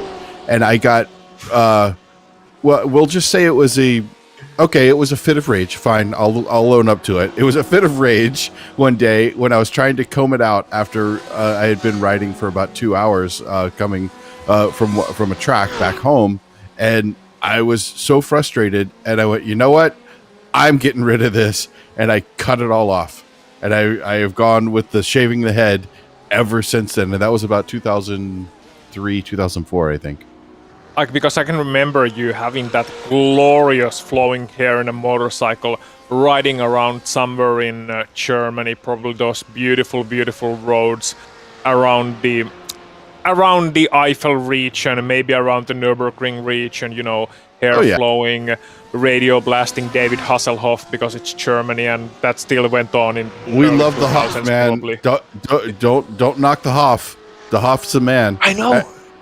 And actually, way back then, I was before then I was doing rock and roll touring as my day job, and one of the tours I was on was for a German group called BAP, and some people might get mad for me calling them German because they're from Cologne and they speak Kölsch and sing in Kölsch. So I was on tour with BAP, and we were one day behind Hasselhoff for 1 week, and then the next week we'd be a day ahead of Hasselhoff. And it was interesting to see in the different parts of the country where the Hoff would get a bigger crowd and where BAP would get a bigger crowd. So that just a little German music history for everyone there. Yeah, I think we're getting stuck on the history parts right now and getting a bit to, Verdam lang her for this one. But yeah, Jake, go on. You know that song? Of course I know that song. It's the best DTM tribute ever. Yeah, I love that. So it I don't know if we can say that on air. Damn long hair is what it means. Verdammt lang hair. Sorry, verdammt lang, a long time until now. I changed hair with hair. But yeah, a long time until now is what it means. But it's funny because you can make it hair. So what I'm hearing is Michael Johnson really misses the time where he had really, really long hair. Good. No. Sorted. We've just seen the Race Clutch 9 car come in, make it stop. But I want to focus on a car with 2 more 9s in its number, the 999 car, Lmp1 Esports, right now, because I'm just looking at its rear wing, and it's showing about 8:10 in the afternoon. Yeah, that's not where that wants to be. And I was noticing that earlier and taking a look at their lap time. So the Lmp1 Esports, Sandro's in the car right now, and he's turning 53s, which is not a great time until you consider the position of that wing. He's got a lot of drag on the left side and relatively little on the right side. So still pulling 53s with the wing in that position. I got to give the guy props because I don't think I could turn that fast of a lap with a wing like that. Ossian, would you say that they have got that car absolutely perfectly set up for right-hand corners? I wouldn't call it absolutely perfect, but I would say it has maybe gotten some inspiration from the sprint car world of dirt oval racing in the way that wing is set up. It certainly is a sight. For some reason, do you remember, Jake, and you will remember this from your youth, do you remember those finger decks? Those little skateboard things? I think back in school, you would. Yes, that rear wing and a finger deck. And that would be wonderful. Also, just a skateboard and using it as a mini ramp, maybe? Yeah, why not? Certainly looks like it could work out there as they push forward. Yeah, it might be trouble, though, for them as there goes through the Alpine Stars geodesic car, just like that, on cue, into the wall with a heavy hit. They will lose 4th place now to the Year 1 car, surely. That's a replay check. Well, that's what happened. Sorry, my apologies there. I got... I got excited for a moment. We had action here in the final 3 hours. But that's how it all went wrong. They had contact with the Alpine Stars geodesic car, and that's how quickly you can get damage and get yourself involved in accident. Sandro Petrozziello then not having too much, but they will have themselves a worry behind at the Year 1 car, which is 2 seconds a lap quicker. And that should be something that does bring themselves closer and closer between the end of this race, that they'll be looming and seeing that big BMW in the background there, Michael, trying to chase down. Yeah, that BMW is closing down pretty quickly. It's only about 2.5 seconds off of his tail, that wonderfully mangled tail. I'm still shocked that he's got that car pointed in the right direction. But we're on board with BMW right now. We see he's about 2.8 seconds off. Now, last lap, about a 2.25 second difference. That's pretty good if you are in that P4 car with Sandro Petrozziello. Wow, my tongue just does not want to work right this morning. Still piloting that car, going around into the chicane, but look at the BMW, just smooth and clean, putting the power down coming out of that. We have an unmangled car against a fairly mangled car. He is just closing this down. We are now still right at about 2.5 seconds, so he's not pushing it too hard. And this is something we were talking about earlier. If you see your rival in front of you, your tendency is to really put the hammer down and go get him. But right now, if we look at the Year 1 car, they're just gradually going up there. There's no pressure. He knows he's going to get around him. He can see from that far back just how mangled that car is. Yep, it would definitely be a sight to behold for them as they will encroach on it. And there is Sem Nopkes in the Simsa Esports car. In a bit of trouble there in the gravel, turning it back around and going. Let's take a look at the Global SimRacing channel replay, which I have noticed this time, and they've just gone straight on. That's a really weird instant. Let's take another look at it here. Going into these chicanes, goes through the left, and the back just breaks there, Ossian, and that can so easily happen when you're not paying attention. Yeah, it can, and that's one of the things about this track, Circuit de la Sarthe. You can so easily lose focus here, because you got these long straights, and you kind of zone out during these straights, especially if you're sleep deprivated. And you've been sleeping for maybe an hour or two, And it's bad sleep because constantly you're worrying about how your team is doing, if you're going to wake up to the car in the wall, if you're going to wake up in time at all, or if you're going to have to set up like 17 different alarm clocks or something. But yeah, you're getting back into the car and you're like, okay, we're in the groove, we're driving, no, everything's nice. And you can't necessarily tell the tire wear so easily. So at one point, he was, Shemknop, yes, was coming to the corner, just like he has done probably hundreds of times before in practice and in race now, and the back end just broke out and you have a spin, and unfortunately for him, we had a little bit of a quieter moment in the race, so we had time to bring a replay on that one. During the first hour, that might have gone unnoticed, even if our director Robert O'Brien has done an excellent job behind the cameras. Just sending him a recognition right now, because it's not just the three of us. There's a big team doing the broadcasting, and they all deserve some credit. But yeah, that's an unfortunate mistake. Thankfully, no damage. You can get going. Maybe a little bit of a bump to the ego, and then you just go on and take it a little bit more careful next time around. Absolutely, and they'll learn for next time where that bump is, and they'll take extra care as they go around it and deal with that section. Matt Caruana and the Pure Sims Esports 117 GTE back out and going again. They're now down in 11th position after repairs, so they have dropped down behind the North SimRacing outfit out there of Nicola Venditti at this moment in time, so they've got a bit of work to do. They want to have a top 10 come the end of the racing here today. That battle's still continuing on though for fourth, and that's your overall leader there, the SRC Movano Corsa car of Marcus Hamilton, making a move. And since he's jumped in the car, Michael, that gap, which was 5 seconds, is now 10 seconds for one of the premier Italian sim racing teams. I don't expect it to stay there. There's a lot of time left. We still have an hour and a half, and this could be just getting your groove set. But it's hard to say. If we watch these guys and watch how they've raced through the entire race, not to take anything off the guys pulling out that extra gap there, but there's also a point where you just have to decide, when am I going to push? And we may be looking at one team pushing before the other one.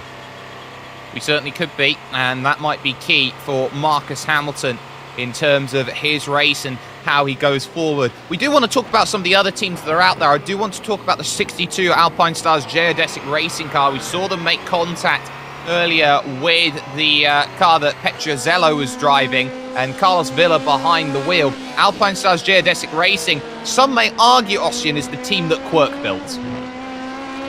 It could be, and Quirk, of course, very, very popular in the streaming world, and you know, it's one of those teams where they've been kind of flying under the radar, I feel. For a lot of people, they've been flying under the radar, and for some people, they will probably be like, what are you on about? They're one of the more famous teams out there.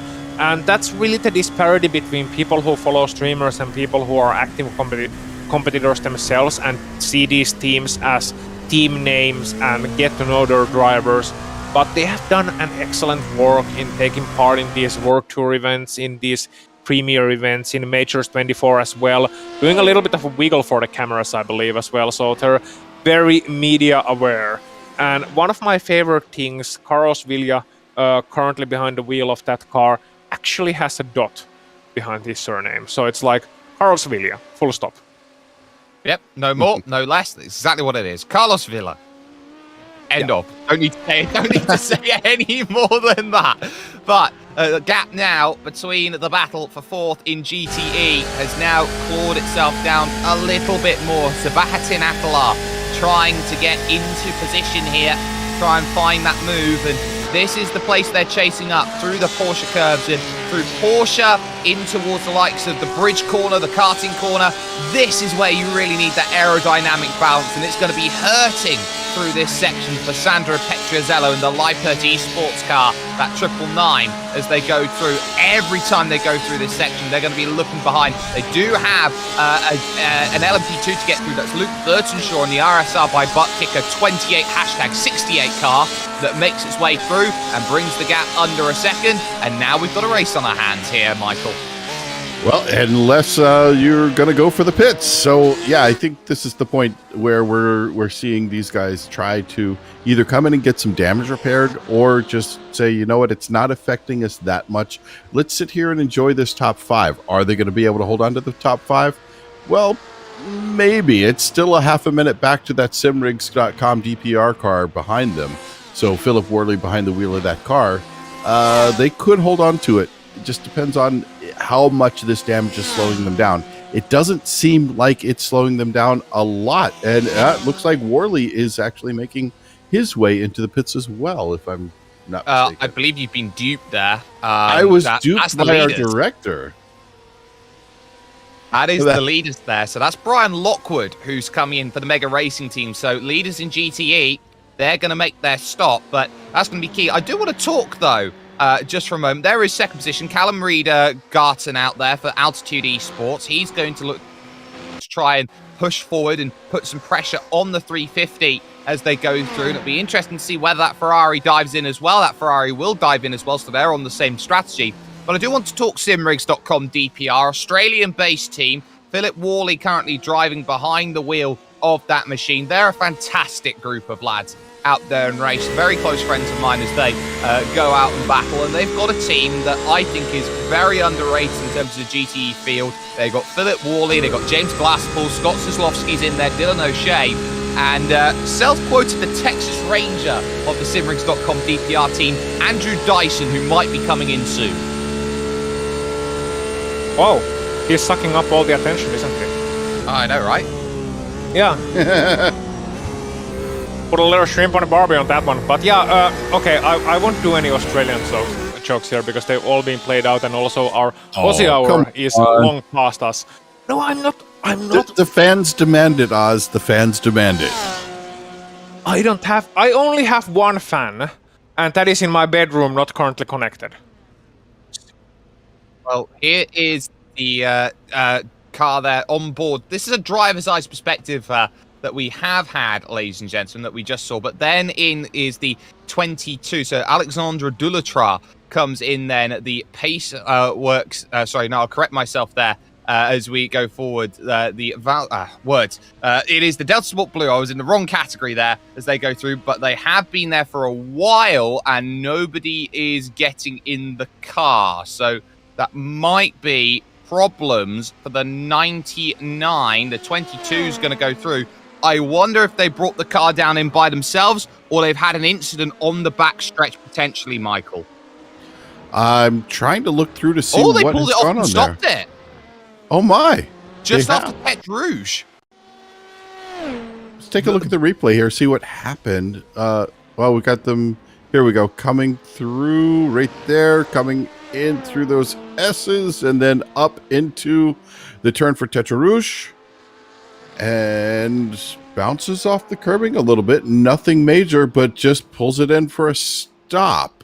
That's a failure. That has to be a technical failure of some kind there for Alexandre Dulatrar. They have to take the toe from that point, which is going to really cost them. And that is huge in terms of the race, Ossian, because they were driving about in third position in LMP2, and there was just no warning. Let's listen in.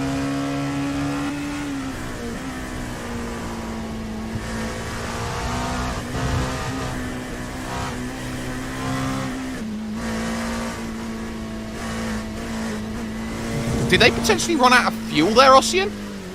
They might have. Now, let me see the situation with that 16 car and when did they actually pit last time around. You know what? I think the situation there was that they forgot to pit. They forgot to pit the previous time around. They ran past the pit lane.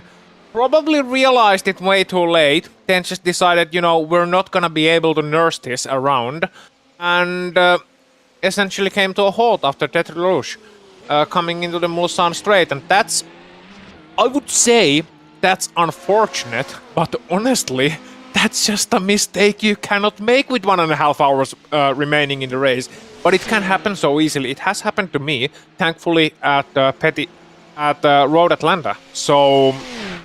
Road Atlanta, and that's a shorter track, so you can still kinda take the shortcut through the club circuit and just coast your way around the track. You're not gonna lose too much. But in here, yeah, it's 13 kilometers around, almost 14. You're not gonna make it around, not with a couple of liters of fuel. So that's unfortunate, and that's gonna then change the standings in our LMP2 class. I was about to say, maybe don't get your strategy from the dollar store. So here you go.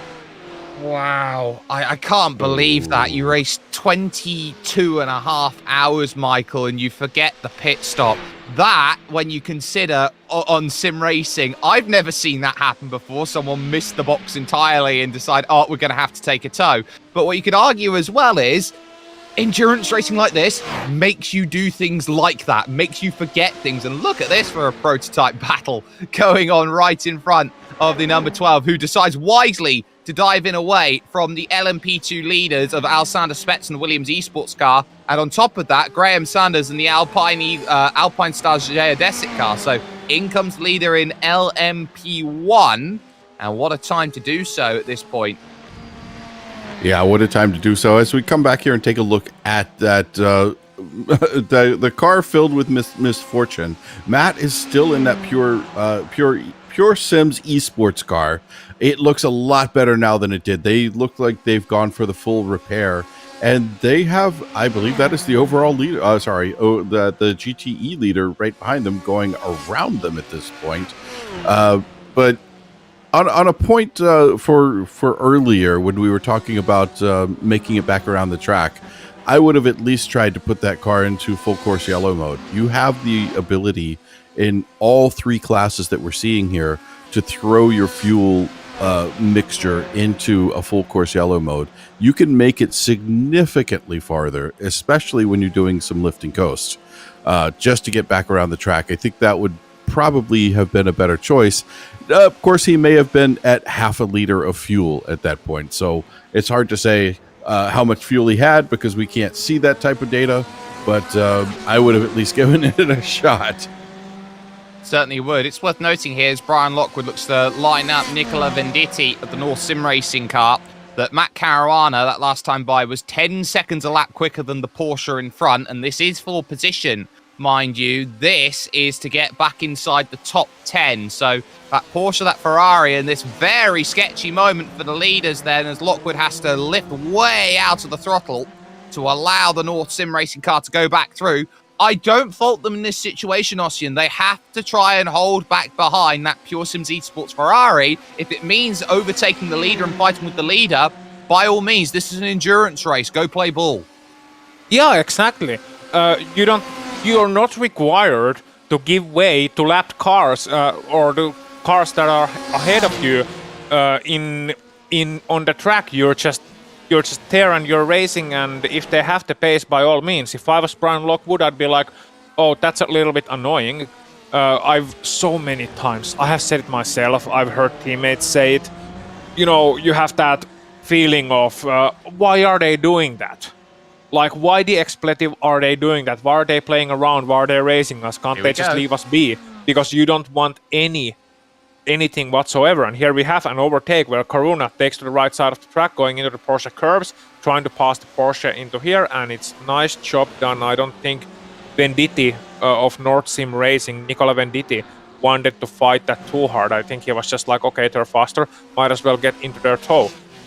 What I do hope, Jake, is that we don't get any more bump drafting between these two teams, because I don't think the front of the Porsche and the rear of that Ferrari are very compatible at all. Well, it's half a lap up to the wannabe SRT yellow team, so I doubt we'll be seeing bump drafting by that respect. But Michael, name something more cathartic than passing a Porsche at the Porsche curves. Oh, well, that's as a big Porsche fan, I'm still wiping the tears away on that one. I do love the Porsche. The RSR is one of my favorite cars in iRacing. I thoroughly enjoy racing that car, and it's unfortunate to see that that the Porsches are so far down the field. It's just the way the BOP has worked lately in iRacing. For a while, the RSR was the fastest car. But I would say anytime you pass a Ferrari on any Italian track, that's probably about the same.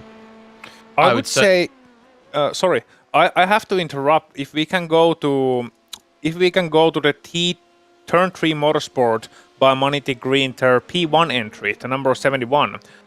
Speaking of cathartic things, maybe the 2014 FIFA World Cup semi-final match between Brazil and Germany played in Brazil, which ended in numbers that you can see in that car. Yeah, there you go.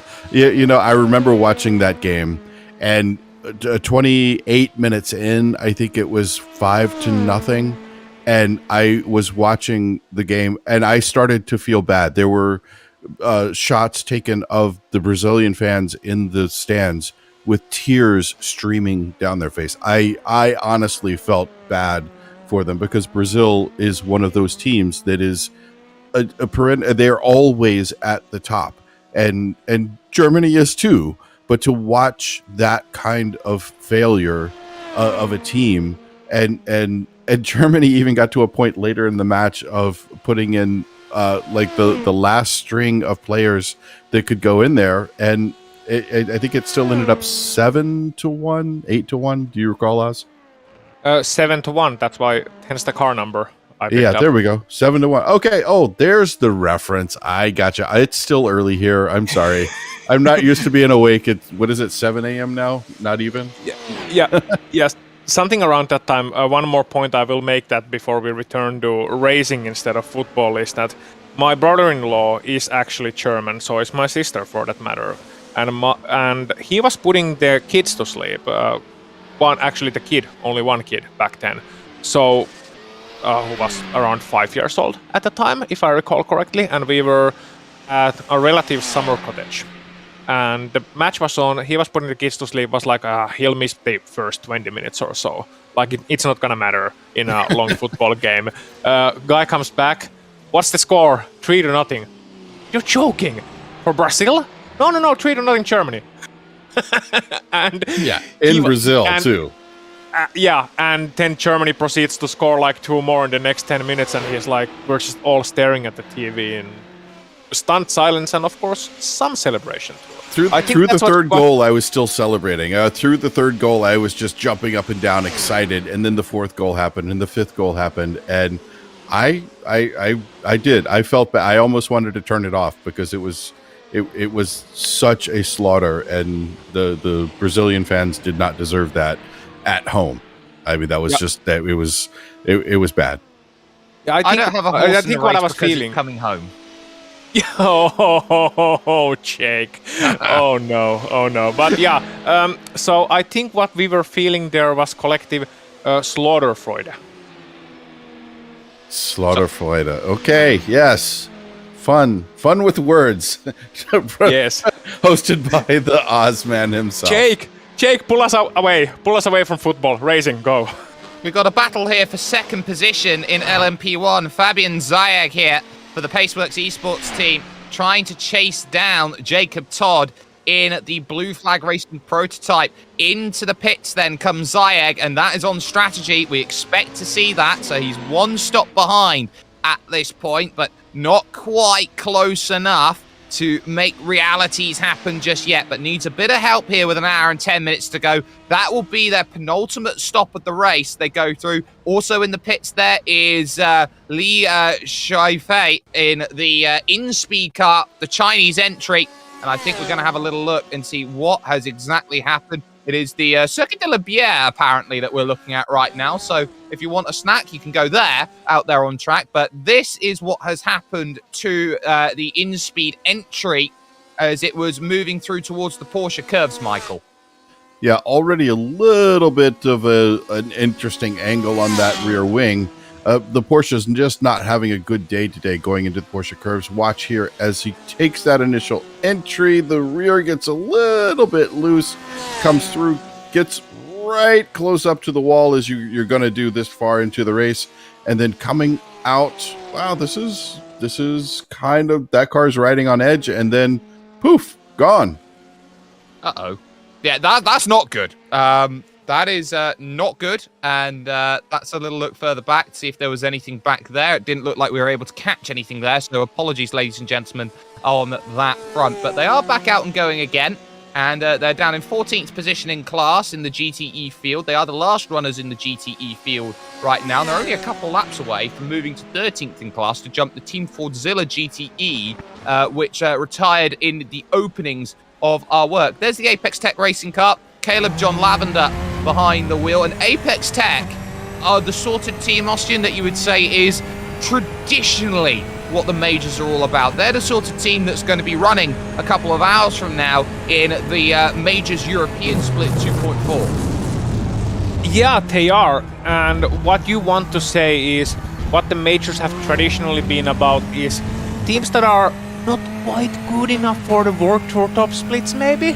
Like, let's face it, it's kind of like the old Johnstone Paint Trophy, in a sense that you're not quite getting the Premier League stuff there. That's not up to par.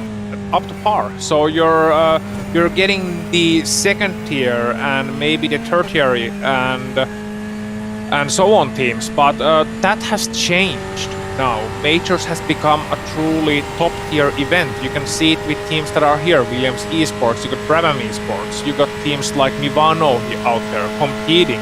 You got drivers like Brian Lockwood out there competing, Marcus Hamilton there competing. So it's changed a lot, but it's still good to see that teams like Apex Tech Racing and Caleb John Lavender are able to compete here, and not only to compete, but to also actually quietly make themselves a pretty decent result.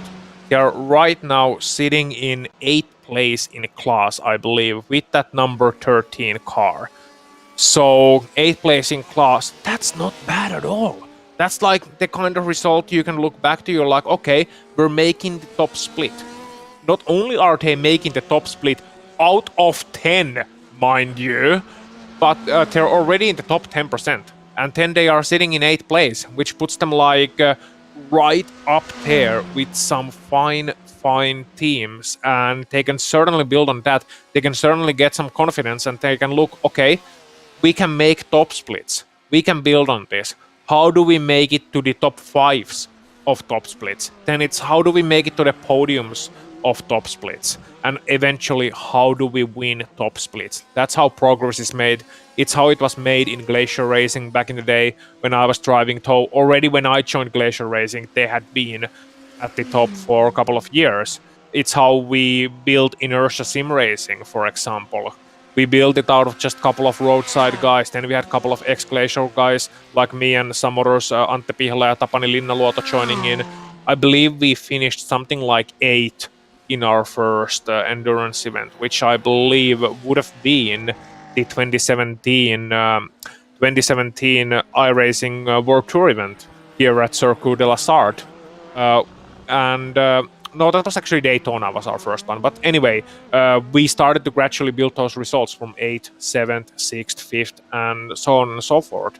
And started to build off that. And it's a path every team has to go through. But you need those positive results in order to have that confidence, to have that experience, so you can keep working and you can keep building.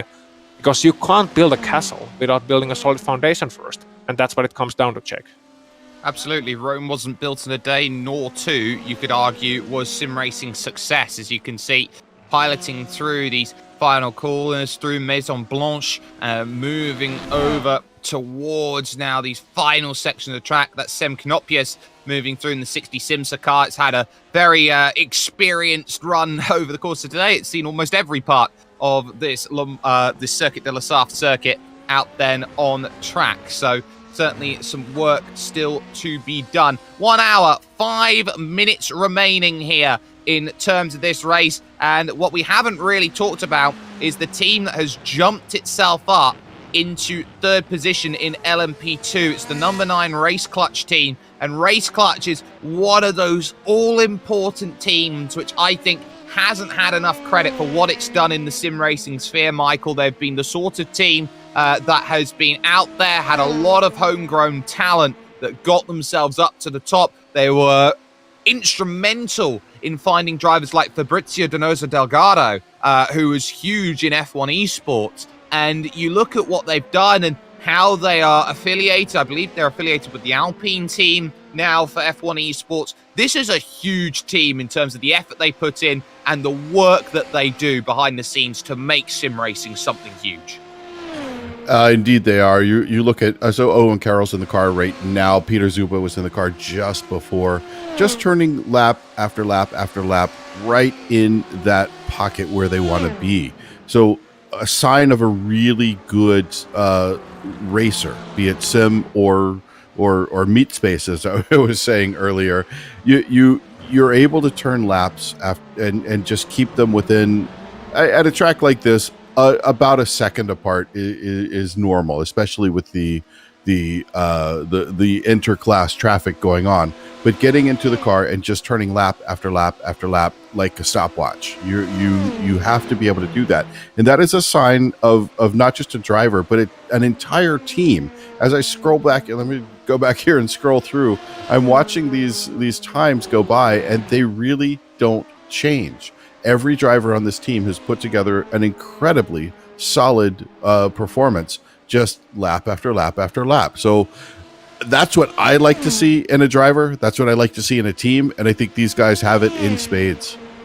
I think they do, and Eric Andre's been in the car. Marcus Deck had to make some good progress early on. They dropped as low as 16th in class once upon a time, just after the first safety car period in this race. So they have been able to get themselves back into position well, and to be back up in third, they're certainly having a good drive. Satellite Racing Tetra Rouge as well in fourth position. That's the car that's trying to chase them down in the number 64 machine. So they're going to be trying to work hard and get themselves into position. They've had Alex Gal in the car. Sai Ondra's been in there. Dallas Pataska. And currently right now, Jakub Maciejewski is trying to make something happen at the moment. And he's really trying to get himself, Austin, into a position where a podium could be possible. How the cards fall.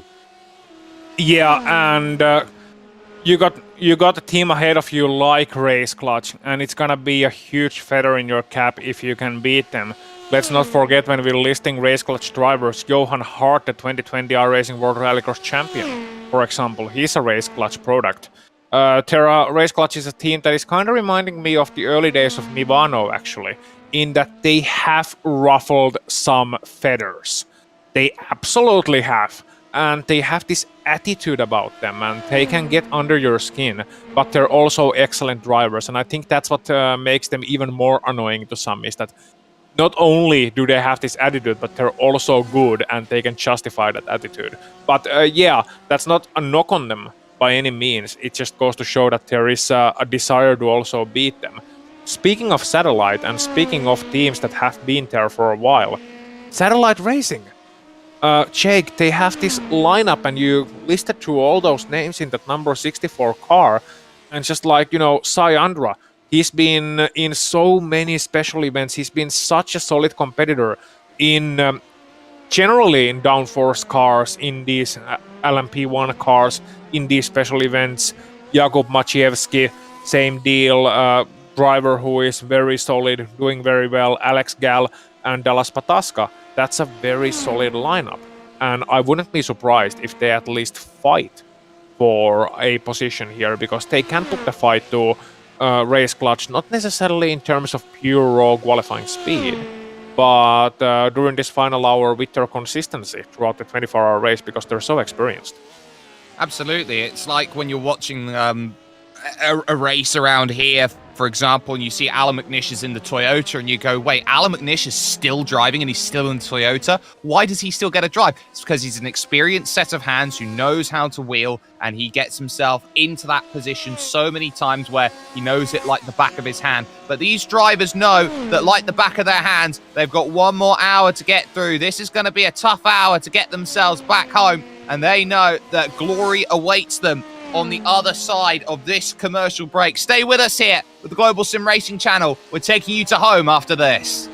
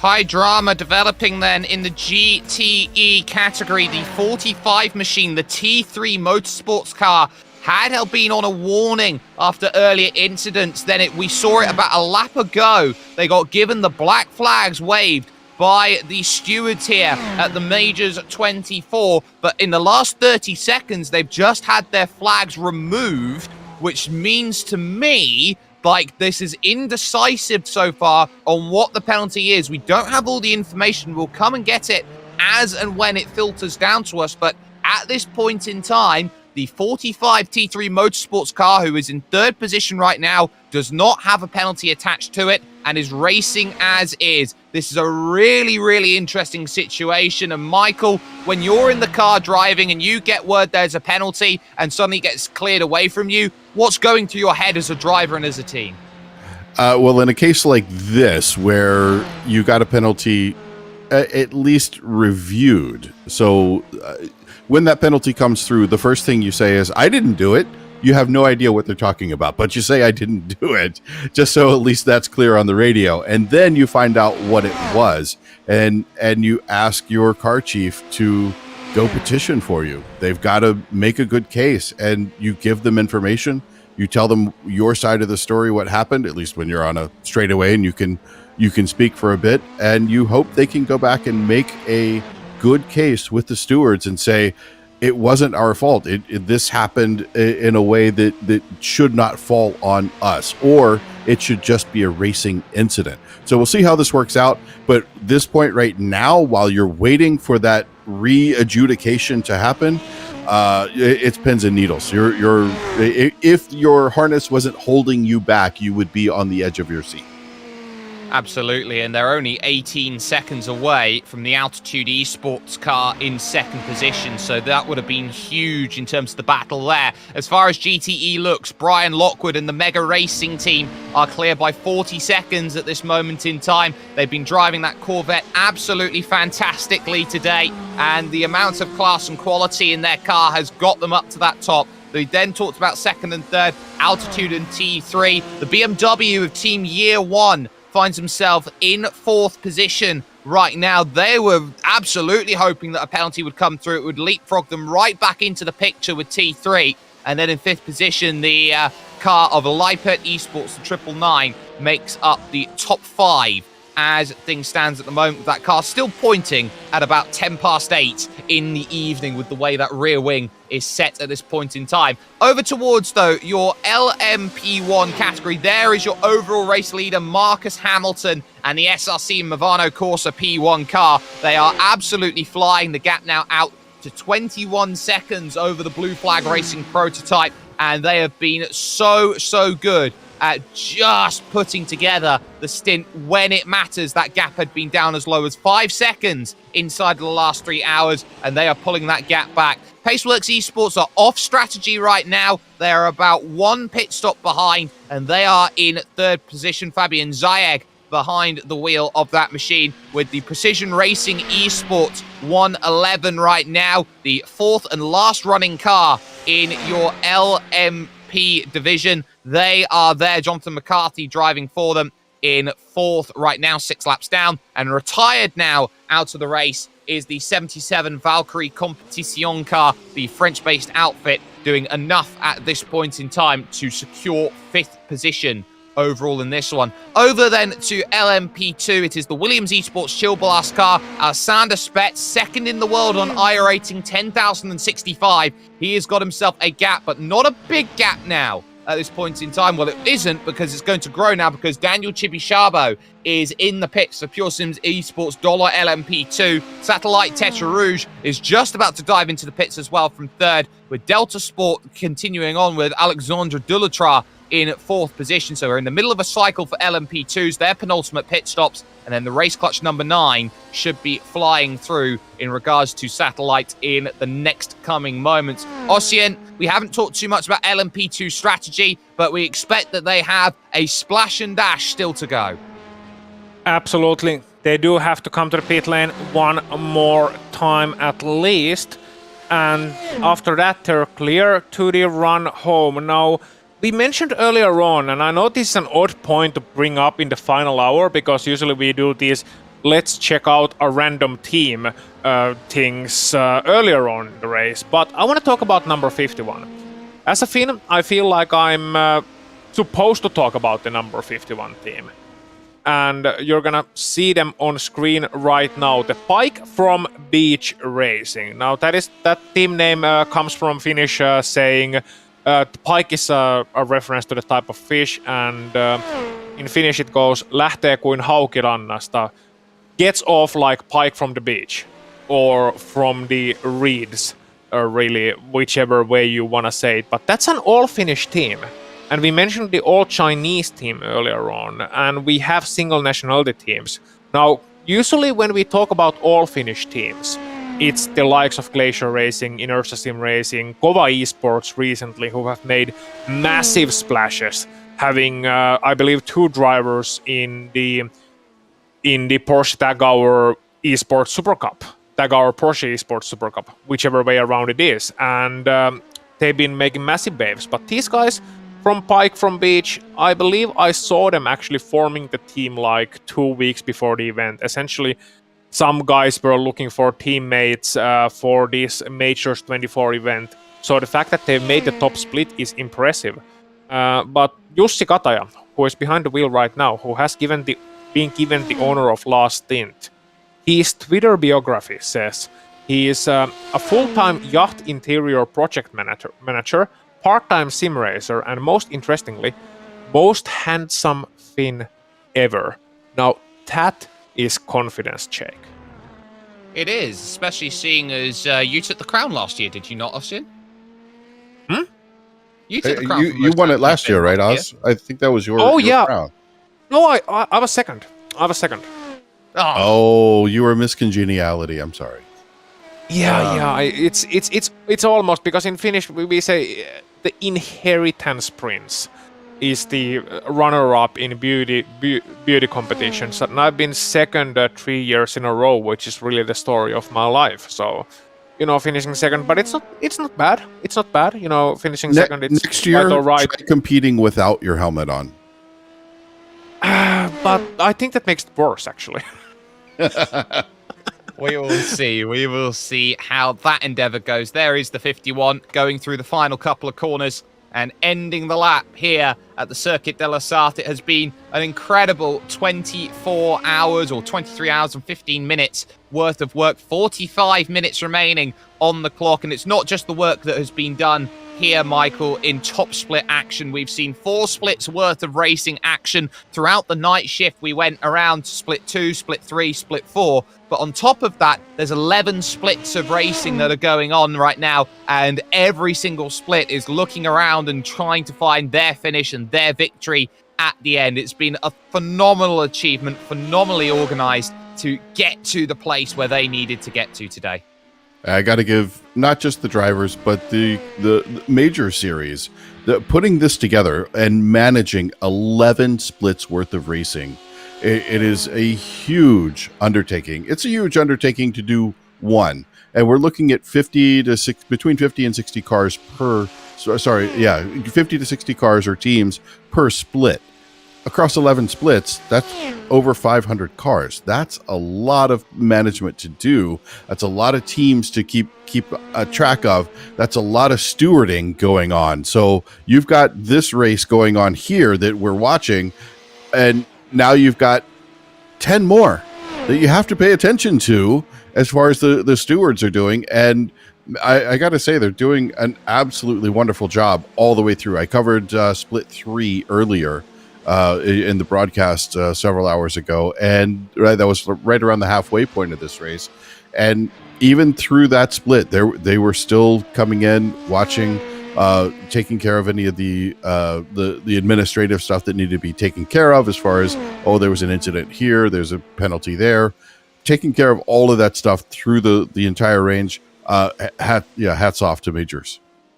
Absolutely. It's been an incredible bit of work going on. There is the Alpine Stars Geodesic racing car, the number 62, Graham Sanders behind the wheel. He's trying to chase down the gap to the 64 satellite car out there overall right now, and he's got a lot of work to do. He's about half a lap down on that, so still not out of the woods just yet in terms of the race. We've still got a long, long way to go in terms of how this is all going to sort itself out. But one thing that we have seen, it's a trend through all three categories right now, Ossian, is that the leaders are extending their gaps inside the final hour. Hamilton clear by 25 seconds, Spets clear for Williams by 1:45, and Brian Lockwood and the Mega Racing team clear by almost a minute. Yeah, it's been an impressive achievement, and in this final hour, it's crunch time, and the leaders are showing why they are leaders. I mean, none of them should be surprises. Hamilton, Spets, Lockwood, that's an all-star lineup, really, of sim racers. So to see them lead is a huge boon, not only to the teams they are competing in, but also the major series themselves to get these kind of headliners to compete in this event, their really flagship event, the Majors 24. So it's great to see them out there, but yeah, they're able to still put in the lap times and still extend their lead even in the final hour, even when they're relatively safe.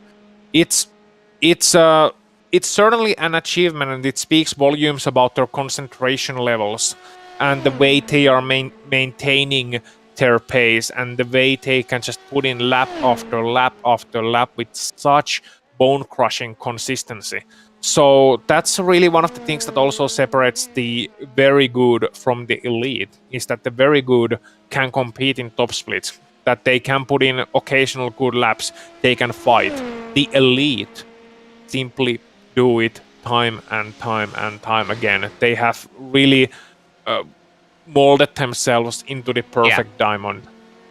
They absolutely have. And I just want to talk Brian Lockwood for a second and the 350 GTE car just for a second, because Brian Lockwood, Michael, is the sort of driver who really first made his name racing around in the Miatas on the iRacing service. He was one of those drivers who would go out and he'd race the likes of Robert Hartley and Dries Nice and Sonny Kanchin and those sorts of names out there in the Miata scene. But he's someone who's really developed, has a lot of pro experience, has the pro stripe, was racing in the Porsche Esports Super Cup last season. But he's also the sort of driver who is horribly on the wrong side of luck time and time again, and knock wood, especially for this race, because hopefully that hasn't happened inside the last 40 minutes, because this team's been driving a blinder all race long.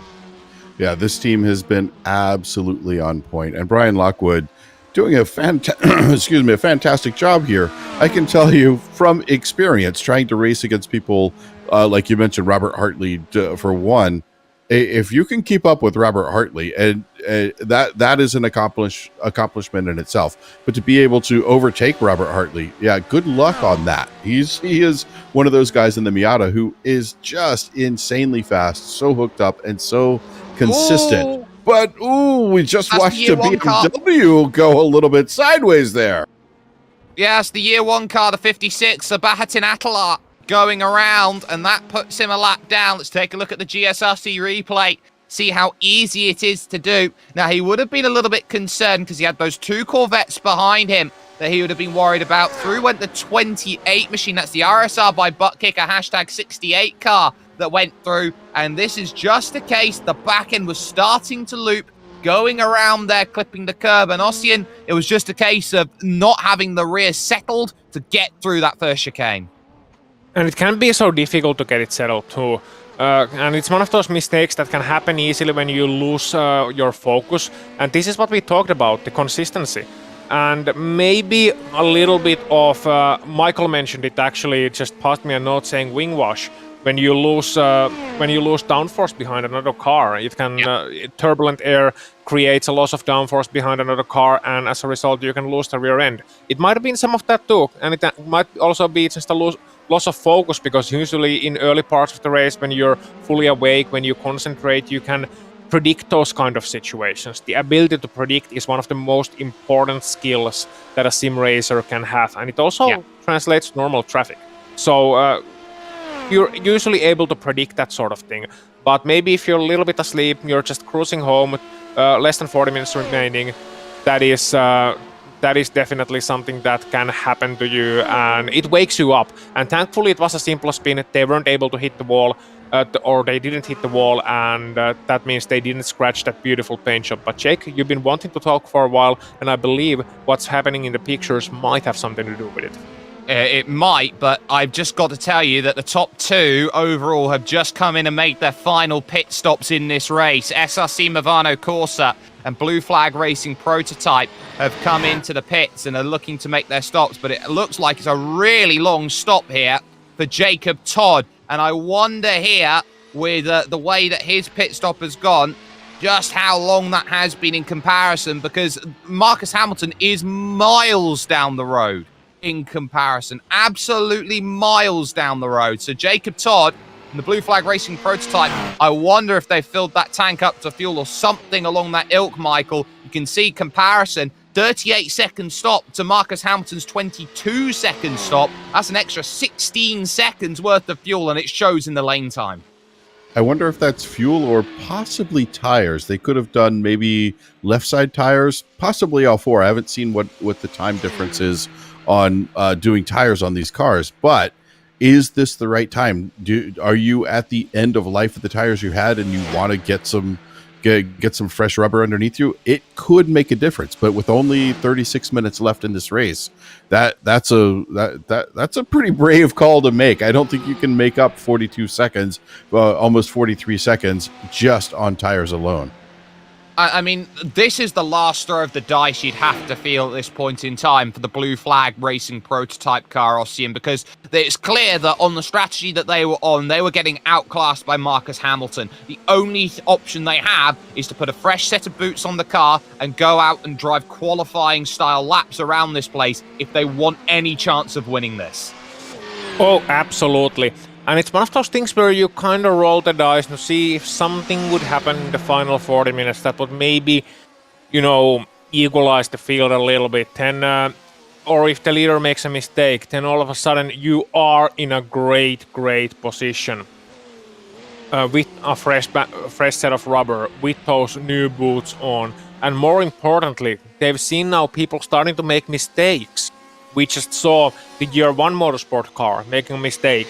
And new tires means that, okay, you can push and you can maintain your concentration better than you push. And it's a weird thing, but sometimes, Michael, you would know this as a racing driver, it's much easier to stay focused when you're pushing hard, when you're pushing at 98 or 99% than it is driving at 95. Oh, absolutely. No question. When you start to try to fall off and maybe save some tires, or because your tires are so worn, or you're trying to save fuel, you lose your timing. And I talk constantly about the rhythm or the song of a track. Once you get into the rhythm, I mean, the rhythm's going to get you. You have to stay in that rhythm. And as soon as you lose it, you start making big mistakes. Yeah. And that just takes you out of the race. It certainly does. In comes the Paceworks Esports Lmp1 then. They will relinquish second position overall with their final pit stop, and it will put Blue Flag Racing back into the second place, and they'll be hoping that they can chase it down inside of the final 34 minutes here of this one overall. I am also keeping an eye on the battle for the final spot on the podium in LMP2. Race clutch right now with Owen Carroll behind the wheel. They don't have that much of a margin to Alexandre Delatra at this moment in time, who is running around right behind second position overall, and Daniel Kraft in the Pure Sims Esports Dollar LMP2 car. So you'd say Delatra's in the prime position. He's got the right car to punch a hole and give that line Ossian to run right up to that number 9 race clutch car that's about 15 seconds down the road. Oh, absolutely, and it's one of those things where you wanna run in that line, you wanna stay hold in that queue, and then just try and catch up to the race clutch. It's still not over yet, and who knows? Maybe if they're fast enough, they can the 99 can even catch up to the 16. And in that case, we would. I mean, I don't think it's very likely, but I say that because then we would have. Delatras versus Dollarstras. Absolutely we would, and that would be a very good battle to have come the end of this race. So it's still very much on at this moment in time, and it is still also on, remember, for P2 in the GTE field. That gap about 19 seconds at this moment in time between T3 and Altitude. Alex Bennett trying to chase down the driver of Callum Reed-Garton in the Altitude Esports car. So there is third. Owen Carroll for Race Clutch driving through into the first chicane out there right now and really trying to attack through this section. You look behind, you see the likes of the cars behind that are trying to have a little scrap in and amongst each other. You always have to be alert to what's in front of you, what's around you. And that's where you could argue maybe, Michael, SimRacing has that bit of an advantage using things like the black box relative that you have to give you that little bit of information as a driver of what's going on in the race around. That you do, but you also, at this level of sim racing, you have a live spotter, at least one, in your ear while you're driving along. So that live spotter is able to watch what the other cars are doing, watch when they have incidents, or if they're faster in front of you, faster behind you. So you don't really have to worry about it as the driver. It is a lot more like meat space driving in that you just focus on driving. You just focus on getting the car where it's supposed to do. You focus on your target lap times, and everyone else that's out there in your sphere is watching the cars in front of you, watching the cars behind you. As we see, this is getting pretty dicey. Wow, that's close. We almost have some bump drafting going on here with the number 16 car and the car behind him. This is getting exciting. Come on, hurry up, get going. That's the sort of understanding that Alexandre Dulatrat has had to really work with over it. He started off the car and he's had a very long stint. And look at this, he's doing it again on the run up to Indianapolis. This is incredible. This is second in class just in front that he is pushing through to say, come on, go quicker. I've got a race to get up to third place right now, Ossian. Yeah, and I'm not sure about that at all. Half an hour remaining in a 24-hour race. Okay, I get you're in haste, you are in a hurry, but he's doing that bump drafting in spots where I don't necessarily think it's a good idea. I was watching them earlier on. We just got to the pictures when they were coming to the Mulsanne corner. And once again, coming to the Porsche curves, he's right up to the back. And if you make contact there, that's a plane crash. So it's just not worth the risk. And also, why can't you just trade positions? What's with the bump drafting? But hey, if they want to make it work, sure, I suppose they can make it work. And at this point, it goes to show that they are not happy with fourth place. They're not happy with fourth place at all. They want to get up into that podium. They want to roll the dice and go for every single bit of racing moves, even the hairiest ones. And now 2 out of 3 in this commentary booth don't have hair, so Jake, what are the hairiest moves you'll think will happen? Oh, well, you never know. You never know when it comes to sim racing. The worst thing that can happen right now is that Pure Car gets turned and loses its second place in this race. That's why they have to be incredibly careful around Dulatrat and then the 4th position Delta Sport Blue Machine. They've got to be absolutely on the limit. Worth noting that the Mega Racing Team car has come in and made its final stop of the race. The Corvette now only has a 19-20 second gap right now over Altitude Esports. There they are right now on the run to Indianapolis corner here. You've got this small right, which feels like it's absolutely massive, and then this banked left-hander, which is all about how you can run through and take as much as you can, and it's going to be a really important bit of work to go through. Worth noting, a little bit different from official series racing here, Michael, there's no instant point limit, so effectively they can run wide as many times as they like. They make a small mistake, that's okay, you can keep on with the race. I, for one, appreciate that, because if you let the stewards decide you've gone too wide instead of some arbitrary system, it's one of the frustrating parts about it, about sim racing in general, where you come up to an incident in front of you. If you choose to go off track to avoid the incident, you're going to get incident points. But if you stay on track and maybe graze by someone, but slow down significantly to do it, just barely missing them, well, you're going to not get an incident point for that. But was that the wiser move? I would say no. And unfortunately, it's just they don't have the technology within iRacing to do that. So having live stewards, so no incident limit, but a live steward saying, hey, you're overrunning this corner too much. You need to watch your exits on here, or watch your apexes here because you're using too much track. I prefer that over the seemingly arbitrary, it's not arbitrary, but it feels like it sometimes, system of sim racing controls in that.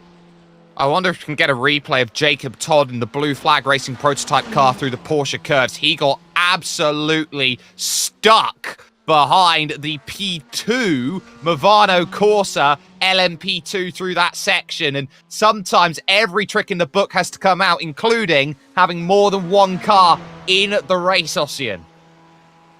Yeah, so that's a thing which can definitely play as an advantage. So you had Dichovsky there, Aguila Racing, and then like just getting caught in the traffic was Mivano, and then Blue Flag Racing was able to say thank you very much and good night coming onto the main straight. I hope we'll catch a replay of that one later as the 155 went through the Porsche curves, and here you are able to see Jake just coming into that situation, just coming into the Porsche curves, a little bit of team strats there on display, and I wouldn't frown upon it, honestly. It's do anything you can. Absolutely, and you can see here Jacob Todd, he really has to work past the first guy. He ducks really low, trying to get around the Ferrari, and this is the best view of it right now, over bridge towards karting corner. You can see the P2 tries to make the pass around the GTE, and that leaves no room for the LMP1, and all of a sudden, as you go around, take the natural racing line, which is part of the rule book. It's the responsibility of Jacob Todd to get around the Movano P2 and not the other way around. It's not like you have to dive out of the way. That's just one of those things where that is, Michael, the worst place on track to pass any traffic. Yeah, but it is a beautiful illustration of the speed difference in the three cars. None of these cars are slow. That needs to be pointed out first and foremost. None of these cars are slow. If I were to strap you into, well, let's say we put a passenger seat in any of these, and I were to take you for a ride around a track, real life, in any one of these cars, it would probably scare you a little bit, and I wouldn't even be going all out. These guys were going all out there, and the speed differential across the three classes there was pretty immense. It absolutely was, and you can just tell that this is really quick. You're looking at the times that they're doing in terms of the front drivers. They're doing about 312s, 313s out there in terms of their lap times. You look at the P2s, they're averaging around 329, 330s, that sort of pace, and you're going around and looking at the overall pace of the likes of, say, Altitude Esports right now, they're doing about 350, so they're not too far apart. It's about 40 seconds between fastest to slowest, but it does showcase itself when you're going around certain parts of the track. 40 seconds, still the margin though at the front of the field, and it is now starting to look more and more like a safe bet at this moment in time that drivers are getting into exactly the position that they want to. They want to find themselves near the end of this race as soon as they possibly can, and this is not one for the faint of hearted. Everyone has got to be right on that limit to the end and hope that in that last half an hour a mistake crops up, or now what it is, the last 24 minutes of this race. There is our Sander Spets. We talked about it at the top of the final 3 hours here, Ossian, that they brought a team with 3 9,000 plus iRacing drivers, and Williams Esports, the work that's done by Javier Guerrera, who is there with the Williams team. They were probably the first, I would say, Formula One esports team to really, firstly, embrace sim racing, and secondly, put together an outfit and a formula that works for all esports platforms. Exactly, and they've done an excellent job in it. Like they have acquired a lot of very interesting drivers, a lot of hungry drivers. I think they're starting to figure it all out, where it's not only the all-star lineup you want, it's not only like the fastest drivers in a vacuum, but you also need a team. You need a team that works together, team that is able to work together, and a team that is determined to go forward. Because once again, like, hard work beats talent if talent doesn't work hard. It doesn't quite work that way. In pure talent, you can do a lot of things. With just, pure skill in sim racing, just this natural instinct about driving, you can do a lot. But when you combine that with the right kind of mindset, a professional attitude... Hey, Oz, Delta Sport Blue looks like they just had somewhat of an incident going through the final curves. The car's not supposed to be that airborne. I think we can get a replay here momentarily. They were coming into the final set. Watch this. We're not on the replay yet, but they launched this car. Let's take a look at the GSRC replay. This could cause some damage to the under tray. Watch as he's coming in here. Takes a nice wide entry. That is normal, but right there, going over that last little bit, gets a little sideways and airborne. These are upside down airplanes. They're supposed to stay on the ground. That is not going to help this team.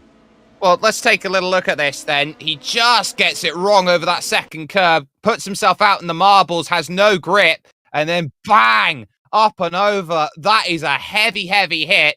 And thank goodness it's sim racing for him, because you have that sort of hit, Michael, in a car like this when you're driving in the real world.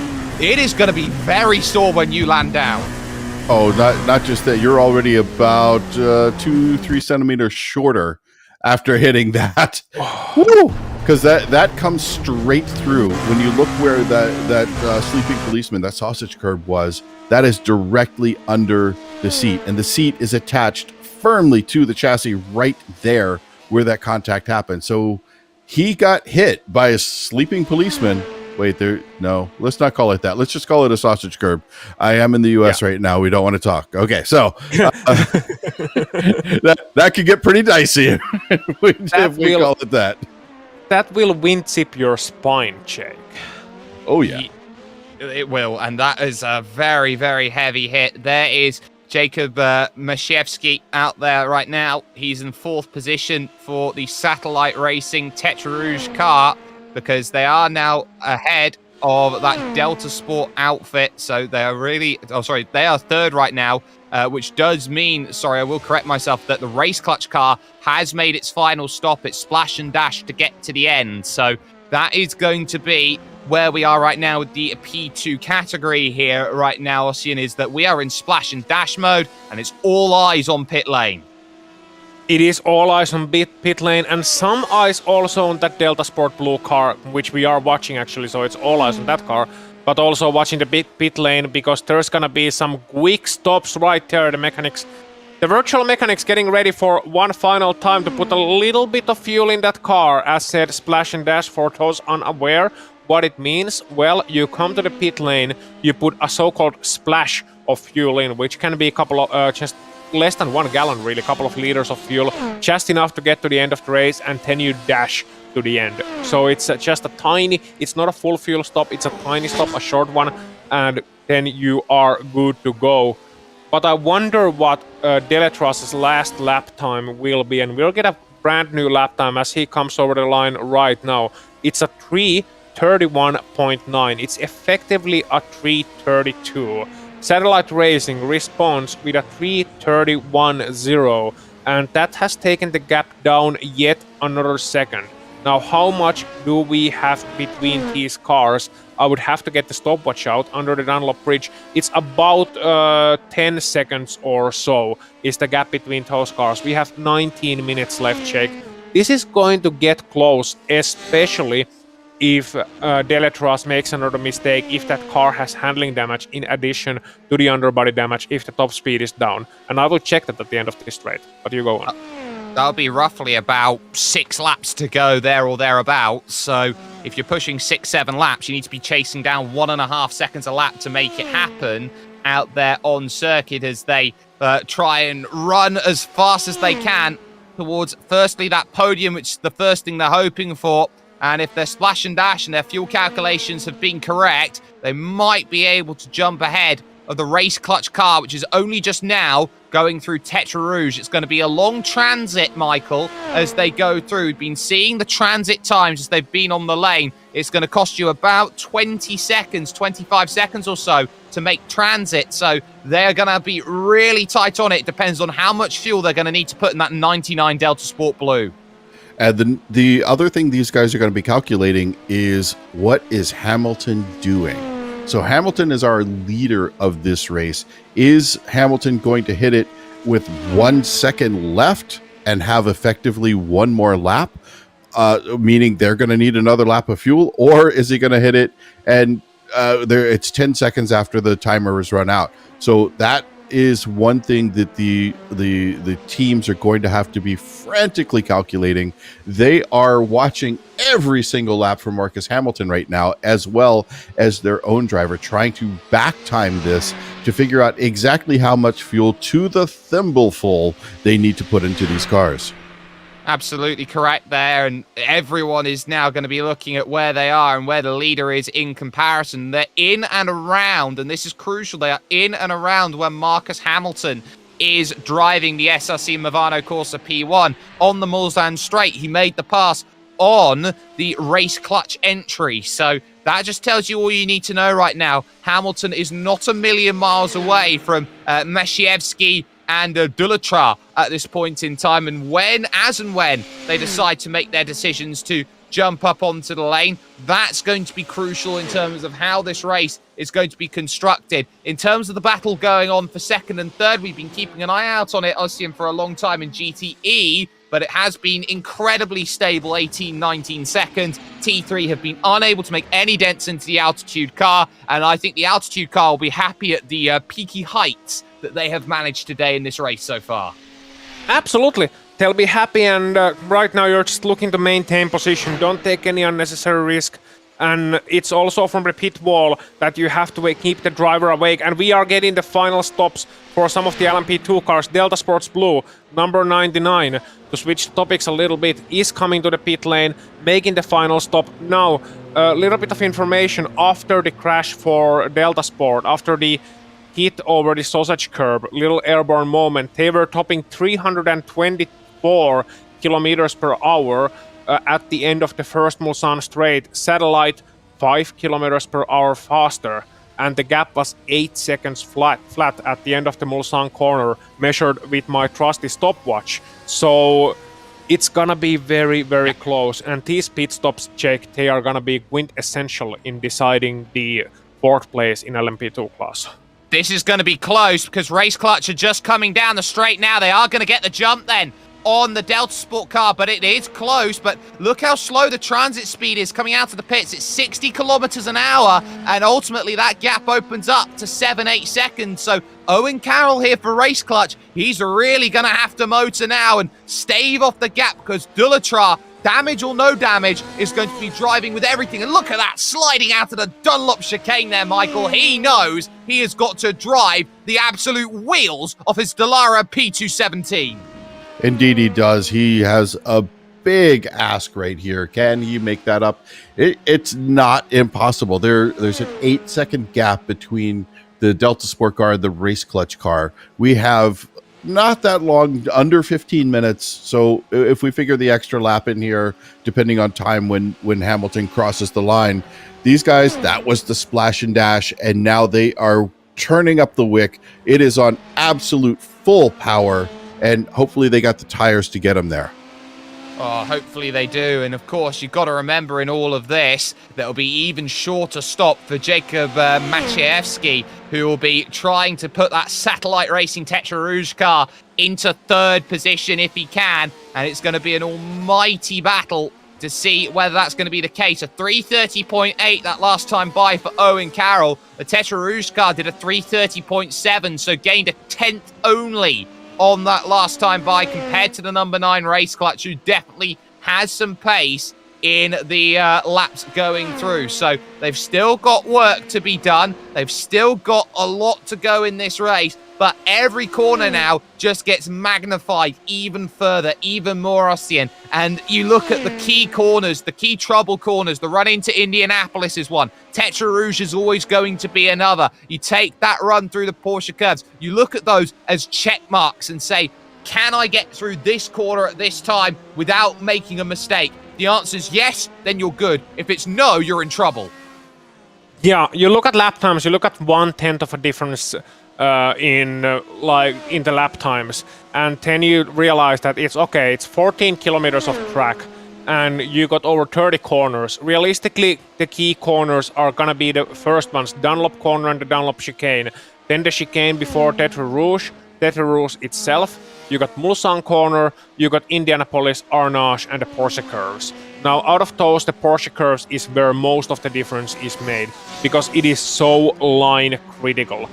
These cars are tuned for top speed, mind you. They are tuned for top speed, absolute high-end speed, made as slippy as possible.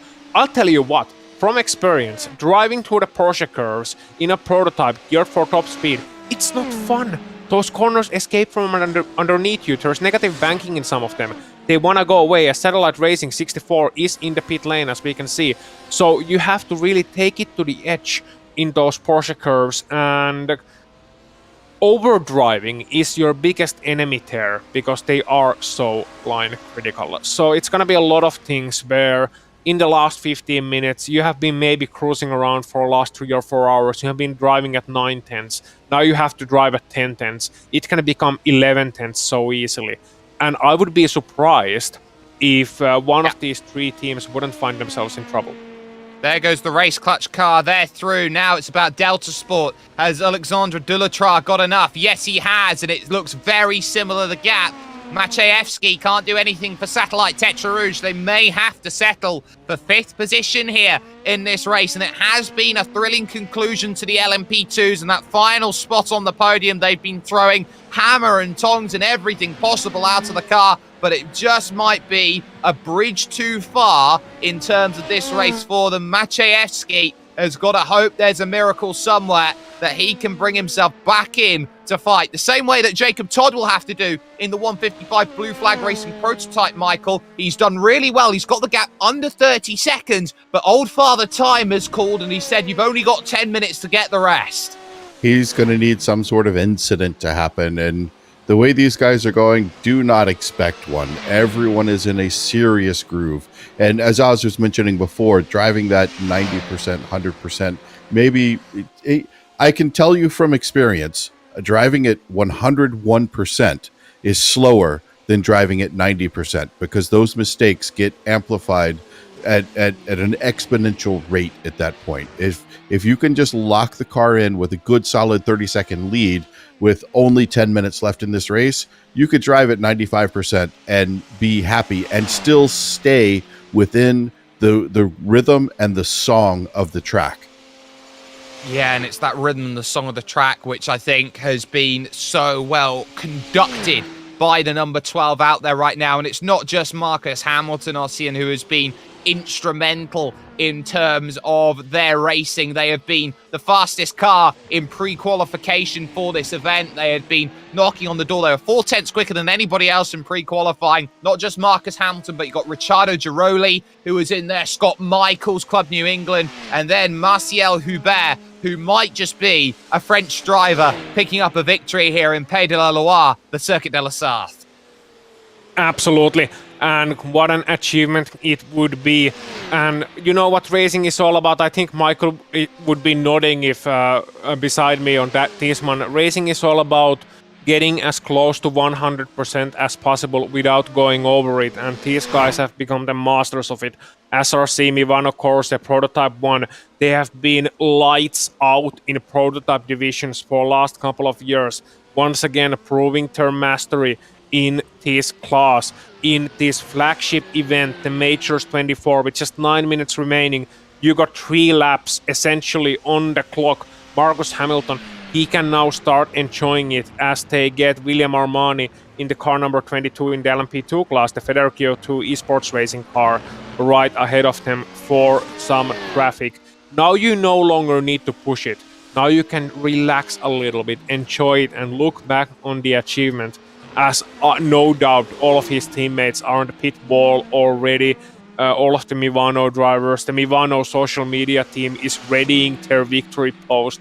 It's all there. Now just please, guys, please, don't do a Toyota. Absolutely. Absolutely. And we've seen it so many times before that a race like this is never over until you've crossed the start-finish line, because it is not always going to be a guarantee as you get yourself there. They've been driving really well. They also went past the Mag Performance car there that's just come out of the pits there. That's John Houdeludis there, the Italian-based team, as they go through, that have been run by Matteo Calistani. They're really known, Michael, in the Mercedes AMG F1 scene with drivers like Oliver Stepanov and Jorge Martinez to move into a P2 like this and really give themselves, I would say, a good showing today, getting themselves inside the top 10 in a very competitive LMP2 field. I think this is a great achievement for the 3 team today. It absolutely is an amazing achievement. Anybody who's made it to the top split, let's just cut to the chase right there. If you made it into this split, that is an achievement in itself. Now, continuing on through the entire 24 hours, that is equally as Herculean, and some may say Sisyphean, to get to this point because of all the up and back through the field that you end up making with incidents through the 24 hours. But this is an amazing group of drivers that we're watching here. And I think every one of these drivers understands that, and the audience head, hold onto your heads because they're about to explode. Racing is not about speed, especially when we're looking at this type of racing, this endurance racing. Racing is about efficiency. We've been talking through the entire 24 hours about how they're using the tires, how they're using the fuel. Are they able to extend a stint? Are they lifting and coasting behind another car? That's all about setting up efficiency. And the byproduct of efficiency is speed. So there you have it, right from the source. It's not about speed, it's about efficiency. That kind of reminds me, sorry to interrupt you, I'll let you do it, Jake, real soon, but that kind of reminds me of the famous quote, it baffles me how many people think that brakes are for slowing the car down. Yes. Absolutely. I just wanted to point out here that you saw there just in the back, in the foreground, Owen Carroll has gone through this car here for Race Clutch the 9, and in the same piece of real estate just behind that 3, the next car behind it is that number 99 of Delta Sport Blue. They took 2 seconds out of them on that last go through. 5 minutes to go. They've just got to throw everything at it right now here, Ossian. They've got to go full Alain Prost mode on that 1988 race at Monaco, where Senna, with a 40-second lead, puts it in the Portier barriers. It's that sort of mentality. Yeah, it is. And I think it's more the sort of mentality where you just have to pull back everything you can. You have to do one of those legendary chases where people are like, no way it's gonna happen, no way it's gonna happen, and then it ends up happening. 1986 Monte Carlo rally. That's what this is. When there was this amazing battle between Henri Toivonen and Timo Salonen, the 2 Finns, when Toivonen lost 8 minutes in time penalties and still ended up winning the rally on the final day. Nobody had a shot on him, and he just did that. This is the kind of thing they need, and this is the kind of traffic I'm watching right now. We're watching the number 9, and rightfully so. I'm watching the number 99, the Delta Sport Blue car, putting in a 332.2 this time around. What did they do with the race clutch? 332.2. This is so close, and now every bit of traffic is gonna be quintessential to their success. Absolutely is. You can see it right now as they pilot on through with their last couple of laps of this race. Through will go on the race clutch car, the number 43 Paceworks eSports machine with Fabian Zayag, who has been so good on his final stint, putting the car in 3rd position. It has been a tough day, Michael, for those LMP1s. We started with 11 in the field. We're going to finish with just 3. Looks like, yeah, just 3 finishing here. We've got a good field of cars, but there's even still a pretty big gap there. If you take a look, we're looking at, well, I guess back to fourth, there's a 6-lap gap back there, but 426 laps so far from the SRC Movano Corsa P1 car. They are leading this field with class 27 seconds out, 33 seconds back from there. Take a moment to just do some light calculation in your head. Over 425 laps done, in excess of that, and still less than a minute between them from first to third. It's absolutely mind-boggling. Been some brilliant racing in the P1 category, and we've seen that Dullatra now with 2 laps to go. Soon for Marcus Hamilton, he will start his final lap of the race and of this 24 hours, this Majors 24. Dullatra stuck once again behind the PureSim Esports Lmp1 in second position. Daniel Kraft will be absolutely wanting to get out of the way of Dullatra at this moment in time, because he knows that this is going to be a car that is still trying to push towards that race clutch machine, but they've got nerves of steel at the moment, and they are doing more than enough at this stage, Ossian, to hold on to that final spot on the P2 podium. First and second, all but secure for Williams Esports and Pure Sims. Yeah, they want to get that draft. I wonder if, Dullatra is wanting to get past on one hand, but on the other, they might still have that damage from the earlier curb hop. And maybe getting some toe down the straight line isn't such a bad thing. Maybe that can help them get a little bit closer to the race clutch car. Owen Carroll just has one more lap to go, but it's a very crucial lap. You cannot afford any mistakes here in the Porsche curves. You cannot afford any mistakes anywhere, because there is danger looming behind you. And these are the kind of moments when I wish that there was half an hour more in this race, so we could see this right to the end, because I can already hear Jaws theme song playing in my head. Just this piano slowly getting louder and louder as the red car becomes bigger and bigger in turn mirrors. Oh, what a lap by Race Clutch. They've just done a 3:30.6 on the penultimate lap of the race, and that might just be, it is, the death knell in the coffin, a 3:31.9 for Dullatra, and that then for Race Clutch, so long as they can keep it on terra firma, might just secure them third place in class, and that would be a huge achievement for the French-based team as they go through and deny Delta Sport, who, remember, were fantastically in that third position, Michael, with about 2 hours to go, but ran out of fuel going through Tetra Rouge, and as such, had to jump away, take the tow, and lose the podium. Indeed they did, but they're still fighting back for this as much as they can. But I want to make note, the Pure Sims car that is just out of picture here. So we see Owen Carroll there, and I can't quite see them there. So that car was actually behind Owen not too long ago, still a lap ahead, but behind him. And now they have taken that that leapfrog that we were talking about earlier. So there was no attempt to make any odd bump drafting stuff that we saw earlier going on. But they did it the right way, I'd like to say. But now the leader is in Arnage, I believe. He's in the Porsche curves. Marcus Hamilton, SRC Movano Corsa P1, car number 12. Let's go and see him right now, because he's just about to come over and put another stamp on what has been an incredible race. His team have done it time and time again. They have started to become masters of their craft when it comes to endurance races, and he'll slow it all the way down as he goes through the final couple of corners. It's been a team effort from them. It's not just been Hamilton. Giroli, Michaels, Hubert, Movano have done everything they've wanted to and more, and they will take the Majors 24 here at the circuit, here at the 24-hour Du Mans. It was a great achievement from Blue Flag Racing Prototype. The All-Australian outfit of Mark Warmington's team has given an absolute credit of display, but the 155 will just be short in second position overall. It will be a little wait for third, as it will be Fabian Zayeg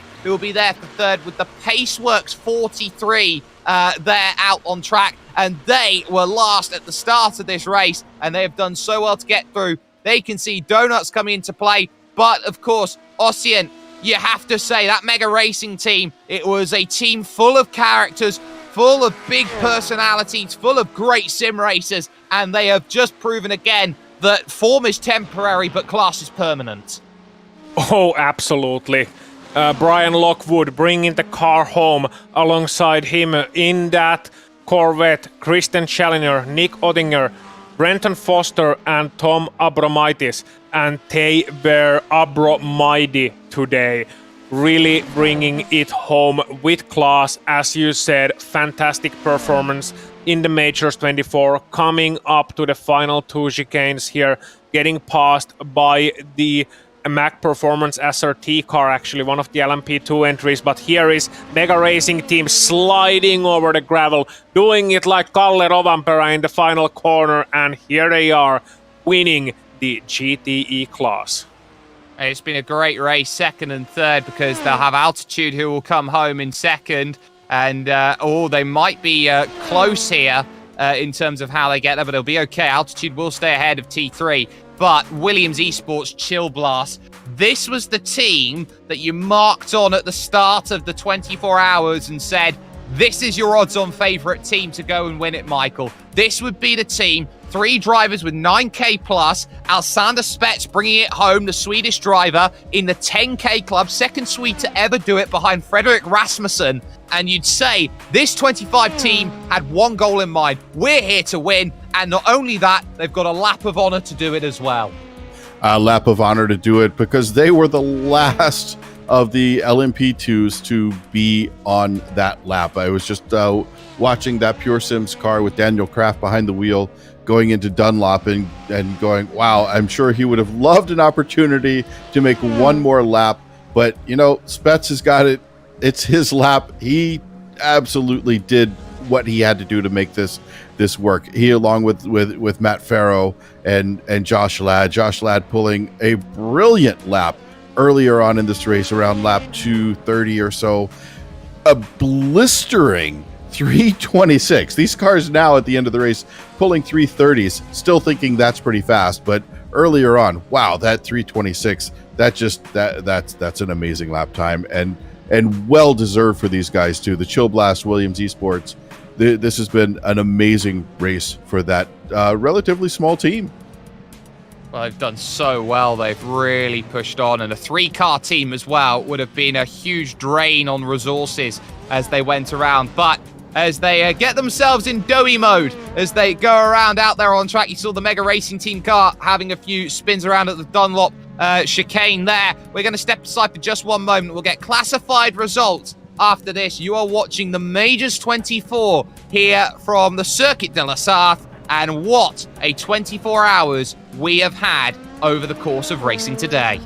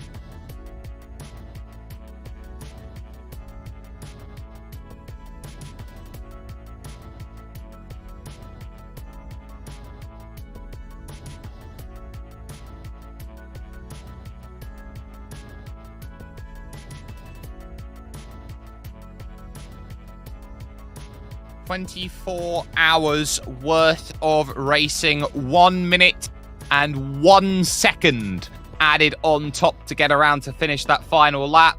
And it's ultimately SRC Movano Corsa who get their P1 victory that they want. Here's your P2 victor overall there as they go through, and confirmation results. Just the 4 finishers in LMP1. The SRC Movano Corsa team getting it done and winning by just 15 seconds at the end. They slowed it down right at the end, as you traditionally do. Blue Flag Racing Prototype threw the kitchen sink at it, but just did not have enough to get it over the line. It was a really good effort from them. Paceworks Esports will take their spot on the podium in 3rd position with Precision Racing Esports 111. They were thinking about putting the towel in after about 2 hours worth of racing. They'll be glad they stayed on and tried to fight for it, because they got 4th position out of all of it. Ending their race a couple hours early was the Valkyrie Competition team. They did not finish, but they will be credited with 5th place ahead of Team Fordzilla's LMP1 in 6th. The NSR Red SimPerformance.dk, the Danish team there in 7th,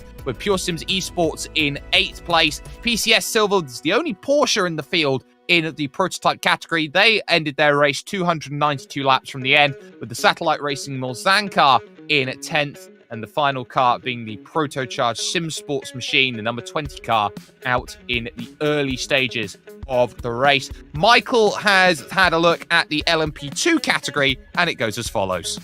As we watch there at the end with that solo lap, the Williams Esports Chill Blast took the checker flag for first place with the LMP2 class. Right behind them, not that far, was the Pure Sims Esports $LMP2, or for my coding friends out there, string LMP2.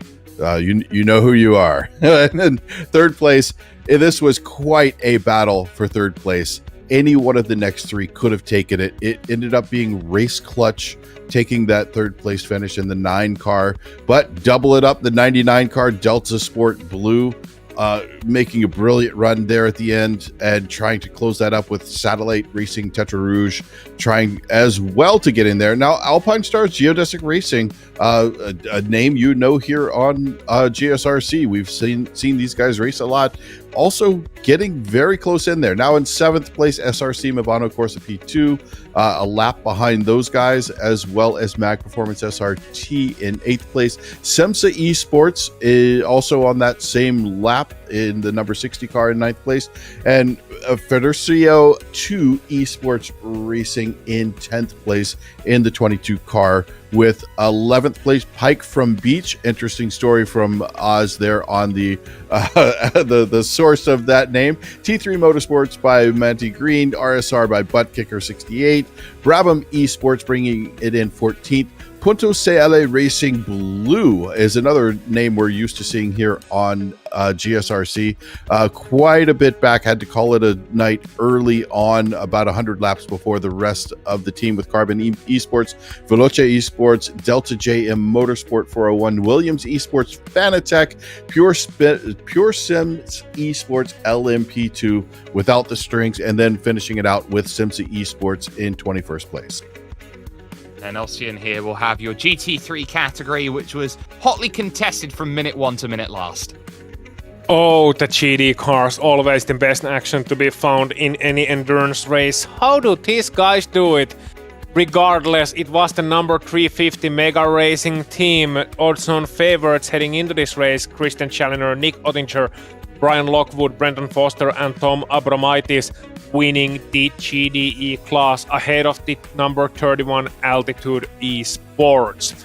You had T3 Motorsport ending up in final podium position ahead of Leopard Esports and Team Year 1, with that beautiful BMW number 56 that stayed in one piece up until the end. My choice for the most beautiful livery of the race. Number 233 Simrix.com DPR 233 finished in 6th place. The Rocket SimSport GDE number 23 in 7th place, with 8th place going to number 13 Apex Tech Racing. The 555 Wanna BSRT Yellow was 10th, and then after that it was the Leopard it was the North SimRacing finishing in 10th in GDE class ahead of Pure Sims Esports 117, who were in that podium battle. Networks Grand Prix Lime, Aguila Racing 12th and 13th, InSpeed Racing 14th, Team Fortzilla GDE 15th, then you got RSR by Buttkicker 67 in 16th, Arbensis Racing Red in 17th, Race Anywhere SimSport 067 in the number 21 car in 18th, .exe Esports E-Sports there in 19th place, and in 20th place you have Pure Sims Esports 116. We got a couple of more teams with the 115 Netrex Grand Prix Lime in 21st, Aguila Racing in 22nd. You had InSpeed Brabham Esports GDE. Wow, I was looking at the wrong class. Brabham Esports GDE in 21st. Then you had Mac1 Esports Yellow in 22nd, Orion Race Team in 23rd, and As Meaty Bag in 24th. And then you had the safety cars also, who were doing an important part in here, manual safety cars, which is a little bit unusual. But for now, I believe it is Jake Sperry already up there with the microphone, and he is ready to talk to some VIPs indeed, and a man who was carried. Well, very important people indeed. Christian and Brian here, Christian Chandler and Brian Lockwood from the Mega Racing team, victors in the GTE category. Christian, first, how is Nick Ottinger's back after carrying you to victory here today? Yeah, I mean, pretty good. I mean, honestly, I think throughout the night, it pretty much came down to Brian and Nick carrying it. I wasn't particularly super hot in my first stints either today or yesterday. But second and third were pretty okay. But yeah, no, I mean, certainly I think going into this, Brian especially did an absolute, just a ton of prep. Really kind of had us really nailed on for set and pace and strat and everything.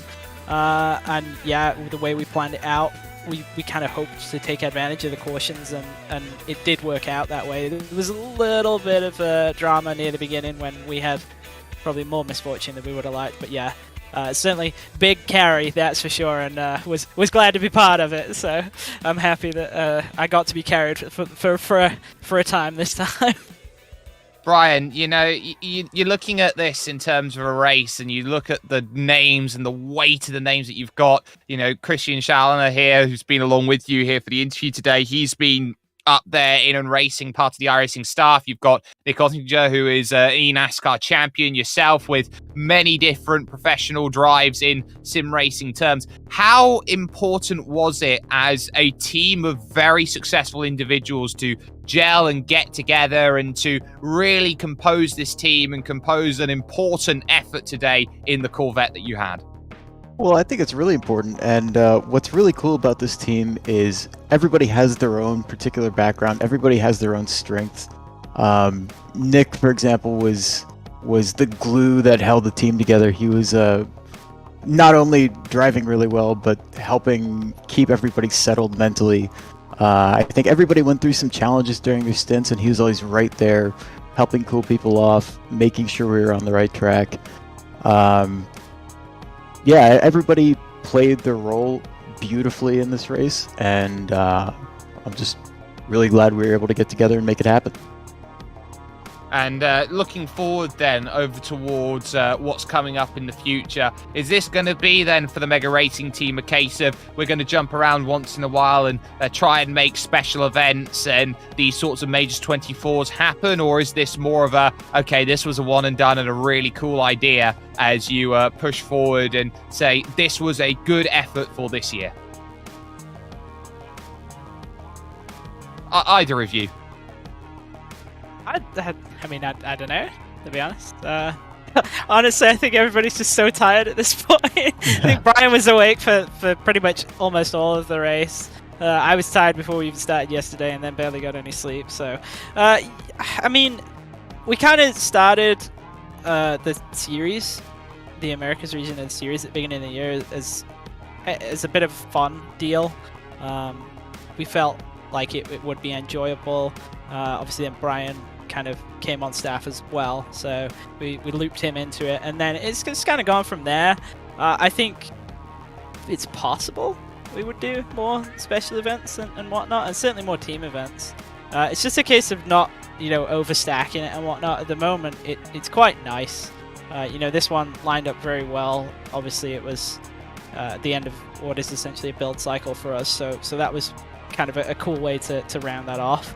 And that's really what defines it, to be honest. It's just how busy we are at the time. Obviously, we've got the continuing year-long majors series that we're all committed to. We're going to run that out. There'll be a couple of rounds that various people have to miss and whatnot, but when it comes to the team stuff, it's really just going to come down to availability, I think.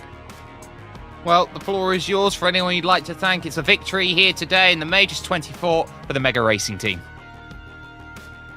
I'll let Brian go for this bit because we got tons of people, really, I think. Yeah, well, first of all, of course, thanks to everybody in Mega Racing team. Again, everybody played their role super well for the amount of prep that we had. We came out with a fantastic setup with everybody doing their job driving, which we will be making that setup available to the public, by the way. So if anyone wants to give that a go, you'll be more than welcome to do so. Thanks to Majors for putting on the event. This is my first Majors 24, and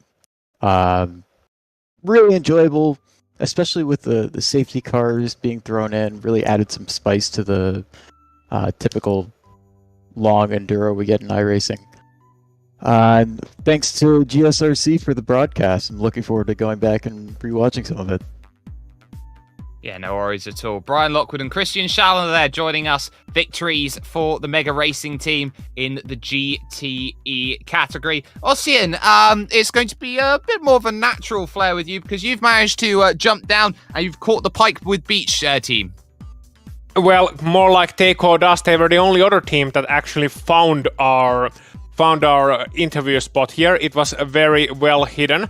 So here we have Jussi Kataja and Topi Korteniemi from the Pike from Beach Racing with the beautiful Pike-inspired fishy livery, as we would like to call it. Now, first of all, guys, I think we'll start with you, Topi. How did this team form exactly? Exactly, it was on Monday. We got the team roster up. This week Monday. This week Monday, yeah. On Wednesday, was it Friday? We pre-qualified. It was pretty close. On yesterday morning, yeah. We got the team paint going, and we came up with the tire strategy on the first or second hour. Okay, so that sounds like you really truly did arrive from the beach, so to speak, straight with some beach sand between your toes still, and then decided that okay, we'll drive a 24-hour event just with the guys here, because why not? Why wouldn't you? Now, of course, in the history of Finnish sim racing, we have a lot of great teams. We have Glacier Racing, I think the first truly all-Finnish all-star lineup. Then you have Black Star Racing doing wonderful things in international sim racing circuit. You have Inertia Sim Racing participating in a lot of special events. And you have Kova Esports, which is nowadays the toughest Finnish esports team. A lot of other teams as well, Finnish teams that Finnish drivers in international teams, but also Finnish teams that we are used to seeing great results from. Jussi Kataja, you finished 11th in class with less than a week of practice. How does it feel to tarnish the name of Finnish sim racing forever? Yeah, I'm happy about myself. Obviously, that's the first thing. So our goal was basically to get into top split, which we did, and we did quite okay. So yeah, I'm happy, definitely. And Jussi, will continue with you because I mentioned during the broadcast, during the last hour, in all seriousness, it was a great job from you guys to actually get into the race and then to compete for 24 hours and staying in one piece. But you mentioned in your Twitter bio, and I mentioned this during the broadcast as well, you're the most handsome Finn ever. Now, why have you not graced us with the presence of a webcam? I think it's a legal issue. There would be so many pregnancies from the video feed alone that I can't do that. Okay, that's fair enough. We have to keep the population in check and so on and so forth. Topi, gonna jump briefly to you. What was the race like? Because you had so little preparation. Of course, a lot of you have endurance experience. That's not an issue. But to get here into the top split, first of all, you are in the top split, and second of all, you have to contend with these teams like the Williams Esports Chill Blast All-Star lineup.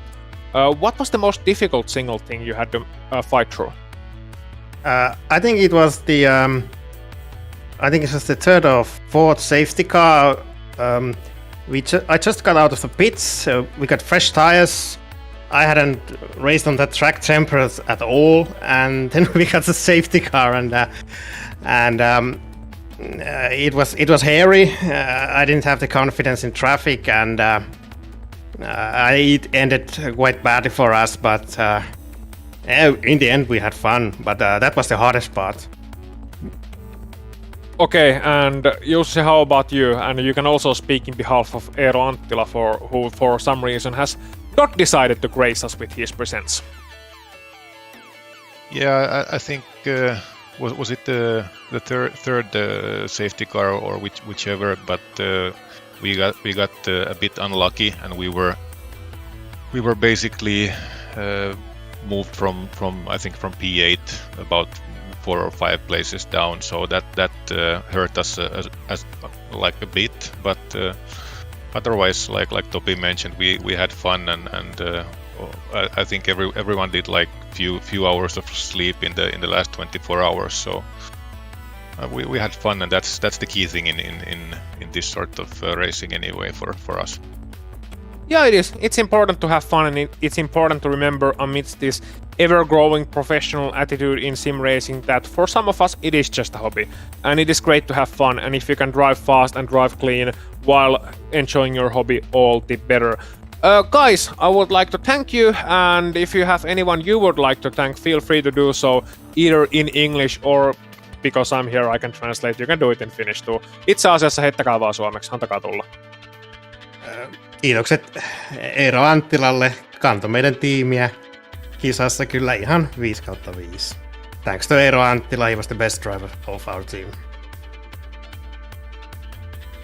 Jussi, anything? Yeah, first of all, thank you for organizing this amazing event.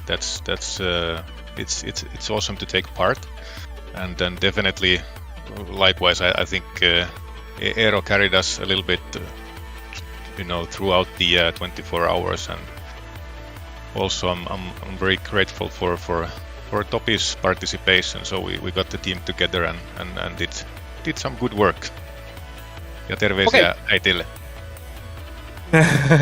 And greetings to the mother as well, a tradition in Finland. Thank you guys for the interview, and see you next time. Hope to see you again on track. Yep, thanks guys.